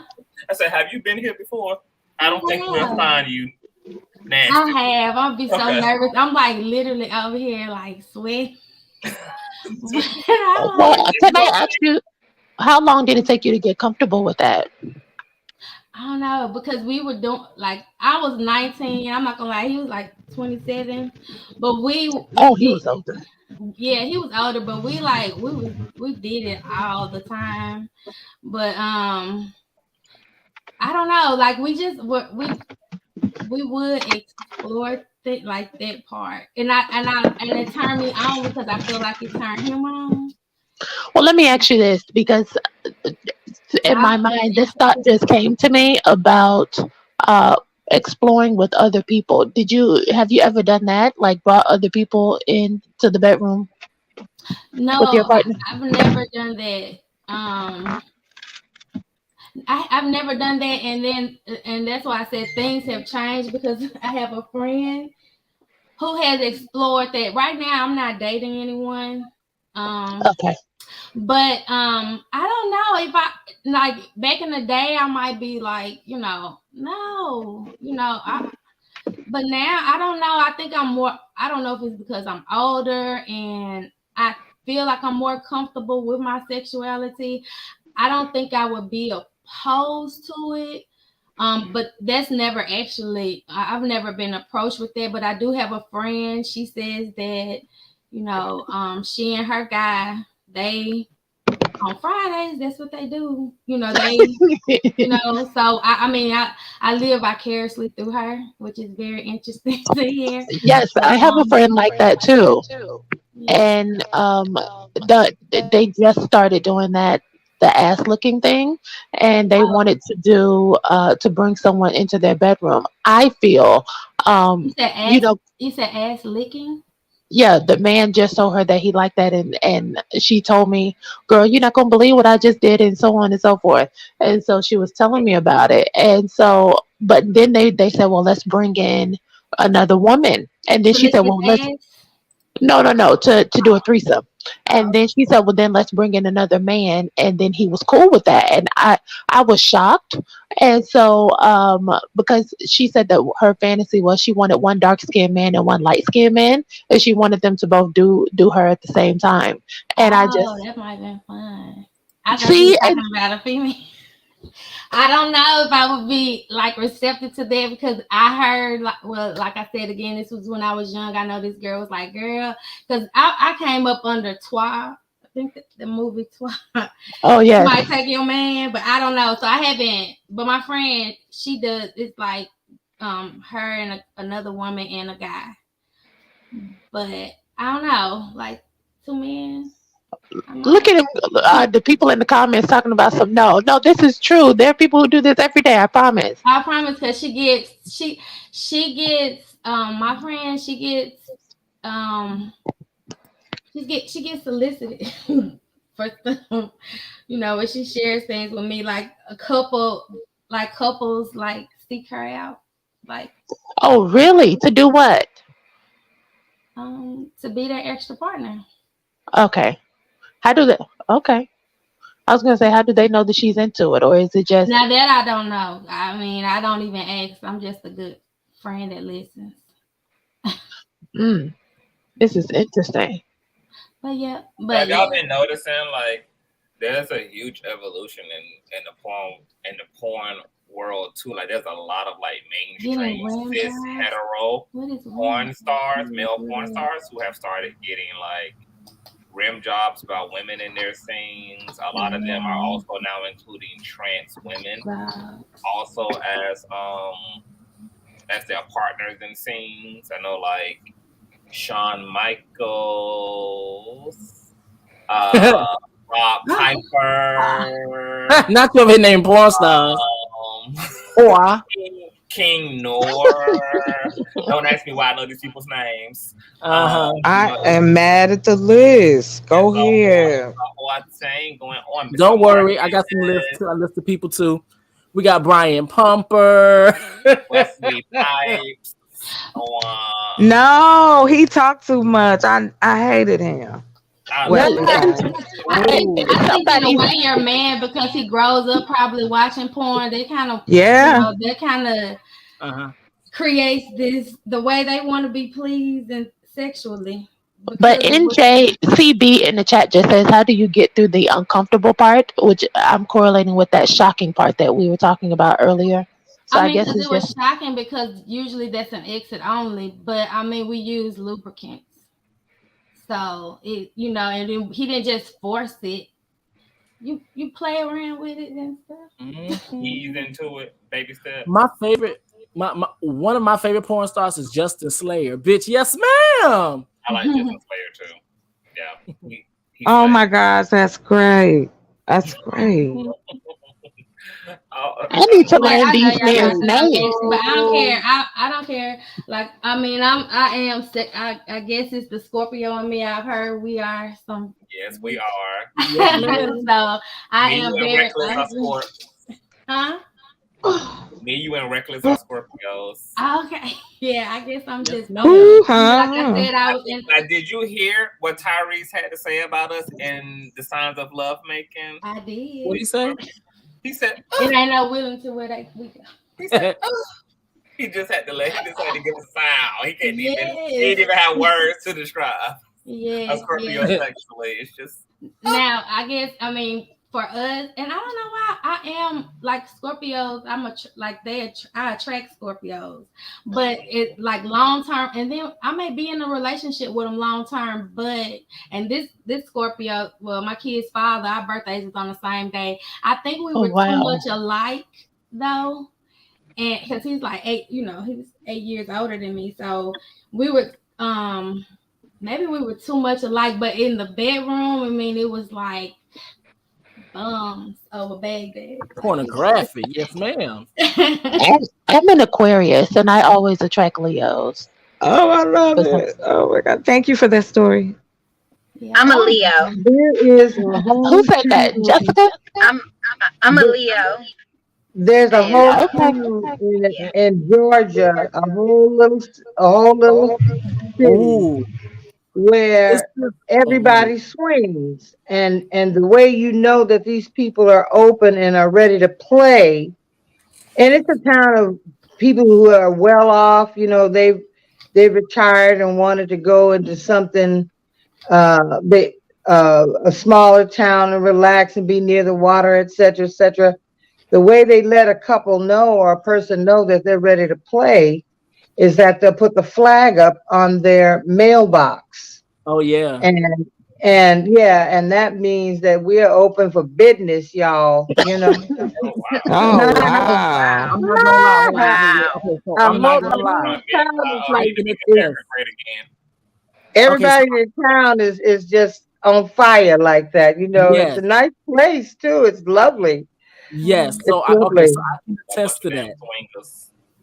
Okay, so I can attest to that. So as everybody knows, like I'm in the military, or whatever, right? So I was on on a particular mission, and as I was on mission, you know, you get around, you start talking to people, and I remember these nurses. They was talking about how because at the time of that mission, I was like in a gated neighborhood. They was talking about how keep in mind these like older people. There was like how the older people wore, I guess, a particular certain, like, I guess, certain shoes or whatever. It was something, I forgot exactly what it was, but it was something distinctive that these people would wear, and it would let you know that they were swingers and they would get down with the get down out. And when I tell you, when I started looking around, everybody had them shoes on, I was like, that shit was a key. Can I respond to Yusuf said y'all afraid that you'll peg your man right into between the legs of another man? I don't know. I don't know if I feel like that. I think I'm more I mean, I like to please. It turns me on to please. Yes, I was gonna say that too. Like, it might be the empathy in us that makes us interested in seeing I'm more interested in seeing my partner happy. So I don't care really about what they think to drive them there. So I don't, But I just nothing wrong with today. So I'm not gonna lie. I just had to Google it. I had also put in the chat that one of my I say I have this like rule book. And one of my rules is that no one gets in my bed if they're going to tell me what they're not going to do. I like because a lot, I'm going to get that printed out. I think everything y'all talked about, I have done. Okay. And I've had a ball. I mean, I like her. I like you, Jazz. Give it to my male lover with a dildo. I gave it to my female lover with a dildo. I mean, that was all part. There's freedom. To me, the only way that any kind of intimacy can be enjoyed is, first of all, you do need to have a conversation. You do need to talk honestly and openly about what you dig, because that's actually a turn on to your partner. That's actually part of the excitement. And then when you're in bed and everybody's naked, that's freedom. I mean, we all free right now. So what we're doing, I love to please my partner. I love that. That stimulates me, and it also excites them to want to make sure that I am pleased as well. But you know, you just really have to have the conversation, because I met the only person that I ever made love with, who was just one of the best lovers I ever had. He was an arrogant ass Aries, and he was talking about what he wasn't going to do. When we got into bed, he was on cracking like, no, he was lying, because when he got in, he was wide open, you know, and he enjoyed having me do him in his ass. He enjoyed it. And I asked him one time, why don't you get a boyfriend? He said, because of this, it's not sexy to me. So, yeah. So how did you know that Aries, because they like control. I like them. I like a person that's in control too. I like to please, but I also like to be dominated. I don't know too. Yeah. But Miss Jazzy, how did you know? But how did you? I'm the same way. Like, I have a very alpha personality, but at the same time, I'm like profoundly submissive, and I like a partner that's the same way. Like who, like when my partner is in control, I like them to be like in fucking control. Like I be in a whole nother world. Like it just be that makes me appreciate their submission even more because I know what power they're capable of. So it makes me really honor when they let me in to their submissiveness and surrenderance. Like it's so sexy for a man to give up his power, which to me is true power, is the ability to give up power. And so a man playing the submissive role and allowing himself to be the vulnerable one, to me, it's just like, that shit is sexy to me. It is. It's a freedom you have when you make love. I mean, yeah, it's I listened to the whole conversation. It was quite interesting. And I have to agree that it was a whole British thing where in the whole church that said that a woman is never supposed to enjoy herself with sex. She's supposed to just do it to create babies. And yet they had a whole society of men that they call dandies and women who walk around in men's clothing in that century. They had a whole community of same gender loving people. And so what I have to say is that, first of all, you never know what you like or don't like if you don't do it. That's the only way you can find out. Well, Miss Jazzy, how did you know? How did you get into that? The pegging part. Because I'm curious, girl. That's why it's like I think that like spirits find each other. I am I've admitted very openly that I'm bisexual, that I am sexually fluid. I've been in threesomes with gay men. I've been in threesomes with women. I mean, I've done it all, and most of the times when there was like this kind of group activity, I was almost ambushed because I didn't know that's what I was, but I wasn't gonna punk out. You know what I'm saying? So I went on and indulged. But I have to say that I've had great experiences because I can talk to my partner, and they can, and the male partners want to feel relaxed. They want to feel they're not going to be judged. They want to be able to have a full sexual experience, however they want it. If it's pegging, if it's putting a hand up there, whatever they want to. Everybody in the bed wants to feel comfortable that they can be free to be who they are when you are in the bed and we're doing this together. And my curiosity, I mean, sometimes I got up in some shit that I could have did without. I mean, I'm not saying they were all fun. Tell us about that. Well, I tell you, I had this fantasy about the most pretty woman I'd ever seen when I was in high school. Her whole family was pretty. And so I had this fantasy about her. And I hadn't talked to her, seen her in years until my father called me up and said, well, she called and she wanted your number, and I gave it to her. And I was like, okay. And this was like years. And so she had heard that I would be coming into town and she wanted me to come over. She got married, et cetera, et cetera. Well, it was, she was a hot Scorpio. She was open. She was funny. And then I realized that the dinner party was all about having group sex. Now I had two choices. I could say, no, I'm not into that and leave. But I was not going to do that. I didn't even, I said, all right, let's just see where it's going. And I found out in that particular situation that it was just too busy for me. There were just too many people and just too much shit going on, you know. I have, you know, they had these clubs in LA and these beautiful, beautiful, there are millions of dollars worth of homes. It's called Plato's Retreat.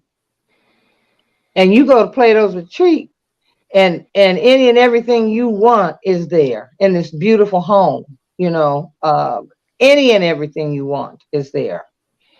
There's just no limit to what you can do at Plato's Retreat and some of these swinging clubs that exist very much on the down low in this country. I've just always been a curious person, and I know what I like, and I can stand 10 toes down in it. And if I don't like it, I'm not afraid to say, well, no, that's not really doing it for me, because I'd had enough of what I call sympathy pussy. When you go out with somebody and they took you to dinner and they figured that was supposed to entitle them to some ass, Now, if a nigga got to ask you, did you come? He knows you didn't come, right? It was work. It was work for me because I just wanted it over. But once I really understood what I enjoyed, I just went for it. I just go for it. That's all. And it wasn't any, and the best sessions were not planned. They just sort of happened, and they just we were talking and having fun, and then things just kind of took that turn, and it was very pleasurable. Yeah, I loved it. I love it. Thank you for that, Miss Jazzy. Yeah, you just have to decide that you're going to at least make the decision that you're going to at least try. And if you do try, then be all in with it. Don't half step, just go all in.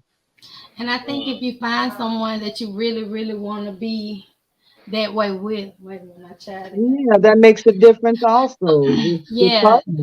Yeah, if you find someone that you really, really want to be with, that you're with, and they're also free to exploring your body and what turns you on. The Eve B, like I know she was saying, because I think, like I said, I was 19. I didn't know what I liked, but I like this person, and then the more that we were together, the more that we explored, and it was things that I probably would think that I would never do. Those are some things that I did, and it was enjoyable for us both.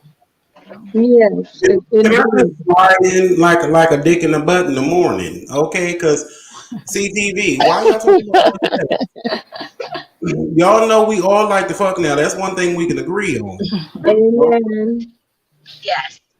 Y'all got me hot and bothered. Everybody on the low attracted to you. Hands up. I agree with all the ladies. Yes. And sir, hello. Yes, I agree with you. Girl, I'm ready to slip out of my drawers right now. Nothing more I love than talking about bucket naked, freaky, sticky, nasty sex. And I tell y'all know y'all do whatever that man say. That's what you was taught to do. You better listen. Because he will get into the arms of his buddies. Y'all know they be laying down and exploring their body now. They already started off as young ones. Oh my God, here you go. And then, oh my gosh, that's so funny. What? And then too, when you're not open to, like, if you're with someone, I feel like, and they may say, "Oh, I don't want to do that." I'm learning and have learned that the same thing that they say, "Oh, I don't want a girl like this," but they do. Yeah, he gonna get his butt licked, and then start off as a lick, then a finger, then a nip and a tuck, and then if you don't do it for him, he will get somebody. Just take it back to that topic, CTV. The dude, he was gay for pay. I'm glad that Chocolate said that earlier, because that was the only point that I didn't get to make earlier on part one, was that he was gay for pay. A lot of black men to do something strange for a little piece of change. Now let's not act like they won't. And then so it's already laying in your dormant. Okay, it's already a freak, and then you can't. Even me as a gay top, okay, I know that I could orgasm out of my bungle if I wanted to. And so if y'all was to open that level of sexual exploration, that would be another gift that you can give to the man.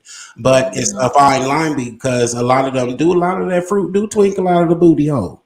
A lot of that fruit do come out, and when they be walking around with the Beckies, you can tell that they be pegging them. They be looking like they just be. Oh, I love it. What? Sorry. My God. Don't be sorry. We love it. I love it. It's exciting. Well, see, like I said, this is the closest. I'm telling you, we got to do it like AA. People got to come in anonymously and talk about this shit, because if you don't, right. But it's so good. It's so amazing when you are free. Like when you're comfortable in your body, when you're comfortable in the mood and the situation, and you turn your cell phone. That's how comfortable you want to be. Yeah. Where it's just, you be like, I got out the shower, bitch, it is for this. And that's okay. That is okay. That asshole out too, chocolate. Yeah, take a shower. Hey, baby, I love it. I will wash you all the way down. I'm just saying, if I want things a certain way, yes, I will admit that for transparency. I am very aggressive, and I have I have been accused of being a man more than once. Let's just say enough that I was like, well, maybe I should take a poll, or maybe I should come back and like sit down and have these conversations and find out why. But then I was made to feel bad because I was aggressive, because I was being this particular way. A lot of men like it. Right. And see, that's the thing. I had to keep trying because one, I like to, you got to keep trying till you get it right. So I did meet a few men in my life that could hang, kind of. But again, going back to it, if you're comfortable with yourself, if that man is, or woman, or however, ladies and gentlemen, that you share that with your partner, that's a freedom. That's that mind humping. You want to be mind humped first. You know what I mean? If you got your mind right and it's open and you tingling and you feeling, the rest is not even an issue. You just like everybody clean. We took a long hour shower. This is great. Let's just the biggest sex organ is in between your ears. It really right is on. Boom, boom, boom. It's your imagination, and that is a wonderful thing. And I found out just how imaginative my parents were after my mom transitioned, and I started cleaning up stuff. They had it on and cracking. I said, "Damn." Listen, my grandparents too. I love it. Yes. But who says it's got? Oh, I'm so sorry. Excuse me. I'm sorry, boy. I got just a question for the women, the straight women. How do you feel about men grooming you? Do you? Because I don't know if this is just a thing in the gay community, but I know me. I like to shave my wolf bus for my man. Like, I'll shave it for him. You know what I'm saying? Do you like a man to shave you? Yes, I'm not a straight woman, but yes, I love it. Yes, that's the submissive part. Yeah. Mm-hmm. Well, hair holds older, so. But some men like wolf pussy. Some men I like somebody. I like It's quite sexy. It's a lovely thing to do together. Right. That's more intimacy. Yeah. It's to mow each other's front. Yeah. Remove the hair. Yes, of course. Some men like to shave your legs. Like that's been, I've had that done. That was really cool. I was like, okay. Plus I'm lazy. Okay. Every boyfriend I've ever had, I shaved his bussy for me. Mm-hmm. That's why I like to go get waxed. I dig it. I like the feeling of no hair there. Especially in the summer. It grows really fine, and it gives me like those hair bumps, and that ain't cute. So, and then it's sundress season. Ain't nobody trying to be. I gotta. You blow that little bit of hair away, honey. And then you kiss it and say, "Go ahead, wash up." Listen, I mean, but if this is the person you gonna share your body with, that's the give and take of it. You know what I mean? Now I know if I want to please you, it's to my standard. It can't be raggedy. You ain't getting all of these good treats if you out here smelling like old cheese. It's not gonna happen. Oh my God, no. And hot feet. You come home from work. Cleanliness is next to godliness, y'all. Listen, You I know, was need with. on Queens of Comedy. If you plan on giving your man a special kiss down under, you need to wash his ass for him. That's right. Shoot, you better see what's going on. I cut all the lights on. Yup, I brought a night light too, because I don't want to miss nothing in the back. Yeah, okay. Model for me. I want to look You at know what what I'm I'm saying? Right. I need to see. I need to see. I got my light on. I got the phones on. We good. We good. And Oh, men I'm need to sorry. shave their ass too sometime. You don't gotta play with your butt to get it shaved, but like every now if that shit start getting long enough, you can put some locks in it and you can cornrow it and you can cut it with some kitchen shears. Handle that right there because your ass is clearly funky. Wasn't that what they was teaching these men just as late? Like you need to wash things. Like now I see a lot of people advertising for these different like cleaning products for, I guess it's for straight black men to wash your down neither regions. It's specifically for that. Hey, Conscious. I like it. We have to be clean. Hey, And when Conscious. we were talking about gay for pay, that this young man the whole miscarriage of justice and the whole thing, I don't care. That's my honest opinion. And I remember being in Haiti, and there was a German man there who told me that he saw the mayonnaise travelers from Europe coming to Haiti and tempting them. You know, the men who were poor and had families and needed money would go with these men.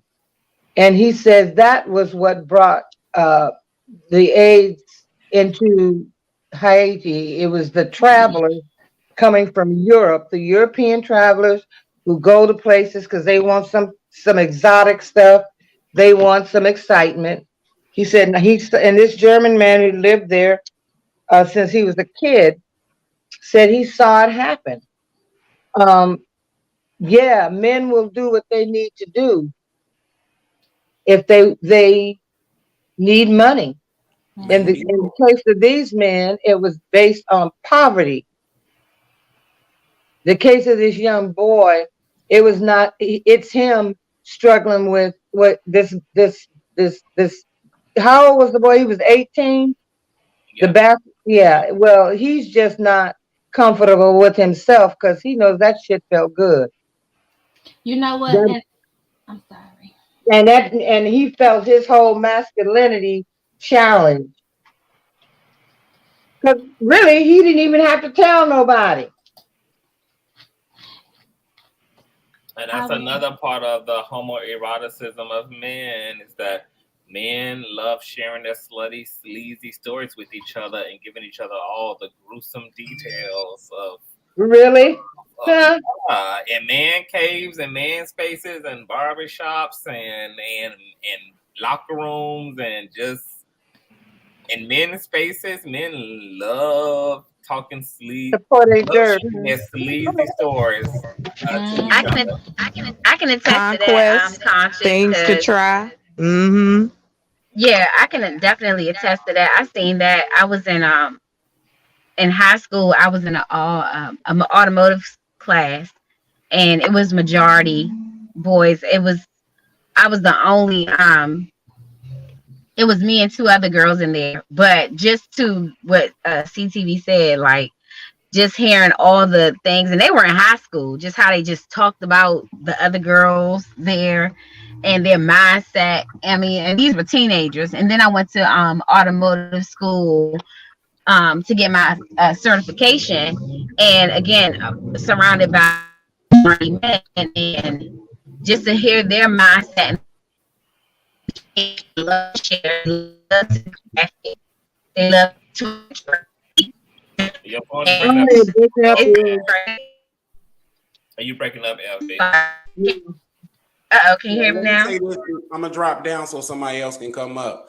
I just want last thing, CTV. They is homoerotic with the like you just said, the locker talk, the jock talk, and also with the threesomes. To me, the threesomes have always been homoerotic. It's like you're, for God's sakes, you're literally humping on top of each other, inches away from each other. Your balls are rubbing. You're seeing each other's ass. You're skeeting. Your juices are flowing from vagina to asshole. I'll see y'all the next time. Yeah, very, very, what a visual. Lovely. Thank Yeah, you. yeah. And they're getting their dick hard off each other's butt and sticking it in you. All right. Yeah, I always I felt like believe the it. whole double penetration thing was a way for like men who wanted to engage in Jerry. sexuality to experience it without directly engaging it. Yeah. I said that I've been with 2 gay men. I was fascinated with the lovemaking. I was like fascinated by it. It was fascinating to me to see my friend Keone sit down on a penis. That was like, damn. That it was like a ballet or something for me. I've had plenty of threesomes in my life, and and for the most part they've all been extremely enjoyable. I wanted to say something. The reason why I came on the panel, well, I'm not for me. I came in late, so And I'm y'all not. can kind of make these your like the kind of closing statements because I'm gonna wrap up as well. Okay, so the reason why I came on the panel, and I came on late, so I wasn't quite sure, and I have to go back and watch the show. But I came in, and I just want to say we do have to protect our trans women because, and I do agree with the men knowing that the women are trans, and it just brought me to the story about in Tyler, Texas, with the trans woman who was dating the football player, the college football player, and he killed. I mean, they were in a relationship, and so when she said that, he was trying to keep it a secret, but they were in a full-fledged relationship, and he killed her because he didn't want her to tell. And so I agree with Conscious, if I understood you correctly, as far as removing the labels so that people can be comfortable and love who they want to love and be free. Because and she loved him, and this was also, I watched it, I heard the story, and then I also saw it on Fatal Attraction. Yeah, that's one of I love that show. But where he asked to talk to her about it, and then he shot her, and that was just the most when I heard that, it was just horrible story. But we definitely need to stick with our trans women and make sure that they're protected. That's right. People should be free to love who they, and I think if he felt free, because they had an ongoing relationship, if he felt free to be able to love who he wanted to love, and like the person said earlier about the I understood taking the down low, that label off, because I think he liked her too, but he was afraid of what other people were going to think about him.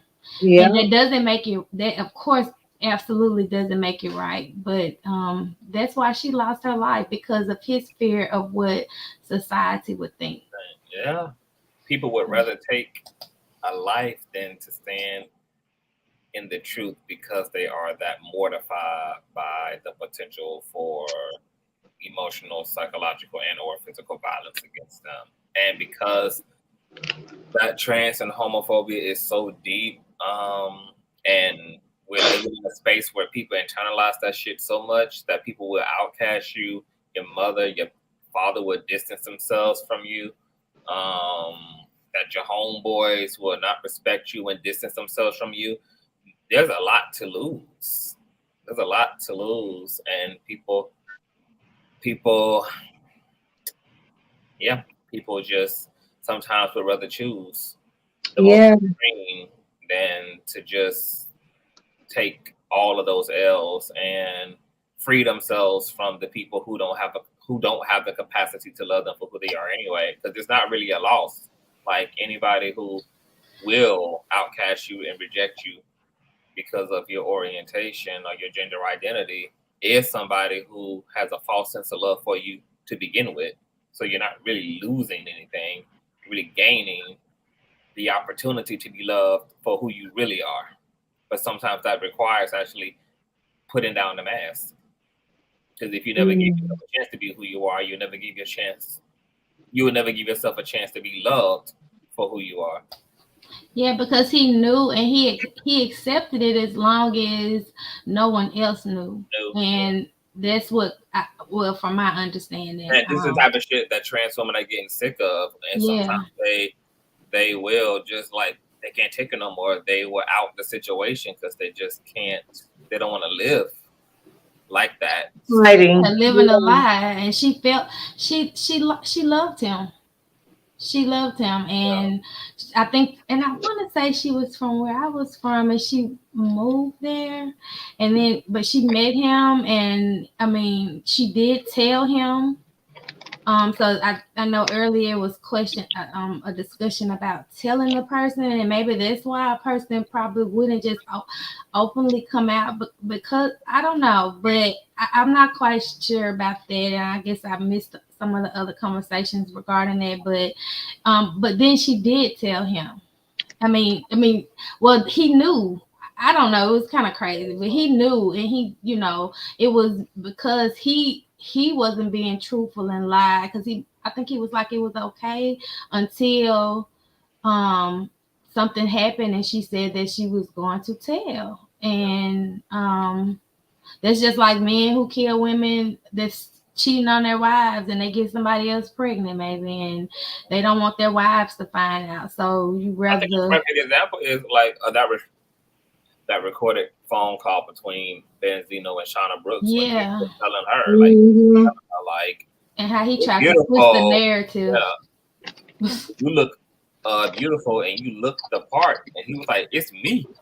Who they gonna chew up though? It ain't gonna be you, because you doing what you're supposed to do. Like, you just a chick who pursuing a dude. You're like, but I'm the person who's gonna receive all the backlash, and I'm the person who gonna get chewed up, and I'm the person who is gonna take the brunt end of all of the judgment, because I'm a black man, and I'm not supposed to do that. I'm not supposed to be with a trans woman. I'm not supposed to do da da da da da. And I was like, that conversation was just more receipts to what we be talking about. This patriarchy shit is real. It's real to people. Like, and we've conditioned our people to believe in these ideas so much that people are literally making choices not to be truly happy, just to support an idea. And they don't understand that even before we were sold over here, that's how our people live. Like, people probably don't want to believe that, but there were I'm not supposed to I'm still learning like how to use the terminology, but there were men on men relationships then before. So, and it's been going on since the beginning of time, and even when they brought us over on the boats and stuff, like I learned that in college, like those men were on boats for a long time. I mean, for years. So with no women. So definitely, but like I guess it's westernized. I think I heard that earlier. Where that we've been taught to think that that's bad, but I think not in the trans world as far as it's getting better for y'all regarding, but being more open about who you are. I think it's better from, like, I graduated from high school in '97. So like when I was in school, like I had friends who I knew like guys. but they couldn't be free to do that. And so when we got older and graduated from high school and we went to college, and I was happy to see, and even there were females as well. I mean, because we had been going to school since elementary together, and I knew that I always just knew, and it was never an issue. But I was glad to see them living their truth finally, because in school they could not do that. But I think it's different now. So in certain aspects, but the hate is more real. I mean, is worse because of them being free to be who they are. The hate is crazy because we're reading books in different philosophy classes like Plato's Symposium about the Greeks and how when the males used to be with the young boys, that was teaching them to become a young man so then they could go off and get a wife and have kids and stuff. And then you read that, but then you cast out stones and say, oh, being homosexual, you're going to go to hell. But then why are we reading this in philosophy? Like, make it make sense. Right. Yeah. What was that movie? And our practice wasn't even just that practice was African too, because in the last live we was digging into gender fluidity and non-gender conforming individuals and same gender loving relationships in Africa pre-colonialism, and there were certain communities and tribes within Africa where like homosexuality was actually like a part of like manhood. It was in the community, like for the passages of men crossing over into like manhood and shit. Like it was just wild to see. Like there was also some communities in Africa, I think in the I don't know if in Congo or the Dongo, but one of those communities where like the male that they had actually institutionalized like the warriors and the soldiers of the community were able to like buy young men like to be their companions on like their conquests, and they acted as like lovers and sexual partners to these men, and these warriors and soldiers were able to pay like the family's bride price for their sons and shit, and it was like all type of shit. So it'd just be funny to me when people be like homosexuality is like not African. That's the farthest thing from and in Afghanistan they do the same thing. They call these men bacha boys. And these men ride around and they usually get boys that are homeless or whatever. They take them to this one gentleman who dresses up like a woman and dances in their private men clubs. And the man that puts up the most money, then he goes home with. But they take the young boys that they pick up to him so he can teach them how to dress and how to do this dance. And the Afghan women know this is going on, but they get these young boys and they actually love them and keep them. You know, they are the lovers to these men, and their women know that it happens. They know that it happens. But then if you were to be openly like that, then they would try to kill you or something. You know, it's really crazy. Yeah, it is. It's nuts. I gotta get out of here though, you guys. It's going on the 8-hour mark, and I gotta eat and shower and stuff and get my life in order. I've been here with y'all all day since 8 o'clock this morning, honey. Back to back. I literally marathoned the entire fucking Sunday. I literally went live around 8 this morning to talk about this case, and then was on for like I think 4 hours, and then jumped back on with One Love and Reckless and myself, and then this show became an 8-hour damn show. So I've been here all day. I want to cash app you. Scorpio. I think don't move it. The movie that you were talking about, Alexander the Great. Hold on. Yes, that's great. I'm trying to get my coin. Hold on. All my I just didn't want her to drop it back down because I think she brings it up in there. My cash app information. And then another documentary that I recently watched, it was on Tubi, but it was called Reclaiming the Throne. That was interesting too. Reclaiming the Throne. Mm-hmm. Okay. But it's just talking about our roots and stuff, and it was interesting. Stuff that we need. We need to be studying and learning about who we are, where our people come from, how diverse our continent was, what Africa was like pre-colonialism, what our good GIs. Now I know y'all might disagree, and I'm learning different things, but like apparently, we're the chosen people. We're God's chosen people. So it talked a lot about that. It was very interesting to me. So yeah, for sure. I believe it. Look, I'm old, so I rarely use my cash app. Let me see how long. I'm trying to make sure I spell it right. I just put that Z. Everybody always spell conscious with the S, but it's a Z. I think I found you. Yeah, a Z. Is Davon? Yeah. Okay. Yeah. Well, my closing thought, darling, I just want to tell everybody in the panel that I enjoyed all of you, and I really thank you, Conscious, for this being first for having me up, but this being a safe place where people can come and undress and get totally butt ass naked. Yes. And not, and not get demonized or anything by it. I mean, it's a safe space. And I would just let people know that freedom is not free. Freedom is tough. When you decide to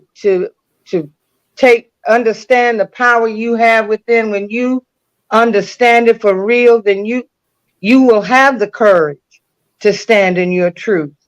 And yes, it may be difficult, but you will live your life for you in your truth. No more hiding, no more sneaking, none of that. It takes courage. So I want all of you to understand in the first verse of Isaiah 60 says, "Arise, shine, for thy light is come, and the glory of the Lord is risen upon you." Now it goes on to say that gross darkness will cover the people, but the glory of the Lord, the light of the Lord is risen upon you. When you walk in that power, I tell you what, things change. They change for you. And I did an oracle reading today. And the first card I pulled was we are transforming, and we're transforming on a cellular level. That this is happening whether you like it or not. And this will also maybe cause a bit of confusion until you relax and understand that we are transforming on a cellular level. The next card I pulled was dance with life. Do things that bring you joy. Do things that bring you joy. It's very important that you keep your vibration up. We're not trying to be knuckle draggers, okay? We're not dealing with low vibrating people. Yes. So dance with life. The third one is resilience. It means to, drink plenty of water. The card represented water. Bless your water before you drink it. It changes the molecular structure. Put the light of the Holy Spirit in your water, and it becomes a healing elixir unto your body. That we have to drink lots of water, take care of ourselves. We must rest. And it also is a time to allow someone to love on you. And the last card is the initiation. That sometimes we have to confront scary shit about ourselves. Sometimes we have to go through these sort of darkened corridors in order to get to know who we really are. But the beauty of it is that you can walk towards the light. You can walk towards the water, which in the cards represents life. You come out as a new person. So, Yeah, it'll be a little bit tough, but it's absolutely doable. And I tell you, I've gotten to the age I'm over 50. I'm fabulous as ever, and I don't give a fuck about what anybody thinks of me, because I ain't the mind police. Okay, I need to keep my own stuff tight. So you'll get to that point. You will get to that point. Thank you, Conscious. You said it all, Jazz. I ain't even gotta say nothing. That's closing argument. Thank you. That's the mic drop. Thank you. Thank you so much. Thank you Y'all so have much, a good guys. evening. You too. Good night, y'all. Good night, everyone. And thank you so much for your donation, Sweet Scorpio. I got it, boo. And God bless you. Thank you. Thank you. Thank you. Good night, y'all. Good night. Good night, everybody. I'll go and give you my telephone number, baby. Yes, do that. Okay. All right. Peace. Peace. Okay, y'all. We are out of here. Everybody is complete. I think everybody is complete. Okay. So that's the show, you guys. I got to get out of here. I got to go relax my body. Move my body, brother. I've been in this goddamn leather chair, sitting up on my air mat, girl. Y'all know I had to put an old nasty piece of second workspace in my home, which makes me so happy. Because I don't know. I feel like when I do my content in this particular setting in my house, I don't know, it's much more like studious. But like when I'm in my entertainment room, girl, which is where y'all traditionally see me at, girl, when I'm visual, girl, I don't know. I feel like that's like, it's a spirit. It's a ratchet spirit in that damn room, girl. Okay? But when I'm around here, I feel like, I don't know, it's a different type of energy and stuff that be going on. But I like it. I like it. I shouldn't have bought the stool, though. I should have bought me like a chair. Shy, because I be sitting up with no back support and all this posture all on my one. Wow. But nonetheless, thank you all for participating, girl. If y'all new here, once again, subscribe. Tell a friend and a friend and a friend and a friend and a friend and a friend about your favorite content creator, honey. Have them come over, check us out, give us an old Netflix subscription. I want to shout out to all of the panelists, girl. Chocolate Earth, Jazzy, Reckless, One Love, Monica, everybody who came up today, Yusuf. I want to even shout out Shauna and also Miss Beauty, who was a damn, you always need a antagonist, girl. They bring out the goddamn fire, honey. I want to appreciate them as well, because this is an open forum. So, we try not to be an echo chamber. I like diverse thought. I like people who have their own, and, my whole argument is let the best arguer win the debate. So, I like seeing how people think, and, look, if you can make something make sense to me, I'm willing to stand corrected, but you got to let the perspectives in and let people challenge the hell out of each other and not be stubborn. If you know somebody making good damn sense, honey, and they lining shit up, don't hold on to your perspectives just for the hell of being egoic and full of yourself. Have the balls and the courage to be like, okay, y'all right, you're right, y'all right. Like, some of y'all just be girl, y'all going down in a blaze of glory on that stubbornness, girl. Yeah, but I love the conversations and love the dialogues. And it's been a full day, bitch. I've been at this shit since 8 o'clock. I don't know why I be giving y'all my life like this. I don't know why I be giving y'all my whole life like this. Okay? I might not be here on here every day, but bitch, when I'm here, honey, when I'm here, I'm here. When I'm here, I'm here. Okay? And I've been doing pretty frequent with my content too, like, for sure. And I think the magic is, y'all, I only talk about stuff that actually interests me. I think that's why these lives can last. can go on for eternity, because I no longer talk about things just for the hell of like, you know, just for the hell of it, just for the hell of keeping myself in the algorithm. I actually now only commit to talking about things that really pull on me, that fascinate me, things that are cool. But in terms of this whole Mr. Etute and Jeremy Paul Smith situation, Jazzy J said it best. This is a miscarriage of justice. I do not feel that it was proper for Mr. Etute to be acquitted. Nonetheless, he was found innocent in the court of law, and I hope that he makes it right between him and the Lord.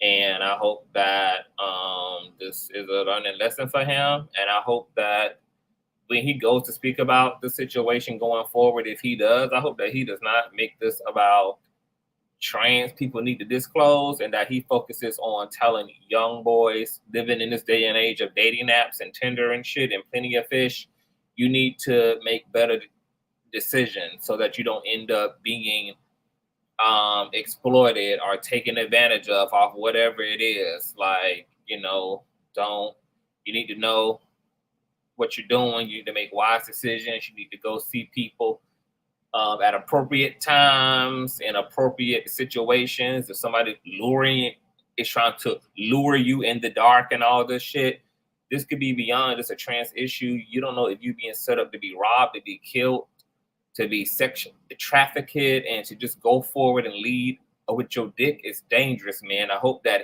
his message is about how dangerous thinking with your dick can be, because he could have been in a situation far dire than getting his dick sucked by someone of the same sex. He could have literally been abducted. He could have been kidnapped. This nigga could have been human trafficked. Like, these things are huge now. People are being sex trafficked and sold into human trafficking. Like, this could have been a deadly situation. You could have been fucking murdered. Like, and then to just walk into somebody's house and they're not even allowing you to identify them, and then you willing to walk into a dark, like, it's just every time I just talk about it, it just pisses me off. I don't understand. I just don't understand how you could just be that fucking reckless and fucking stupid. Like, who goes to a perfect stranger's house in the middle of the night and they don't allow you to see them physically, and they don't allow for there to be any lights on in the house, and you just walk in? Like, just dumb. And that's why I call straight men dumb. Just mindless. Like, just mindless and aimless. Like, definitely, like, Mr. Etute is definitely responsible for the shit he got himself into. He is not a total victim. Yes, Mr. Smith catfished him and used deceptive means. He sure did, but he also walked right into the deception. He didn't challenge the deception. He knew shit was off from the jump. He knew shit was off soon as this person came to the door, soon as they came in a hoodie, soon as all the lights was off, but he didn't care. He wanted his dick sucked. That ultimately was the goal. He got paid $50. He went on about his life for a whole fucking month. Nuts. It's fucking nuts. Yes, there is value to being safe in this day and age. Be wise. Be wise. Love yourself enough. And, maybe we'll do a show on proper online dating. Oh my God, somebody else just cash out me. Shout out to Nicole. Thank you so much, love. Thank you, Nicole, for the cash app, love. God bless you, darling. God bless you. Bless you, bless you, bless you, sugar. And shout out to everyone. If you guys choose to donate after this live stream, thank you in advance. I appreciate you. I'm gonna get out of here. Zeus dropped a new episode. I know that we have not reviewed episode 10 yet, but we're just going to combine both reviews. So we're going to be reviewing episode 10 and 11 since they kind of really are just one whole review, girl, really, because, you know, all of it really centers around this music video and shit. So we will be giving y'all an old nasty 2-part review on Tuesday for sure, and any other live. Also was supposed to do a Patreon live regarding astrology for Christianity, which I'm going to be doing probably tomorrow, Monday. So those of you who are in my Patreon, you know, I'll be letting y'all know the exact time and date. I'll make sure that y'all are off work and can really you know, listen in on that show, etc. I'll be coming back with my favorite mystic and occultist, Cosmic Nuances, who's got a whole new project coming out. He's also got a school for the mystics as well. Those of you who are looking to learn how to cast spells, how to pray, how to call upon spirits, use ancestral power, use angelic forces, commune with the Holy Spirit, work systems of divination, well, the doctor will be in, okay? And he already has a school full of students and are looking for even more students. So he'll be on. We'll be doing that in the Patreon. And yeah, so I'm going to get out of here. Enjoy the rest of y'all Sunday. Shout out to everybody. Peace and love. And see y'all later.